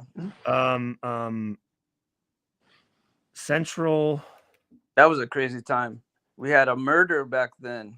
We had from the guy who blocked all those kicks. You knew that? How did you know that? Wow. Yeah, no, I remember him. He was from he might have been from he's from Bay City, I think. Oh, I thought it was from like the west side over there. Like maybe. I just know he set a record for like block kicks or something. You knew about that. That's crazy. Oh yeah, I remember that, dude. Wow. He broke the national record. Yeah, and then he hit a kid and the kid fell back and smashed his head. Yeah, well, he did that, but someone else jumped on his head. Yeah. Yeah, didn't you say you saw it? No, I didn't see it. No. Dan LaFleur. Don't put that on me. Well, no, I didn't say you're a participant, but I thought you were I wasn't. No, Dan no. LaFleur. Yo, that barely sounds familiar anymore, but I remember. That's the quarterback. He yeah. So he started all 4 years. Let's see, threw for because he like won as like a freshman. 1,300 yards Mm-hmm. passing, 102 touchdowns. And we had Adam Keefe on that team. You know him too. The offensive lineman. Yep, out of Grand Rapids. Yep. Where did he go? Didn't he get drafted by Tampa? He got drafted. I want to say the Miami? Saints. I can't remember. Maybe Miami. Let me see here. So wait. No, by the Browns. I want to say. I think you're right. I think you're right. Yeah. I think you're right. Let me see here though. Let me see. Yeah, rushing. No, so he. Shit, yeah, his sophomore year, Gerald, he rushed for almost 1,200 yards. They ran the option. You're right. Okay. Yeah. Yeah, he could run. He could run. He wasn't that fast, but he ran it well. That's right. So look at this. His sophomore year, 1,122 yards, average 6 yards per carry with 19 rushing touchdowns. Yeah, I remember that now. We ran the option. Yeah, he could run. He could run. I think he wasn't very fast though. I remember. That's why I forgot. Yeah. Yeah, I remember him because it wasn't like a crouch. Not like oh no. Yeah. But I remember what's going on here. I remember watching him, and then I remember there was a guy, his name was Brock. Brock something played offensive line for Central, played for the Lions. And I remember us playing like in this charity thing. We'd go across the state and like old Lions players would do like play like the firemen of whatever. Hello? Nope. You're back. Hello? Yeah, I got you. All right. Hold on. What the hell's going on here? I've never seen that happen before. But I remember I talked to him a little bit. He was good kid. He was big though. He was probably 6'4", 6'5". Yeah, I was gonna say tall guy. He wasn't like the shorter compact guy. Yeah. No, Tyree, dude. That's the thing. When they moved him inside to defensive tackle, which I thought when we drafted him, I said he's a defensive tackle. When they moved him in, he's played really well. So I think we have Kuntz out there as a defensive end, bringing another one, but I think you keep Tyree Wilson in as an interior lineman. So, hey Stu, what's up? Question: do you want to compete with Aiden? Question: who do you want to compete with, Aiden, and who's your next coach for the Raiders? And what are your thoughts? Just want to win and success. So I would say to compete with Aiden, to be honest with you, Russell Wilson. Bring him in. You want him in, huh? As a winner, right? He's won everywhere he's been, man. And again, I would much rather put my money into a guy that I know can win, and I don't think he's done. He's still in great freaking shape. I think he just got he got in a shitty situation with that dickhead coach there in Denver, who's an asshole. Or Justin Fields. But I think we'd have to give up quite a bit for Justin Fields, but I'd rather do that than try to trade up and draft some kid that's, unless, I mean, JJ McCarthy or the kid from North Carolina, but I'm not taking the kid from USC, the kid from LSU, or the Bo Nix. I'm not taking any of those guys. With all the pressure on AOC and the head coach, it's like, how can you win under these circumstances, though? Like, I feel like they need a little more support. There's like, who's going to replace them? It's like, they're like, I don't know. Well, that's the thing is I tell people, I'm like, we have a guy there that can win games. I'm sitting here like everyone's so hard on AOC. Yeah. I'm going, dude, the kid, 2 different head coaches, 2 different offensive coordinators. And the last 4 weeks, Daryl, he didn't have we didn't have our franchise running back. Our best offensive lineman, Colton Miller, was hurt pretty much the whole time. And then his basically safety valve, our number 2 draft pick, the kid from Notre Dame, our tight end, didn't play. You're right. And he still went out there and competed, and I thought he performed well. And people want to come in and say, oh, he sucks, this and that. And when I say, show me facts, they can't. Can't say he sucks. That's the wrong thing. No, I mean, Can't say he sucks. come on. I mean, I'm going off of, when the people talk about Derek Carr's rookie year, I don't think he won a game for the Raiders. No. Did terrible. Or again, Yeah. I look at Peyton Manning. Plenty of quarterbacks. Peyton Manning went 3-13 and set an NFL record with 28 interceptions. Aiden O'Connell finished with 12 touchdowns and I think 7 interceptions Mm-hmm. in like 6 or 7 weeks Mm-hmm. on a team that no one even fucking gave a chance to make the playoffs, and we almost did. Mm-hmm. But Stu, you just say that because he's from the majority of the fans. The people, they're not going to say that. People just know how to get me fucking going. Yeah. But again, I always say, dude, again, if you're going to say something, you better have a reason for saying, especially if you're going to sit and call a guy fucking trash. Mm-hmm. You know what I'm saying? Like, and you never played, and you're just saying that because, like, come on, man. Like, don't do that. Don't do that. Give him a chance. No way in hell. Yeah, I mean that. And again, I'm not saying that he's the only quarterback we need. Yeah, bring in a guy, but I'm looking at the Raiders, Daryl, and I'm going, if I'm looking at the team from a whole, and I'm looking at positions, needs, quarterback's not number 1. I don't think it is. I think a D lineman. I what I keep saying is cornerback. Get a fucking cornerback in here with the 13th pick overall. How's the safety doing towards the end of the season? Morag, 25 from TCU. Yeah, because didn't start out as well, I thought. Here's the deal when and you know this. When it comes to safeties, I look at my performance my first 4 years, and I look at how critical people were of me, and then I see what these other guys are doing and their output and how people just give them every fucking chance they can, and I'm going, like, and I look at the round these guys are drafted in, and people are like, well, he's still learning. I'm like, dude, fuck, I started my last 3 games my rookie year. You know what I mean? And like, you're still waiting. Like, I'm going, what are we waiting on here? Come on. What are we doing? He did play better. Yeah, he improved as it went on. Did. He improved.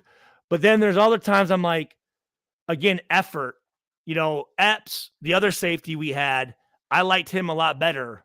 I mean, there were plays in that Colts game where Morag's in the, the position I played, right? Yeah. They're like, well, he plays so far back. I'm going, he can still get involved.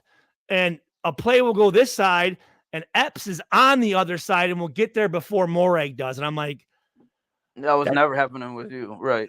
But again, not only I'm not comparing them to me, but I'm just going. But I'm just saying, though, that you played the position well. I'm just saying that effort concerns me. Yeah, the effort part, right? Exactly. And then people not recognizing that, it's like, dude, you gotta hold him accountable for that. There's no fucking reason that he's not getting over there before Epps, because Epps, shit, no one knows who the fuck Epps is.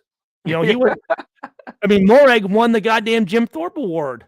You know what I'm saying? So like, he should.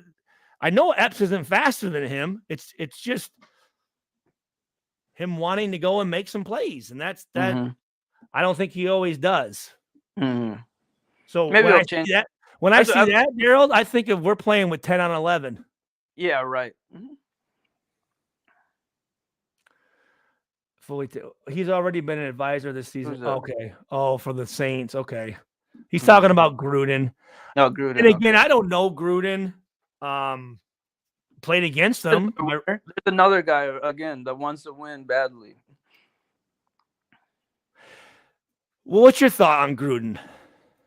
Like, that's what I'm trying to kind of create this kind of list of the guys who want to win, who I like a Saban, and the guys who want to win, who I don't necessarily like the guy from Belichick or Gruden, Belichick or Gruden.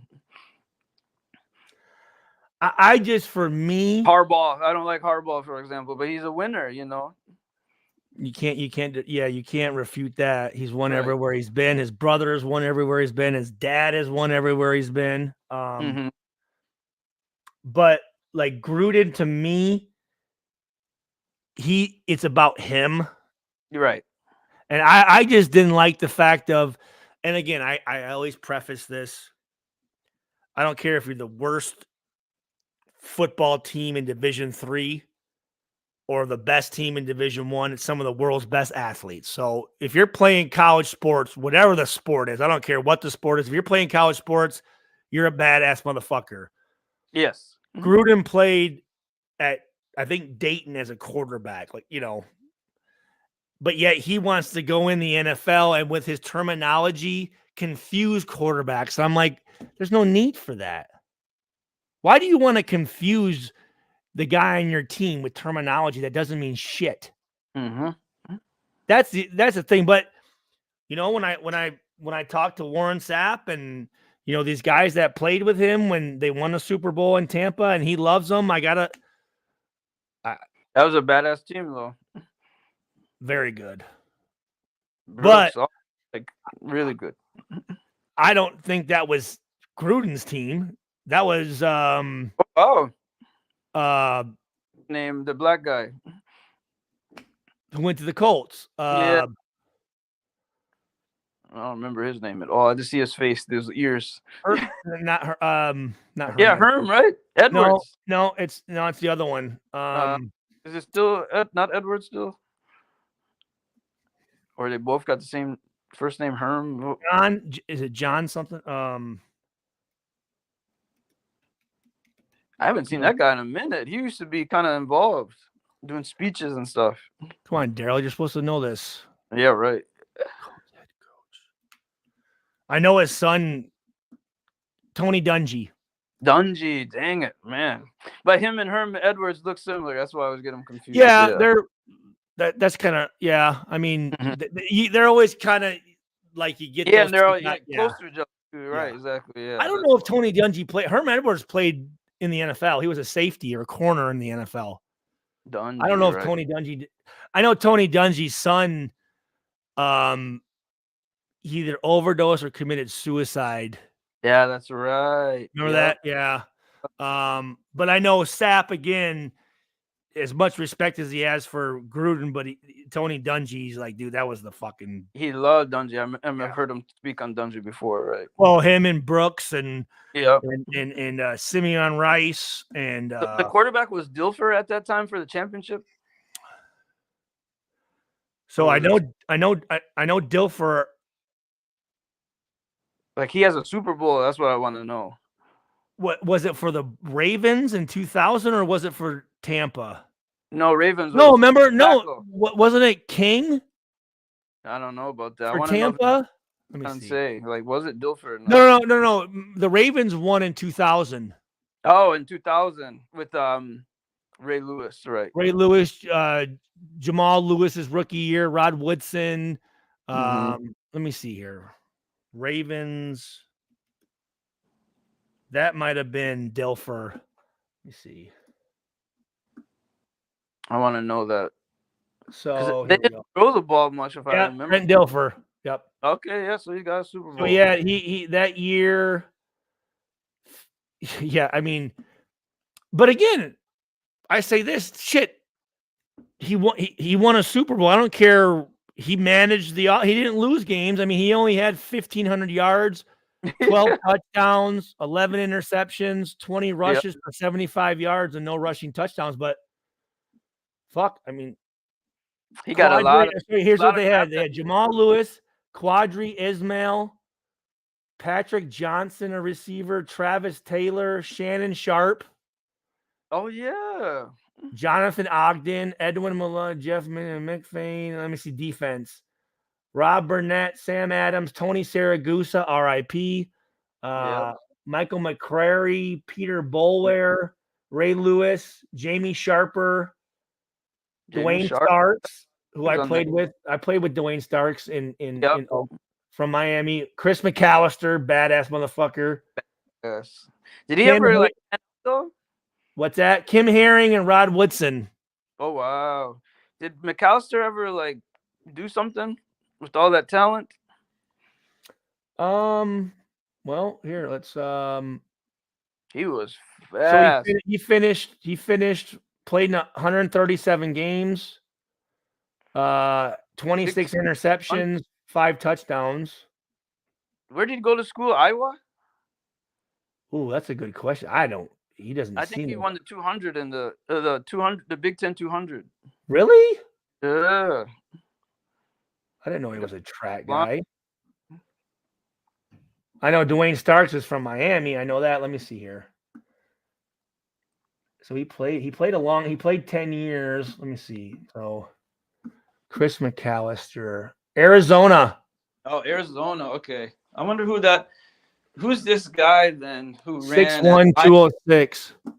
who ran that at Iowa? He was fast too. You know this guy too. Well, that was Tim Dwight. Tim Dwight. There we go. Yeah. He was a receiver though and kick Yeah, he was a returner. receiver. He Yeah, actually played in 07. He played for the Raiders. And what school did he go to? Iowa, right? Iowa. Yeah, okay, that's what it was. I ran against him. That's why I was wondering. He, if I'm not mistaken, he won the 100, I think. I think he won both. He definitely won the 200 though. 100 and 200? Who was the Wisconsin guy that was running against him at that Michael time? Bennett. Yeah, Bennett was running at the time. I know he ran the 100.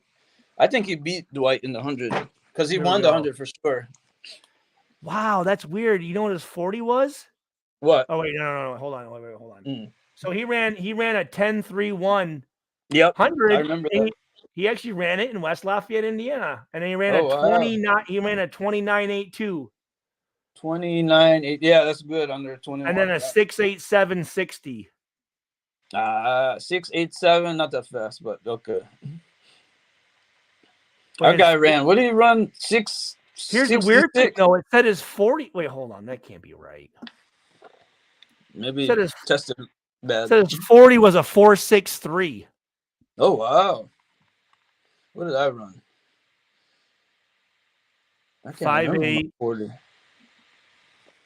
Oh, I ran Yeah. a 4.48. Yeah, that's right. When did you run a 40? In track, like in practice, basically. Like before the season started, They run we all 40s. did 40s. They run we did 40s in track. They just did it for times.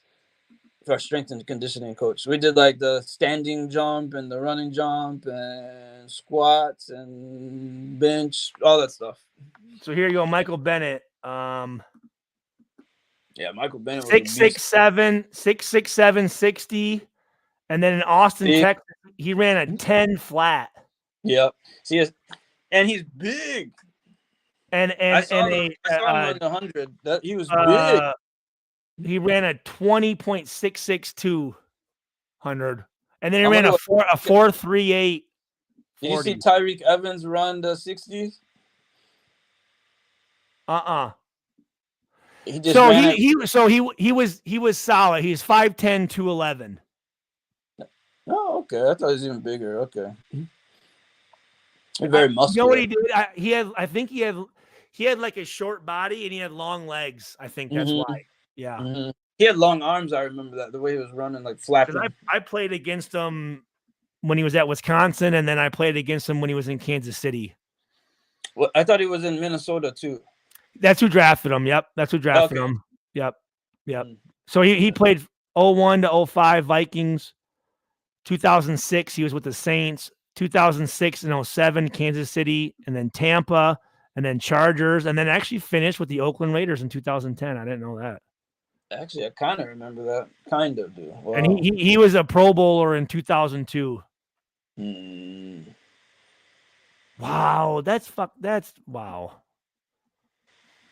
His 20-yard shuttle, dude. I fucking smoked him in this 20-yard shuttle, and I smoked I was just him in telling his- my wife how good you were at that. I was like, I couldn't touch Well, and you. then the 3-cone drill, I smoked. Yeah, I ran, the dot drill. The 3 cones and the Yeah. shuttles, like that's where I knew for sure Stewart's faster. Even the than bench, I smoked them, and my vertical was 38.5. How many? What you guys rep, right? On Yeah, 225? I did How many 19. reps you do? I did 19. Okay, wow. He did 13. Mm-hmm.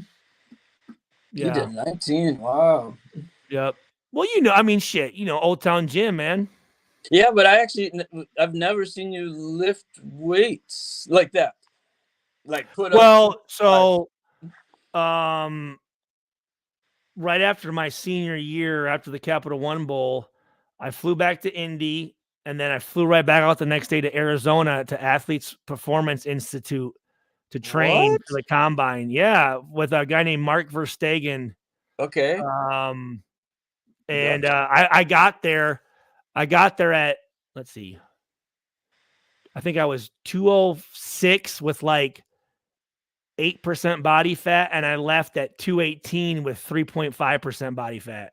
Tell me about that. This is crazy. Yeah, dude. It was it was probably about, I think my agent Ben Duggar, it was probably about 80 grand, I think, for 5 weeks, and he paid for everything. And yeah, I do. They taught you how to run all the drills. Like you get there and drink this, eat this, and it was 6 days a week, 2-a-days. Who was all there? Like how many people? So it was Tatum Bell. Okay. Who is a track runner, T-Speed from Oklahoma State, running back, played for Denver, great friend of mine. Roy Williams. Wow. D'Angelo Hall. Okay, wow. Hold on, hey, what's up, brother? So working the night shift. This is my very, very close friend, Daryl Sly. Daryl, this is Ruthless. He's a 49ers content creator. Okay, what up, Ruthless? What's up, man? Hey, I had that boy Mike Furry, bro. That dude ran a 4.38. So I know Mike Fury was always kind of a bitch. Was he? For the Lions, number 87. Yeah, he played different position. He thought he hold on. I want to know where he's from, because he acted like he was like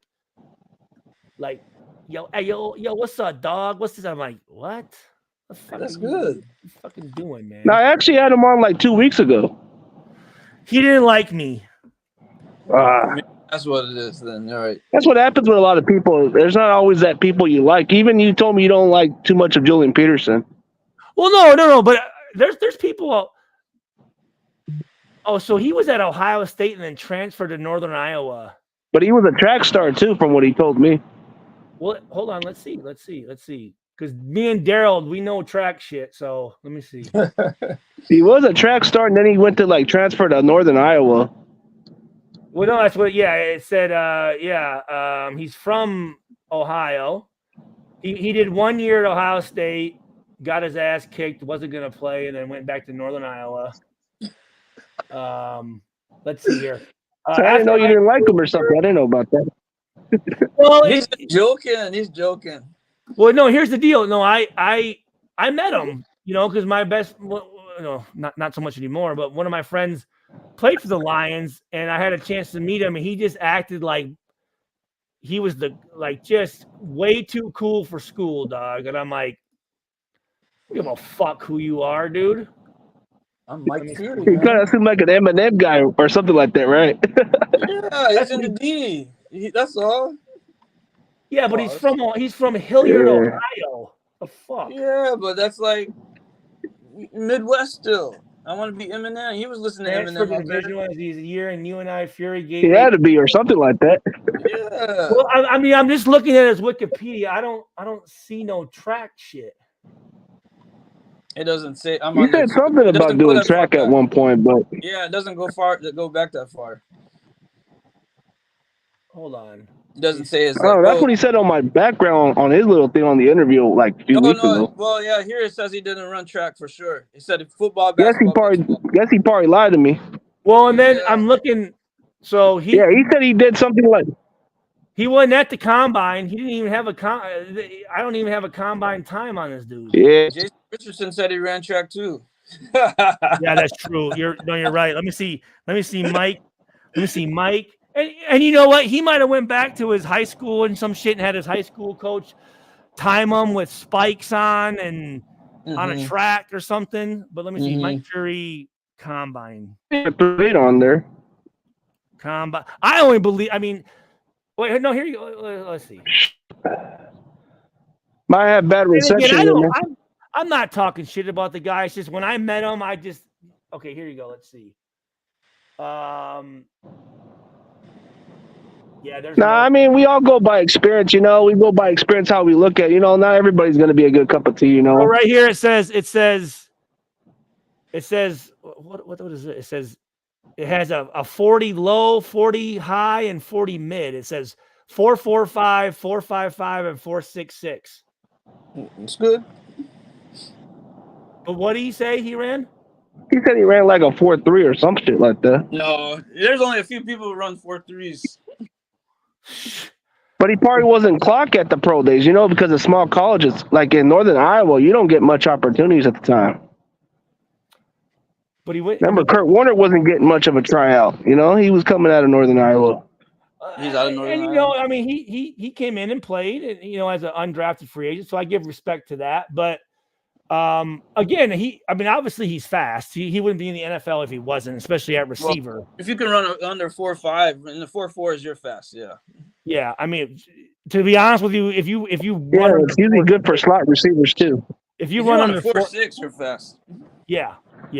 And at slot, it wasn't about slots more for a slot receiver. Yeah, it's more quick, right? Like Wes Welker probably wasn't more of the shiftiness. Yeah, Dante Hall. You know, like Wes Welker was a 4.66 or something like that. Yeah, exactly. Yeah, that's not that fast. Exactly. Well, and again, that's what shows you that a lot of those times don't mean fucking shit. That's true too. It only do means overlook it too. Like look at what? Well, I mean, you ran a 4.45, right? I ran a 4.4, 4.44, 4.45. Like I said, I ran the fastest. But that was at least good on your size. I ran the fastest L shuttle in the entire combine at 6'3", 218.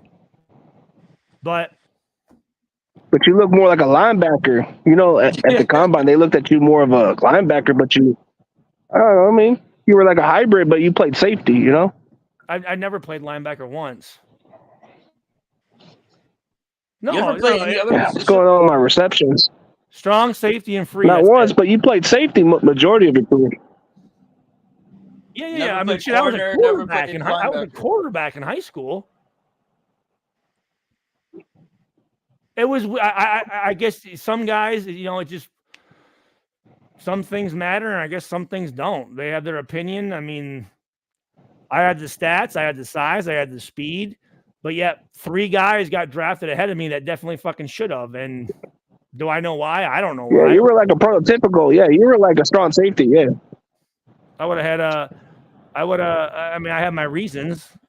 You covered Tony Gonzalez one-on-one a lot. So you actually had your way with him. Yeah, but I was again, my position naturally was a free. But when I was with the Lions and I had a chance to play strong, fuck. Dude, strong safety. If I would have been, and again, nothing against Roy Williams, you know, Texas, Oklahoma safety, Troy Polamalu, you know, Sean Taylor and some of not Sean Taylor, some of these other guys. I would have had 1 million fucking tackles, 1 million. You had a lot of tackles still, though. Yeah, I did. Coming from free. I mean, you could have played longer too. You could have played longer. Yeah, a lot of these guys were on good teams, man, and had great. Not that I didn't have great defensive guys around me, but our teams weren't very good. But you were kind of like mostly like almost at 100 tackles. What's that? I think your season best was 80 or almost 100 tackles in the season with the Raiders. So my best year was 06 when we had the number 1 pass defense, the number 3 overall defense, and I was second in the NFL for safeties with 109 tackles behind Chris Holt from the Tennessee Titans. Yeah, it was one of your tackles. Yeah, it was at least 100 something tackles. I remember you had the most tackles at safety behind that. If you look at the Raiders, he's in the top 3, top 16. Well, Over, I mean, if you Not look like at the, if 06 you was look the at the best year of their number, defense total, when they were total decent, you know, tackles, like a deep, like if you look at the total tackles, yeah, but if you go by my We wrote that tackles down. for how many games I played in, I'm second all time overall for the Raiders in the history of the Second, Raiders. yeah, that's what it was. Number one would be Kirk Morrison. I averaged, I think, 6.9 tackles a game, and Kirk Morrison averaged, I think, 7.5. Which is So, yeah, but I mean, you I know, mean, 109 tackles for a strong safety is pretty impressive, you know, no matter how you look at it. well, no, I Means was you were free. dependable. No, I was Make free. tackles. I was 25 yards deep in the middle of the field. Yeah, and he's second overall in the whole franchise. And some of these guys, like again, Morag, well, he's playing so far deep. So read the offensive line, get involved, get down there and make some fucking tackles. Hey, how did Jalen Graham finish? He finished decent, but he's kind of been mostly the reserve backup right now. He's got some playing time a little bit. Jalen Graham played for he was drafted by the 49ers, Daryl. He played that hybrid safety outside linebacker, but he's from Detroit and played safety and cornerback at is it De La Salle? No, what's the That's Detroit, yeah. Yep. King, De La Salle, Country Day, Yep. Good player. He looks like Keena Turner. What's that that? dude looks like Keena Turner. Who? He looks like Keena Turner. No, he's not. Like, he's like not Keena Turner. He looks like. No, by the face look, they look like it looks like it would be Keena Turner's son right there. He should have worn number 58 to honor that jersey. You're not saying. And you knew he played at Purdue, right? You're not saying Tina Turner, right? Tina Turner, yeah. No, Keena, like Keena Turner, the linebacker for the Niners. He played at Purdue also. Yeah, okay. I was like, what? Yeah, I thought. No, but he looks like him. Oh, Tina Turner, come I on. thought you were saying Tina Turner. Oh, nah. Must have been my freaking little sore throat voice. But since I seen you go on a little live stream, I was like bored at my job. And I was saying, man, I guess you're always up sometimes, man. Well, yeah, no, we're going on 5 hours, but also too, my buddy Daryl is on the other side of the country, so I don't get a chance to talk to him very often. So yeah, the other side of the world, but not the country. Sorry, other side. Of the world. Yeah, different.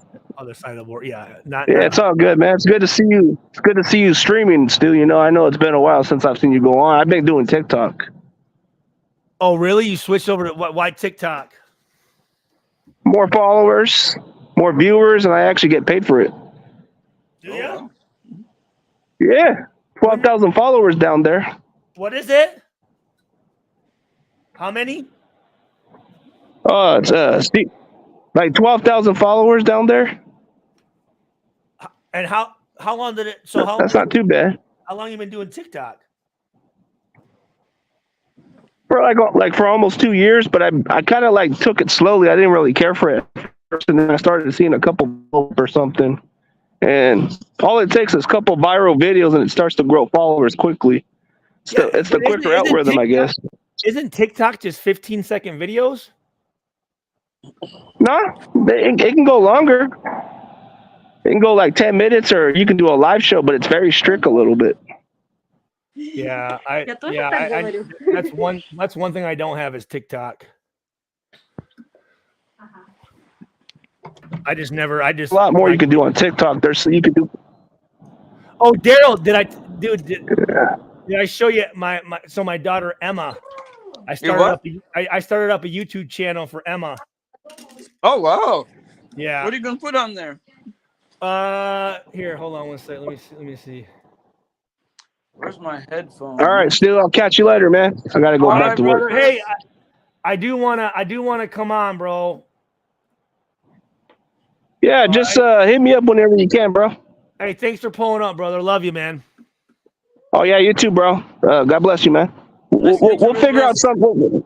We'll figure out something soon, bro. Whenever you got something available, bro, we'll work something out. Sounds good, man. All right, man. Have a good one, man. You too. Let me see here. So we go here. Daryl, you there? Yeah. Just looking for my headphones. Okay. Wifey's home. Oh, and just let me know when you need to go. Okay. Emma, here we go. Yeah. Here we go. Let's see. Where's she at?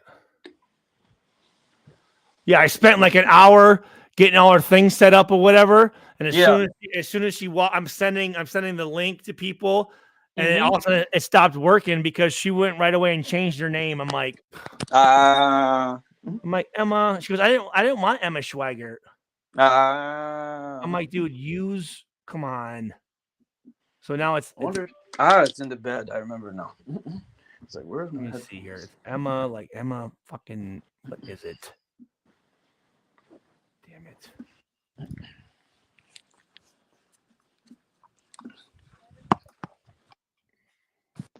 I subscribe.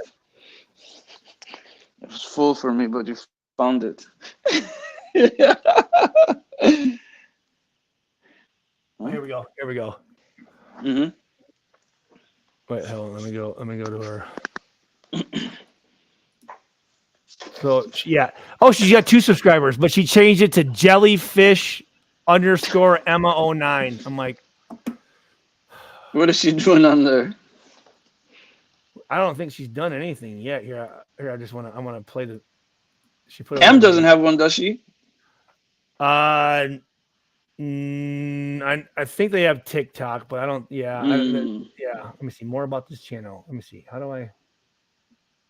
Oh, why can't I? Oh, you know what? She did. God, she took her video down. Oh. Yeah, I was. I just said, "Hi, this is Emma Schweigert. This is my YouTube channel." And come on, Emma. Yeah, I'm like, Emma. She's like telling me what to do. I'm like, how many followers do you have, Emma? Oh, jeez. None. I'm like, okay, I have almost 3,000, so maybe listen to me a little bit. Darn it. Clark, salute, man. Good chit chat. Yeah, no, hey, thanks, man. I appreciate that. No, he's good. He's a like I said, a 49ers content creator. Good dude. Come on, Emma.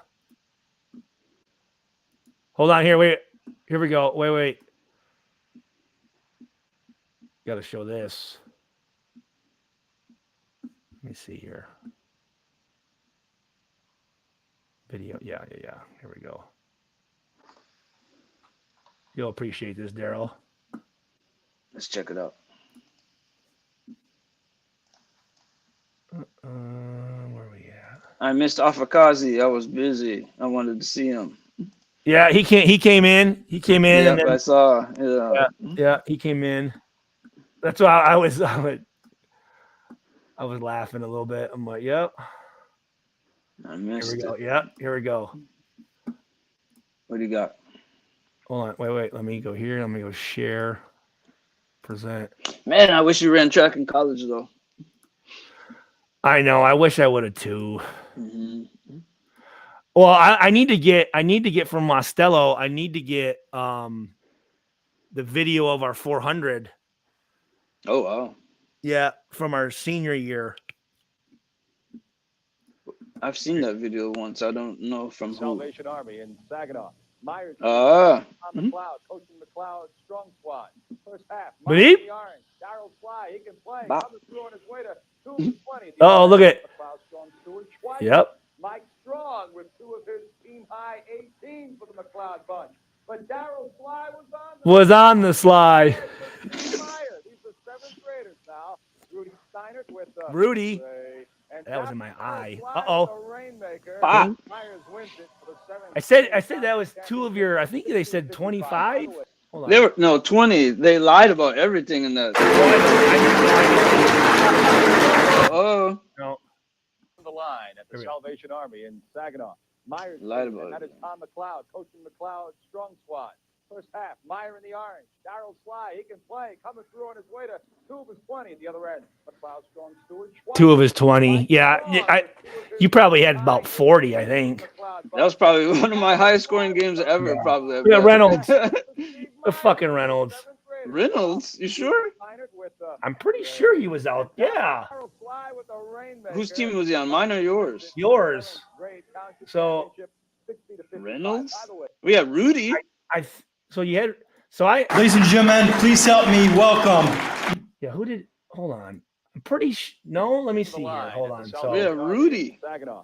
Let's see. And that is Tom McLeod coaching McLeod strong squad.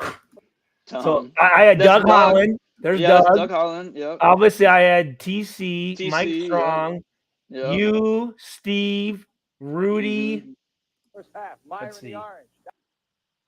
I don't know who that is. Hold on. Let's. That's you at the bottom. That's me with my little wristband. Yeah. Is that Dino? Look like a black person. I don't know. It might be Dino. No, it's Chris Warren, I think. I think it's Chris Warren. Yeah. I don't know. That might be DJ. Maybe There's it's Chris. possible. This is Chris on my team right here. Okay. I remember Chris had a black jersey. I don't think he was on my team. And his Jordans, yep. Yeah. Yeah, that's Chris in his Arkansas Razorback shorts. Yeah, right. I was murking him. Yeah. Oh, yeah, he's wearing his Chris Webbers. Those Chris Webbers. That's definitely him. Yeah, that's why I scored so much. Yeah, I remember now. How come I gave up? Yeah, why did I give up so easily? I wonder. We were probably destroying you guys. Bad because we were killing us. Let's see. I've never. Yeah, that was a good shot right there, though. I'll give him that. But Darryl Slide. Oh no, that's Lauka. I think it's one of the Laukas. I think. What is that? Running Who's down. This? Yeah, it does look like a Lauka. You're right. That is a Lauka. That's Josh. Yeah. Yep. I don't know who is that. I don't know who that is. Steve told me something recently, and I realized that I regret it. He said that he used to go to watch every one of your games at Buffalo Wild Wings, and you know what I did? For your games, I watched all of it on the stupid ESPN app. And so, like, I didn't watch it live because I was at church. And after church, I didn't want to go to the bar. And so I would sit in my bed in my Wait, there was a on your phone? On your phone, yeah, exactly. So it was like, it's not like the game, it's like just the stats. And so I would keep an eye on it. Like where it shows like a little like he has the ball on the 5 and tackle by Stu yeah, like this. okay. Right. Yeah. And I never considered going to Buffalo Wild Wings because I would be coming home from church.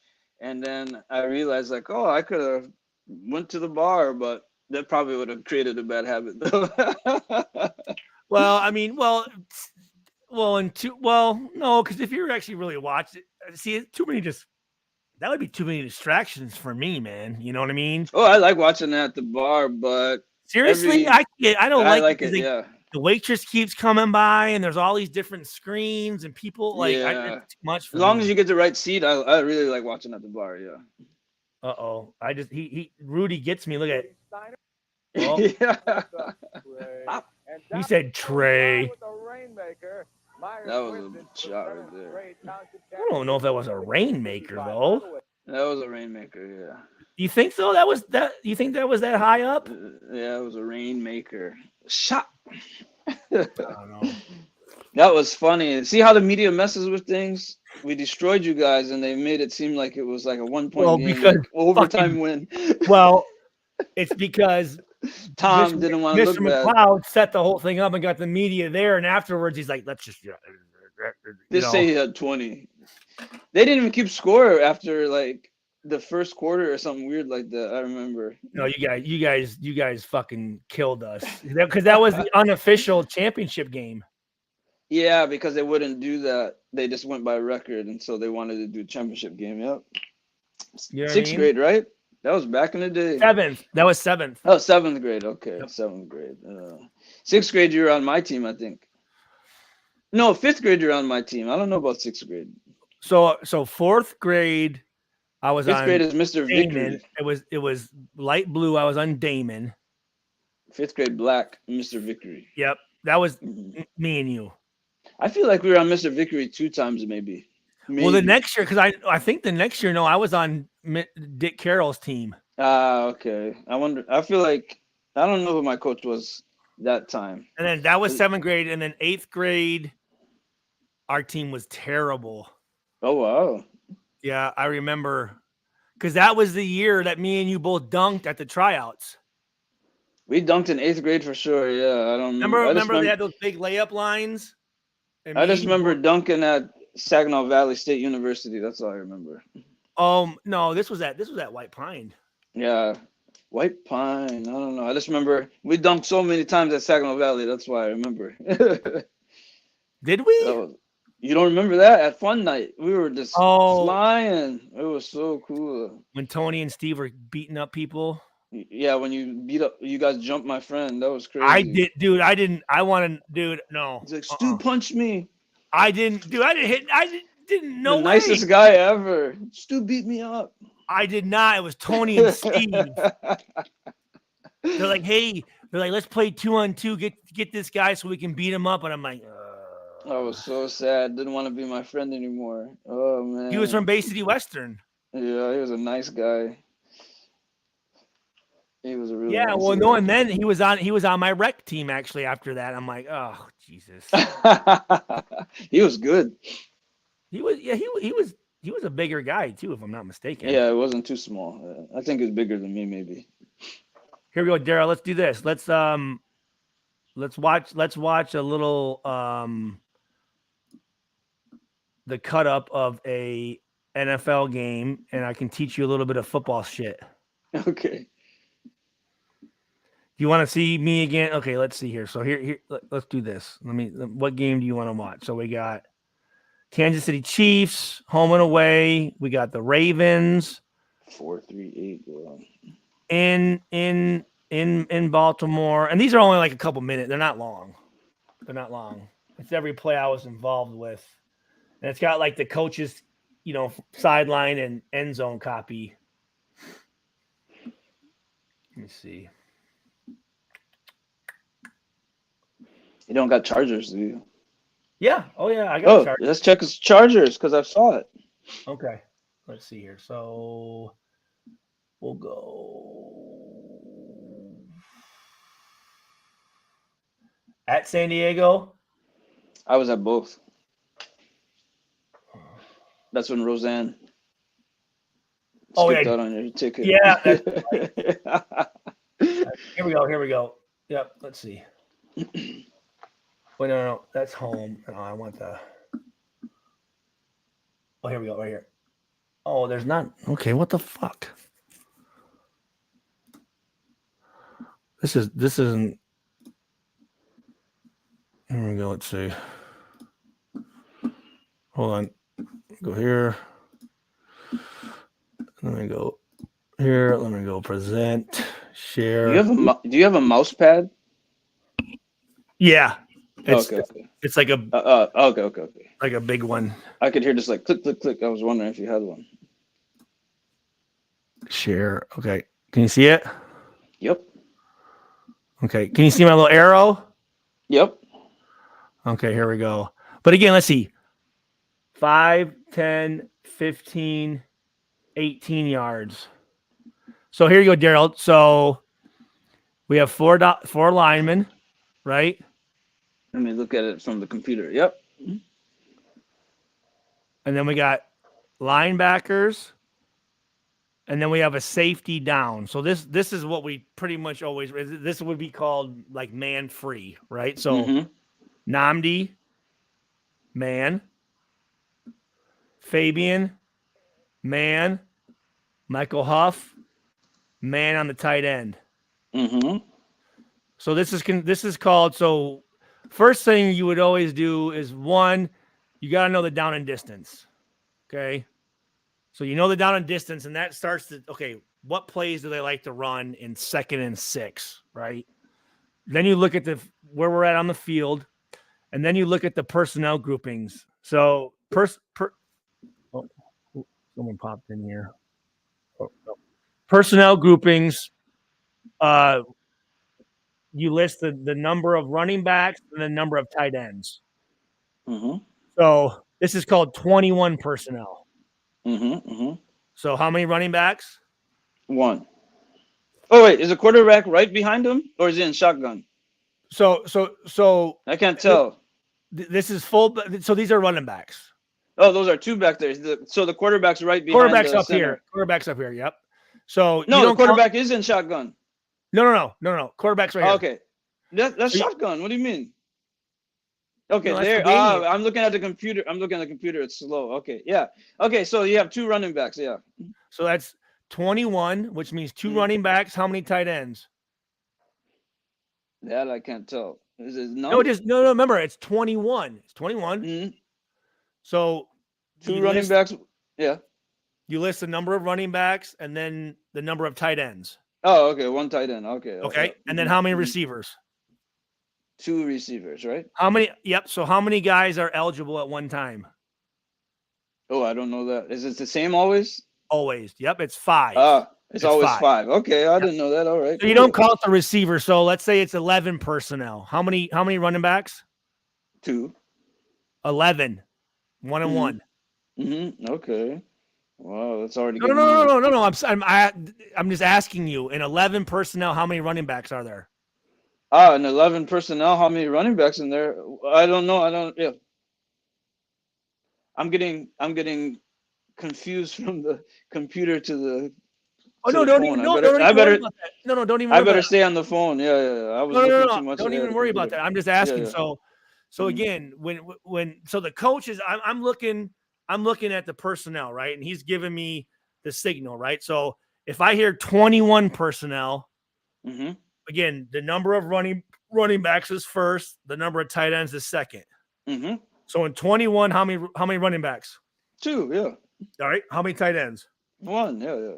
How many receivers? So you just subtract that? Okay, all right. So you have 5. Yeah. So you have 21. So there's 2 receivers, right? Okay. Yes. Now, how about 11 personnel? Yeah, I don't understand that though. So, what does that mean? Well, think about 21. What was 21? 11 is 1 and 1. So you have one. Okay, when you one said running back. Okay. 11, 1 and 1. Yeah. 1. How many receivers? 1 tight end. So you have 3 receivers. Okay. There you go. All right. Last one. How about 22? 22, 2 running backs, 2 tight ends, 1 receiver. Yeah. All right. Now think about this. 21 personnel back in the day was like pretty normal, run or pass, right? Really depending on where this fullback is. So this is considered I near, which means the fullback is offset to the tight end. Right?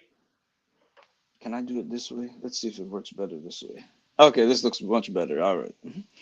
Because if I look on the computer, it's like a lag, and I'm like behind. So I'm not moving. I'm not moving it at all. No, when you move the cursor, it's like still behind. Yeah. Okay. So okay, keep going. So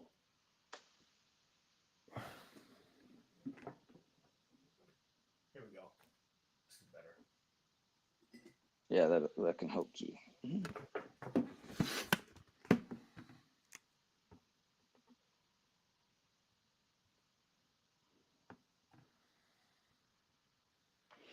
But I remember what you said in the last show that I can tell this is a pass play.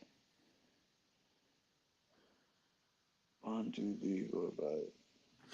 Okay, so here you go. Right. So see the fullback? He's on the same side as the tight end. So that's called I near. Okay. Now, if it were I far, he's away from the tight end. And that little formation, completely different set of plays. Right. Completely different tendencies. You know what I'm saying? So that's why I need to know what's the personnel grouping. Okay, 21. Now, let's say it's 22 personnel, right? So what does that mean? 2 running backs, 2 tight ends. And how many receivers? 1 receiver. Yeah. So if you're thinking about it, what does that formation as far as run or pass? Run.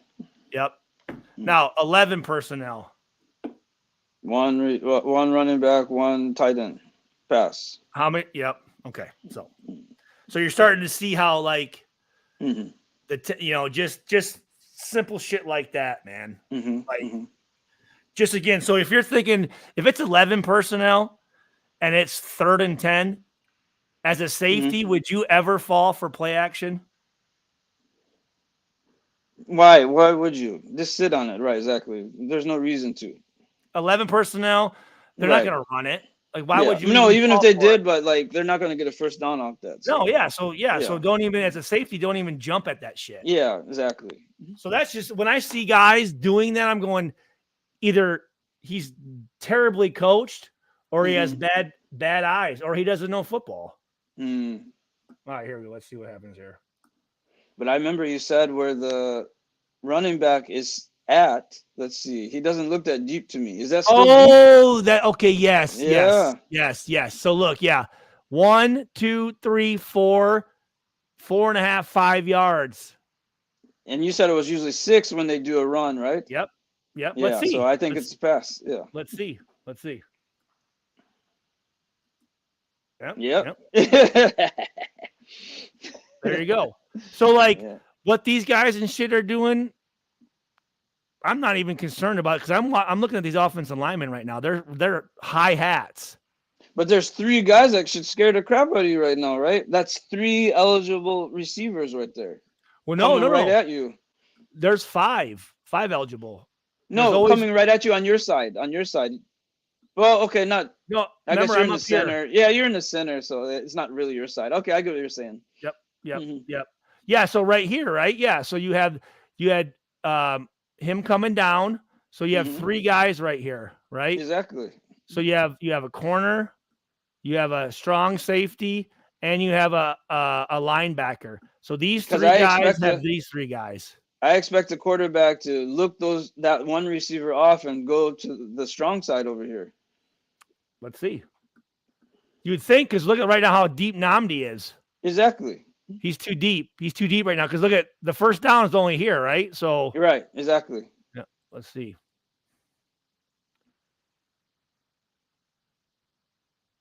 Yep. Okay. See, he's going for that. What is that? A tight fullback, running back? So I think actually, no, I think he throws it to Gates right here. Okay. And I think I have a pretty good tackle on Gates here. I forgot about Gates. Yeah, here we go. Oh yeah, he threw the Gates. He was good. Here we go. Gates. Look at. So look at. So he did throw it to that one. So they isolated it for like a one-on-one kind of situation. Well, because again, you're looking, and here's what you have to look at too. So I'm looking here, and 4 yards. You have Fabian at 5'10", 165, and you have Antonio Gates at 6'2", 6'3", 260. He used to guard Chris Kaman in the MAC. And really, here's the deal: this linebacker right here, the Sam. He's the only one. So, okay, yeah, this is like, what is he really doing right now? So it's nothing. Right. Right. He's in so no man's land. Yep. So let me do this. So Y. And you can see, look at you. You know what's going on already, which is interesting. You didn't bite on those strong side for some reason. Well, I'm reading the quarterback. Mm-hmm. See the quarterback's shoulders, like that's. Yeah, but I'm saying he could have faked that off and throw it strong side is what I figured he was going to do. Very rarely is a quarterback going to pump one way and throw it to the other. Really? Wow. Maybe Brett Favre. Yeah. Why is that? It's very difficult. It's hard. To go here and then go all take the way your through, vision and go back. Whenever, and he doesn't pump, but whenever there was a pump fake, I usually picked it off because he's going to the same here, place. Yeah. And now I'm going that way, and then he resets and throws it. So I have a jump. Yeah. Mm-hmm. So this is kind of actually so really here's the fucked up, and here's the thing with Antonio Gates being able to be a receiver. This is actually 22 personnel because he's another tight end along with the tight end down here. We only have one receiver, Vincent Jackson. Yeah, right. Exactly. So let me show you what the linebacker. So we have here, and then we have H, and then we have full. So you have Mike. Oh, wow. Now that I look at it, 2 linebackers are just the whole line. It's funny now that I can see it frozen because I remember seeing stuff like this when you played.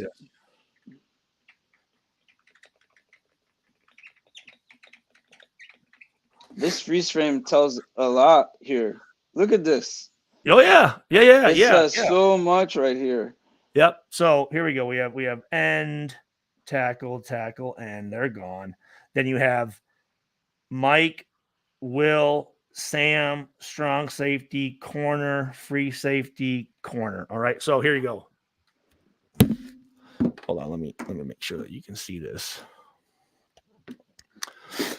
So here, right? So you have the strong safety on the tight end. And then what you do is this fullback and this halfback, it's a 3-on-2 with the Sam, Mike, and Will. Mm-hmm. Right? So the Will has first guy this way, right? Mm-hmm. Sorry, everything's opposite for this. So no, I get what you're saying because I can see it on the screen too. Yeah. Mm-hmm. So here you go. So you have. I totally get it already. Yep. So if you have this guy here, this guy here, this guy here, and this guy here, these guys here. God damn it! I need to figure out a way to. I can see it good. I know, but so he's over here. He's over here. He's here. Mm-hmm. This Will knows no one. There's no threat to his side, right? That's what I'm saying. He's like just standing there. So what you do, Daryl, is right now turn to not number blitz, one. but go. Yeah, exactly. Just start running over there. It should be an interception for a fucking exactly, touchdown. or like at least block the ball or something. Yeah, right? Because right now, as the great Willie Brown, God rest his soul, would say, he's just killing grass. Mm-hmm. He's not doing anything. But you Right. should know. Okay. Will, Mike, and Sam have fullback and halfback. If both guys go this way, you know that Mike and Sam have him, so you have nothing to do with it. Go over here right now. Exactly. Like you're doing, but from the safety position. Look at the freeze frame. You're running over there while that linebacker is just kind of, as you said, tilling grass. Yep. Yep. And that's again, But that's what my is this cornerback doing? That's even worse, it seems like. So, but I mean, the off quarter, like on the other side, not covering down Gates. here or this guy up here. Not covering Gates, the other one. Namdi. Yeah, I don't know who. Down on this side, down. Yeah, here. yeah, at the bottom of the He's screen. too deep. Right. He's too deep. Right. He's way too deep. Like what? No is he reason doing to be really? that deep. Yeah, that's what I'm saying. Yeah, no reason to be that deep. Yeah, but like yeah, you told us that Woodson story. Woodson's like running all the way over to the other side of the field already before, like soon as they hike the ball. Yeah. But here's the deal. So imagine if you didn't read that play well, though. But here's the deal. And this goes into why coaches do shit. So they run those fullback and running back over here to bring that linebacker over to create more space for that slant. Yeah, right. Exactly. Because if they were to run a guy to the other side, that's going to take that line and put him in that window. Of course. By going both this way, it at least holds him for a second and creates a bigger space. And Gates is big enough that when he gets hit, he'll hopefully get at least a yard, but maybe 2. Yep. Mm-hmm.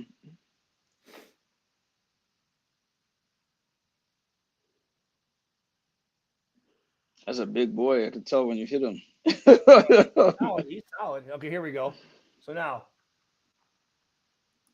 This is a run. So that's Gates again, I think. In motion? So, sorry, up top. Oh, up top, okay. So now, okay, hold on. So I near for them, right? Remember fullback? Yeah. Was to the tight end. Mm-hmm. They passed it. Mm-hmm. Okay. Now they are. Let me see if you know what the formation is. Oh, Afakasi's back. Is he? Yeah. We're doing football 101, Offie. So, mate. So we have half, full. Okay, I'm not even gonna count. I'm just counting Antonio Gates as a receiver, so I'm gonna put him as X, and this guy's Z. So now, and they ran that same motion with him coming down, right? But last time, Daryl, let me see. The fullback was to the tight end. Yep. Now where is he? On the other side, right? So if I near is to the tight end, he's I what? Far, right? Yep. So let's see. So now, hey, how far back is Ladanian? 1. That's what I'm saying. It looks like 3, he's in the 4, run position. 5, 6. You're right. So now I near motion pass. I near far motion, probably a run. Let's see. Oh, there you go. Yep. And then bow. That's so crazy because you called it on the last live. I saw you talking about the distance the running back is at. Yep. And so far it's 2 for 2. So here you go. But again, this is not a good look, dude. All pro LaDainian Tomlinson. Look at got him. Wow. Okay, here we go. So now, and here's the deal. Schottenheimer used to love this shit where, again, it's the same personnel grouping, but he'll put the fullback out here and then motion him back down. Oh, jeez. Yeah, so watch. Throw you off just for a second. Well, maybe, no, he kept him out there. He kept him out. So what happens is what they're looking at is sometimes, so this is Namdi on a receiver. I think it's Gates. And then since the fullback is out there, again, remember I told you the 3 linebackers have the 2 running backs? Mm-hmm. So if this running back's out here, sometimes teams might get confused and leave the corner out here on a fullback and leave the linebacker on. You see what I'm saying? But you guys didn't do that in this situation. No. Okay, good. Yeah.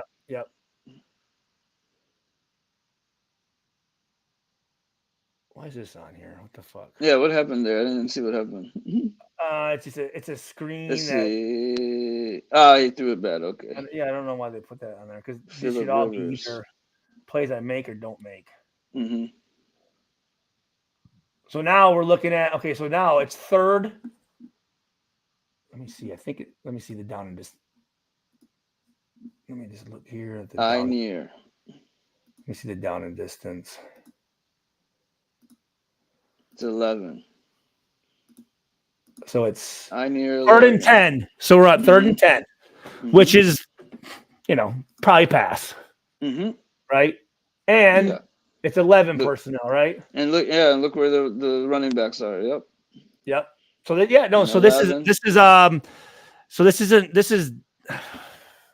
it's not I because there's not a fullback. So it's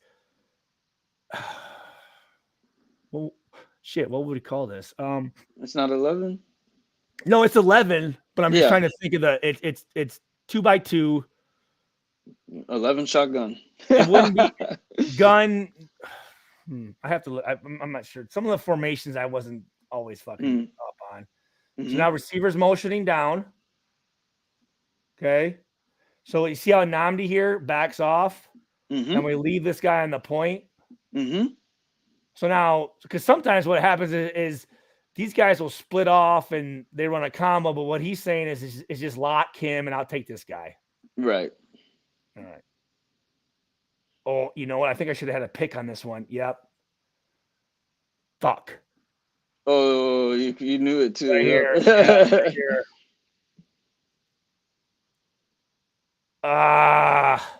No flag on that. Okay, good. Yeah. No. That was close. No? That was very close, no? No, I mean it was good timing. Yeah, good timing, but I'm just saying it was close. Yeah. But again, so what I'm doing is you see Daryl. So here, let me go back here. Again, I'm reading the offensive line, right? So if I'm reading, okay, I'm probably reading this tackle here. The right tackle, because he's uncovered. The guy said split wing. Is that what it's called? Split wing? I don't think it's split wing. Okay. It's twins. Yeah, it's 2x2. I can't remember what what we call the running back. But so I'm looking here at this offensive tackle here, because if it's run, he's gonna have to go block somebody. If he just backs up, I know it's pass right now. You know right away. Yep. So here we go. Let's watch him. So And again, that distance that the running back is at. well, and again, you should know that it's a passing down. Exactly, and it's a passing down, right? Yep. So we're playing man free, man. So man. right now you don't care about much at the bottom of the screen. Why? I'm looking You're really looking at the top of the screen. Is it because of it? He's a right-handed quarterback. No, I'm just looking at where he's looking. Okay, you just look where he looks. Yep. They don't look you So off here- too much, then, huh? So you see, so I'm looking. Yeah. So now I don't want to get too deep. Yeah. Right. But now I'm looking. So I look over here. Nothing to do with this guy. So now my angle is off of this receiver. Mm-hmm. That's who I'm looking at to Okay. help. So here. So I stop and then I'm going, right? He hasn't thrown it yet. Mm-hmm. But I will say this. I was a little too flat this way. I should be coming down. Yep. You look like a circle, kind of. I should be coming. If I were to come straight down instead of Yeah, but rounding if you went straight down, you might have missed it, though. That circle actually helped a little bit. So you see A his little head? bit. Yeah. So he's looking, he's trying to hold me right now. He's looking at me. Mm-hmm. But here, right there. I know right now. Mm-hmm. He's throwing over here to this side. And there's only this short receiver. He's covered. So I know he's throwing it to this guy right here. Or otherwise, he's going to throw it out or he's going to get sacked. This linebacker does not realize that, though. Yeah. Is it because he's too close? And again, that's Thomas Howard. God rest his soul. This was his rookie year, so he's figuring passed things away? out. Okay. Yeah, he got in a he got in a car accident. Yeah, you could see he didn't. You've he met didn't see Thomas. what you You've saw. met. Yeah, You, I met him. Yep. Yeah. Mhm. Big guy. It was funny you mentioned Robert Gallery. I forgot about him. Yep. Another. Well, big you guy. know who his wife is, right? Who? Becca McCann from Freeland. Oh, I didn't know that. Yeah, she played at Iowa. She was a year older than us. I actually found Oh, a wow. Township Times of her, and I sent her a picture of it. She was laughing. That's cool. Yeah. All right, here we go. Let me see. Small world. I know, right? So again, third. Shit, this is. Let's see. Definitely pass. 3rd and 10, right? Mhm. So, all right, here we go. So now, which is, you usually don't see Michael Huff back here, and I'm actually coming down. Let's see. Now, this is split back. So, see, this is split. Okay. Split gun. Y flex. So here we go. We're kind of fucking around, trying to move around a little bit. Oh, there we go. That's a pretty good break by me. Ew. That was a great break. I can't believe you were in that play. Yeah. You got to rewind that. How did you get in that play? So what the heck? So there you are. Look where you are right now. So usually, again, I'm always back for whatever reason. They let me come down. So we're playing cover 3. Okay. Okay. So I'll just show you what cover 3 is.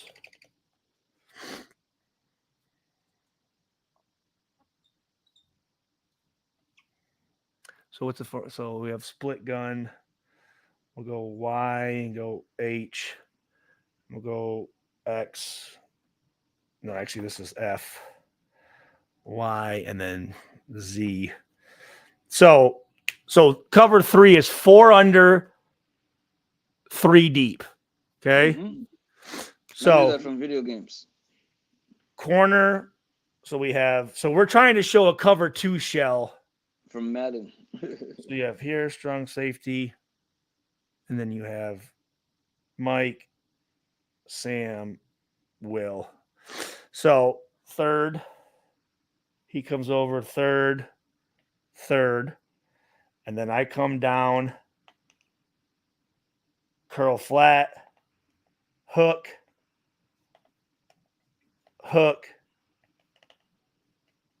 curl flat. So it's morning for Edgar Martinez. Good morning, Edgar. So if you look there, so see how you have the 3 guys deep and then the 4 under? Mm-hmm. So I'm coming down here. I'm coming down here. Mm-hmm. Curl flat. And you always play deep to short. Mm-hmm. Right? Because I know they have to get here. Mm-hmm. So let's see. Yeah, here we go. So I'm fucking around, moving around a little bit, moving, and then boom, right? So the only guy I have to worry about is this receiver right here, right? Right. Coming up down on the bottom half of the screen. So I'm just chilling, watching him. He breaks, I'm down there right now. We're off the field. But what happens is sometimes. Well, in this play, look at the guy in the center. That he had one option. I guess he never looked there though. Yeah, that's interesting about quarterbacks. They only really have like one guy in mind. It seems like. So and sometimes they're just reading this corner. Yeah, and they just right, read the and corner, and all right. he sees is his corner getting deep. Yep. And he's going, oh, he's open. What guy are you The looking at? tight Over end here? actually had a tight end. Yep. He had a chance. Like right. Maybe He's not. looking. He's Yeah. he's looking. And then now. Okay, that was good enough cover. Yeah, there's good enough cover. Okay, so yeah. Mm-hmm. Oh, that's his. Did you see the spot that he gave him? That's bullshit. Look at that. I tackle him here and look at where he gave him spot. They used to fuck us dude, bad. That's bullshit. That's a good catch, actually. Good read that you saw him do that. But there's no Vegas. Mason says no Vegas. Yeah. Yeah. Okay. Oh, see, bad angle. Uh-oh. So here we go. Oh, you caught him so easily. I didn't. No, I didn't. Who's that catching him? I think that's Fabian. So, but let's see what happened. Let's see what the problem was. So here we go. And again, I'm getting blamed for this shit when it's not even my fucking. So here we go. Let's see. Yeah. So we have. So here we go. We have 22 personnel. What? The tight ends are both over here. Tight ends are both on the top part. So 22, right?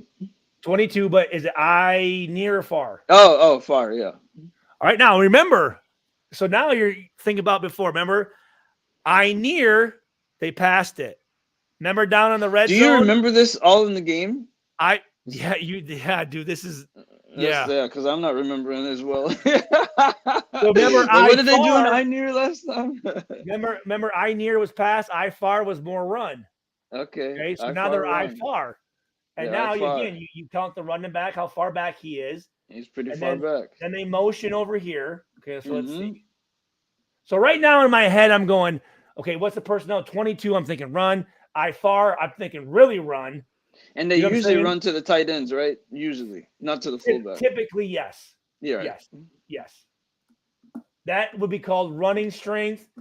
Over here is the passing strength. So let's look. So here we go. So emotions. But again, it's first down, right? First down,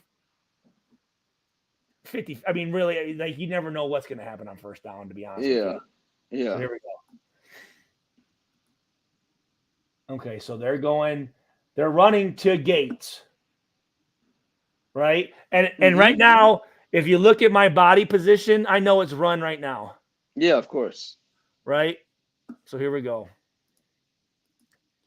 Because I'm thinking this right now. I'm going. They're going to the fullback? We have 1, 2, 3, 4, 5, 6 guys to the left of the center. Right?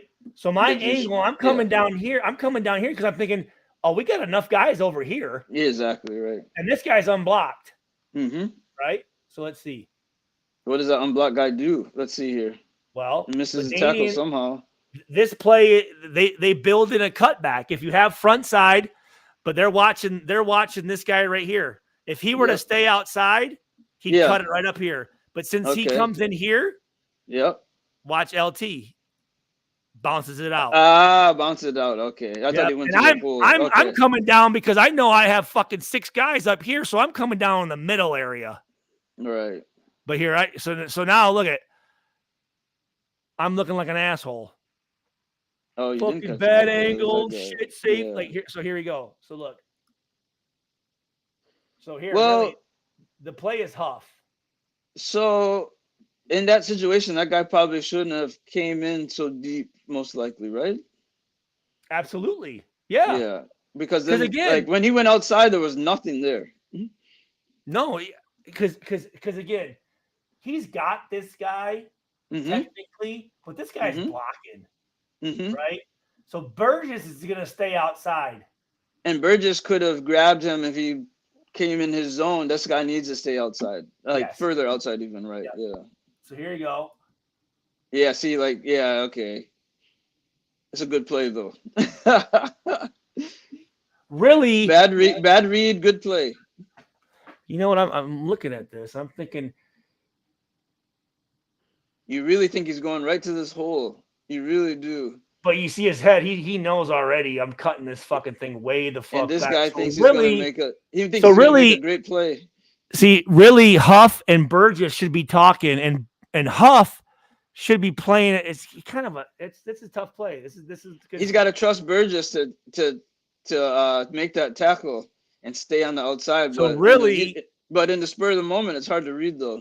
so really, Burgess kind of fucked up Really? on this one.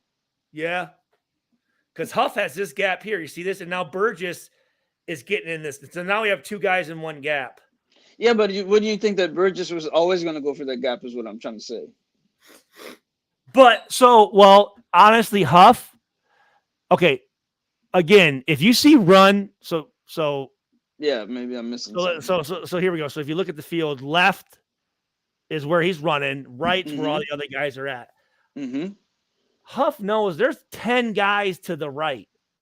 So we don't need you way the fuck over here. Just That's what I'm trying to say. Yeah, that's sit what I'm back saying. and- I don't think it's Burgess. I think it's Huff. Yeah.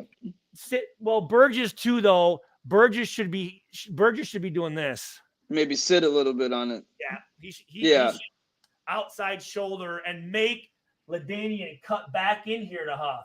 But you see And how to you, to Huff and to you, right? Yeah. Yep. Or maybe So- someone else who pops out. This whoever that was the other safety there. That maybe could have made the play. That's a corner. That's Cornerback, free. yeah, the corner maybe could have. Yeah, see this. Look at that, nothing. You and the umpire. Here's the shitty part is I'm the one getting blamed for it though. Why would you get blamed for that? Just because that's just how it is. Because I'm the one chasing them, and so in this play, let's they go back. don't, they don't look at the other 10 guys. Let's go back to that play one more time. So I want to look at you. What about if you sat back more on that one? So again, though, here's the problem. I mean, he would still get a lot of yards, but maybe 5 less, maybe. Well, because I know this. I know we have 10 guys up here, all within like 6 yards. And I know LaDainian could break this. Yes. So I want to try to cut down as much space as I can between us. Okay. So I'm coming down fast. Right. Because I don't want to give him a chance where, I'm sitting back here and let's say he breaks it through here and now it's 10 yards between us and it's a one-on-one tackling drill. Like, fuck. Okay. So I'm coming down fast. But I'm expecting him to get pushed back into here. Mm-hmm. But because he didn't properly hold the edge and because he's coming down so fast, he breaks out. And right here, right there, see, like right here where you're pivoting, it seems like you were committing more to the right, I think, is what you were thinking, because all of those guys are so heavy on that side. Look how you're like switching direction now. I think that's what happened. I think it's a good play. To the left? Like, to your right, I'm saying. You are committing to the right stronger in this play, I think, because they were so heavy on that side. I think. Oh, no, yeah, absolutely. And so then you got to cut back when he cuts back too, obviously. Because really, if you look here, they only have 2 guys blocking. Exactly. 1, 2, 3. Oh no, well, 3. Yeah, 3. 3 guys blocking. 1, 2, 3, 4, 5. Really? Exactly. Yeah. So like, I don't blame you for that, but like again, it was a good cutback. But that's why he's. I think Huff needs to be there more than even Burgess. But yeah, Burgess could have pushed him out a little wider too, also. Force him to go inside. That's why he's an all-pro. Yeah. Stu is a night owl. Wait, hold on. Let me see. Who is it? Twin. Oh, okay, all right. Edgar Hernandez, morning fella. Hey, what's up, guys? Oh shit. Actually, I gotta get my kids up. Oh, time for me to see the wife. Anyways, it was fun. Yeah, I'd like to do more of this. You know what I mean? Because the more, again, the more that people know, the funner is not a word, but the funner football The more is. enjoyable. The more Yeah. enjoyable it is. Because then you can actually have an idea and go, well, that's not fucking Stu's fault. That's fucking the defensive end and the strong. Hey, I gotta give that to LT. I'm sorry. Oh no! I mean, again, he's one of that the play at least. That play at least. That's why he's in the Hall of Fame. Yeah, that play, like for example, that read. I don't blame you for that. You did everything correctly. That was a great cutback. I mean, think of it in real speed. Like, I mean, and that's it happens. Yeah, it happens fucking. You know, like your brain is set. Like, okay, well, really and also too, Daryl, when I'm expanding my vision, so I'm seeing white jerseys over here. So I'm going, oh, there's guys there. So he should cut it back. And then all of a sudden he keeps going. It's like, oh shit. When I look at this play, like if I was in your position, I would think, oh, they're gonna make this play. We got it. That's what I would think. And like I'll sit back and make sure that I get it. You know, he like cut that help, big, just in case. Especially too when you have the motion and everyone going that way. You got two guys free, unblocked for holes already. Yeah. I guarantee you earlier in the, because this is in the fourth quarter, earlier in the game, they said, let's LaDainian on this run to the strong side and see what that backside safety does. Yes. If he flies down this time, you know, same thing. Cut back. Cut it back. Yeah. Beautiful. I think it was a great play. That's what it really was. Like, I can't blame no one on that, to be honest. That was a great play. Especially as the fourth quarter, exactly what you said. They probably set it up. Absolutely. And that's the thing that people will do. They'll run a play just to see what prepare you. Yep. Yeah. Setting you up. So, all right, Daryl, man. Thanks for popping up, dude. Love you. Yeah, I love you too. Enjoy Bye, Raider wifey. Nation. What up, Moz Dog? Era Jacks. Everyone, thank you very much, guys. Love you guys. And all right. Let's talk soon, Daryl. All right. I'll talk to you. Bye.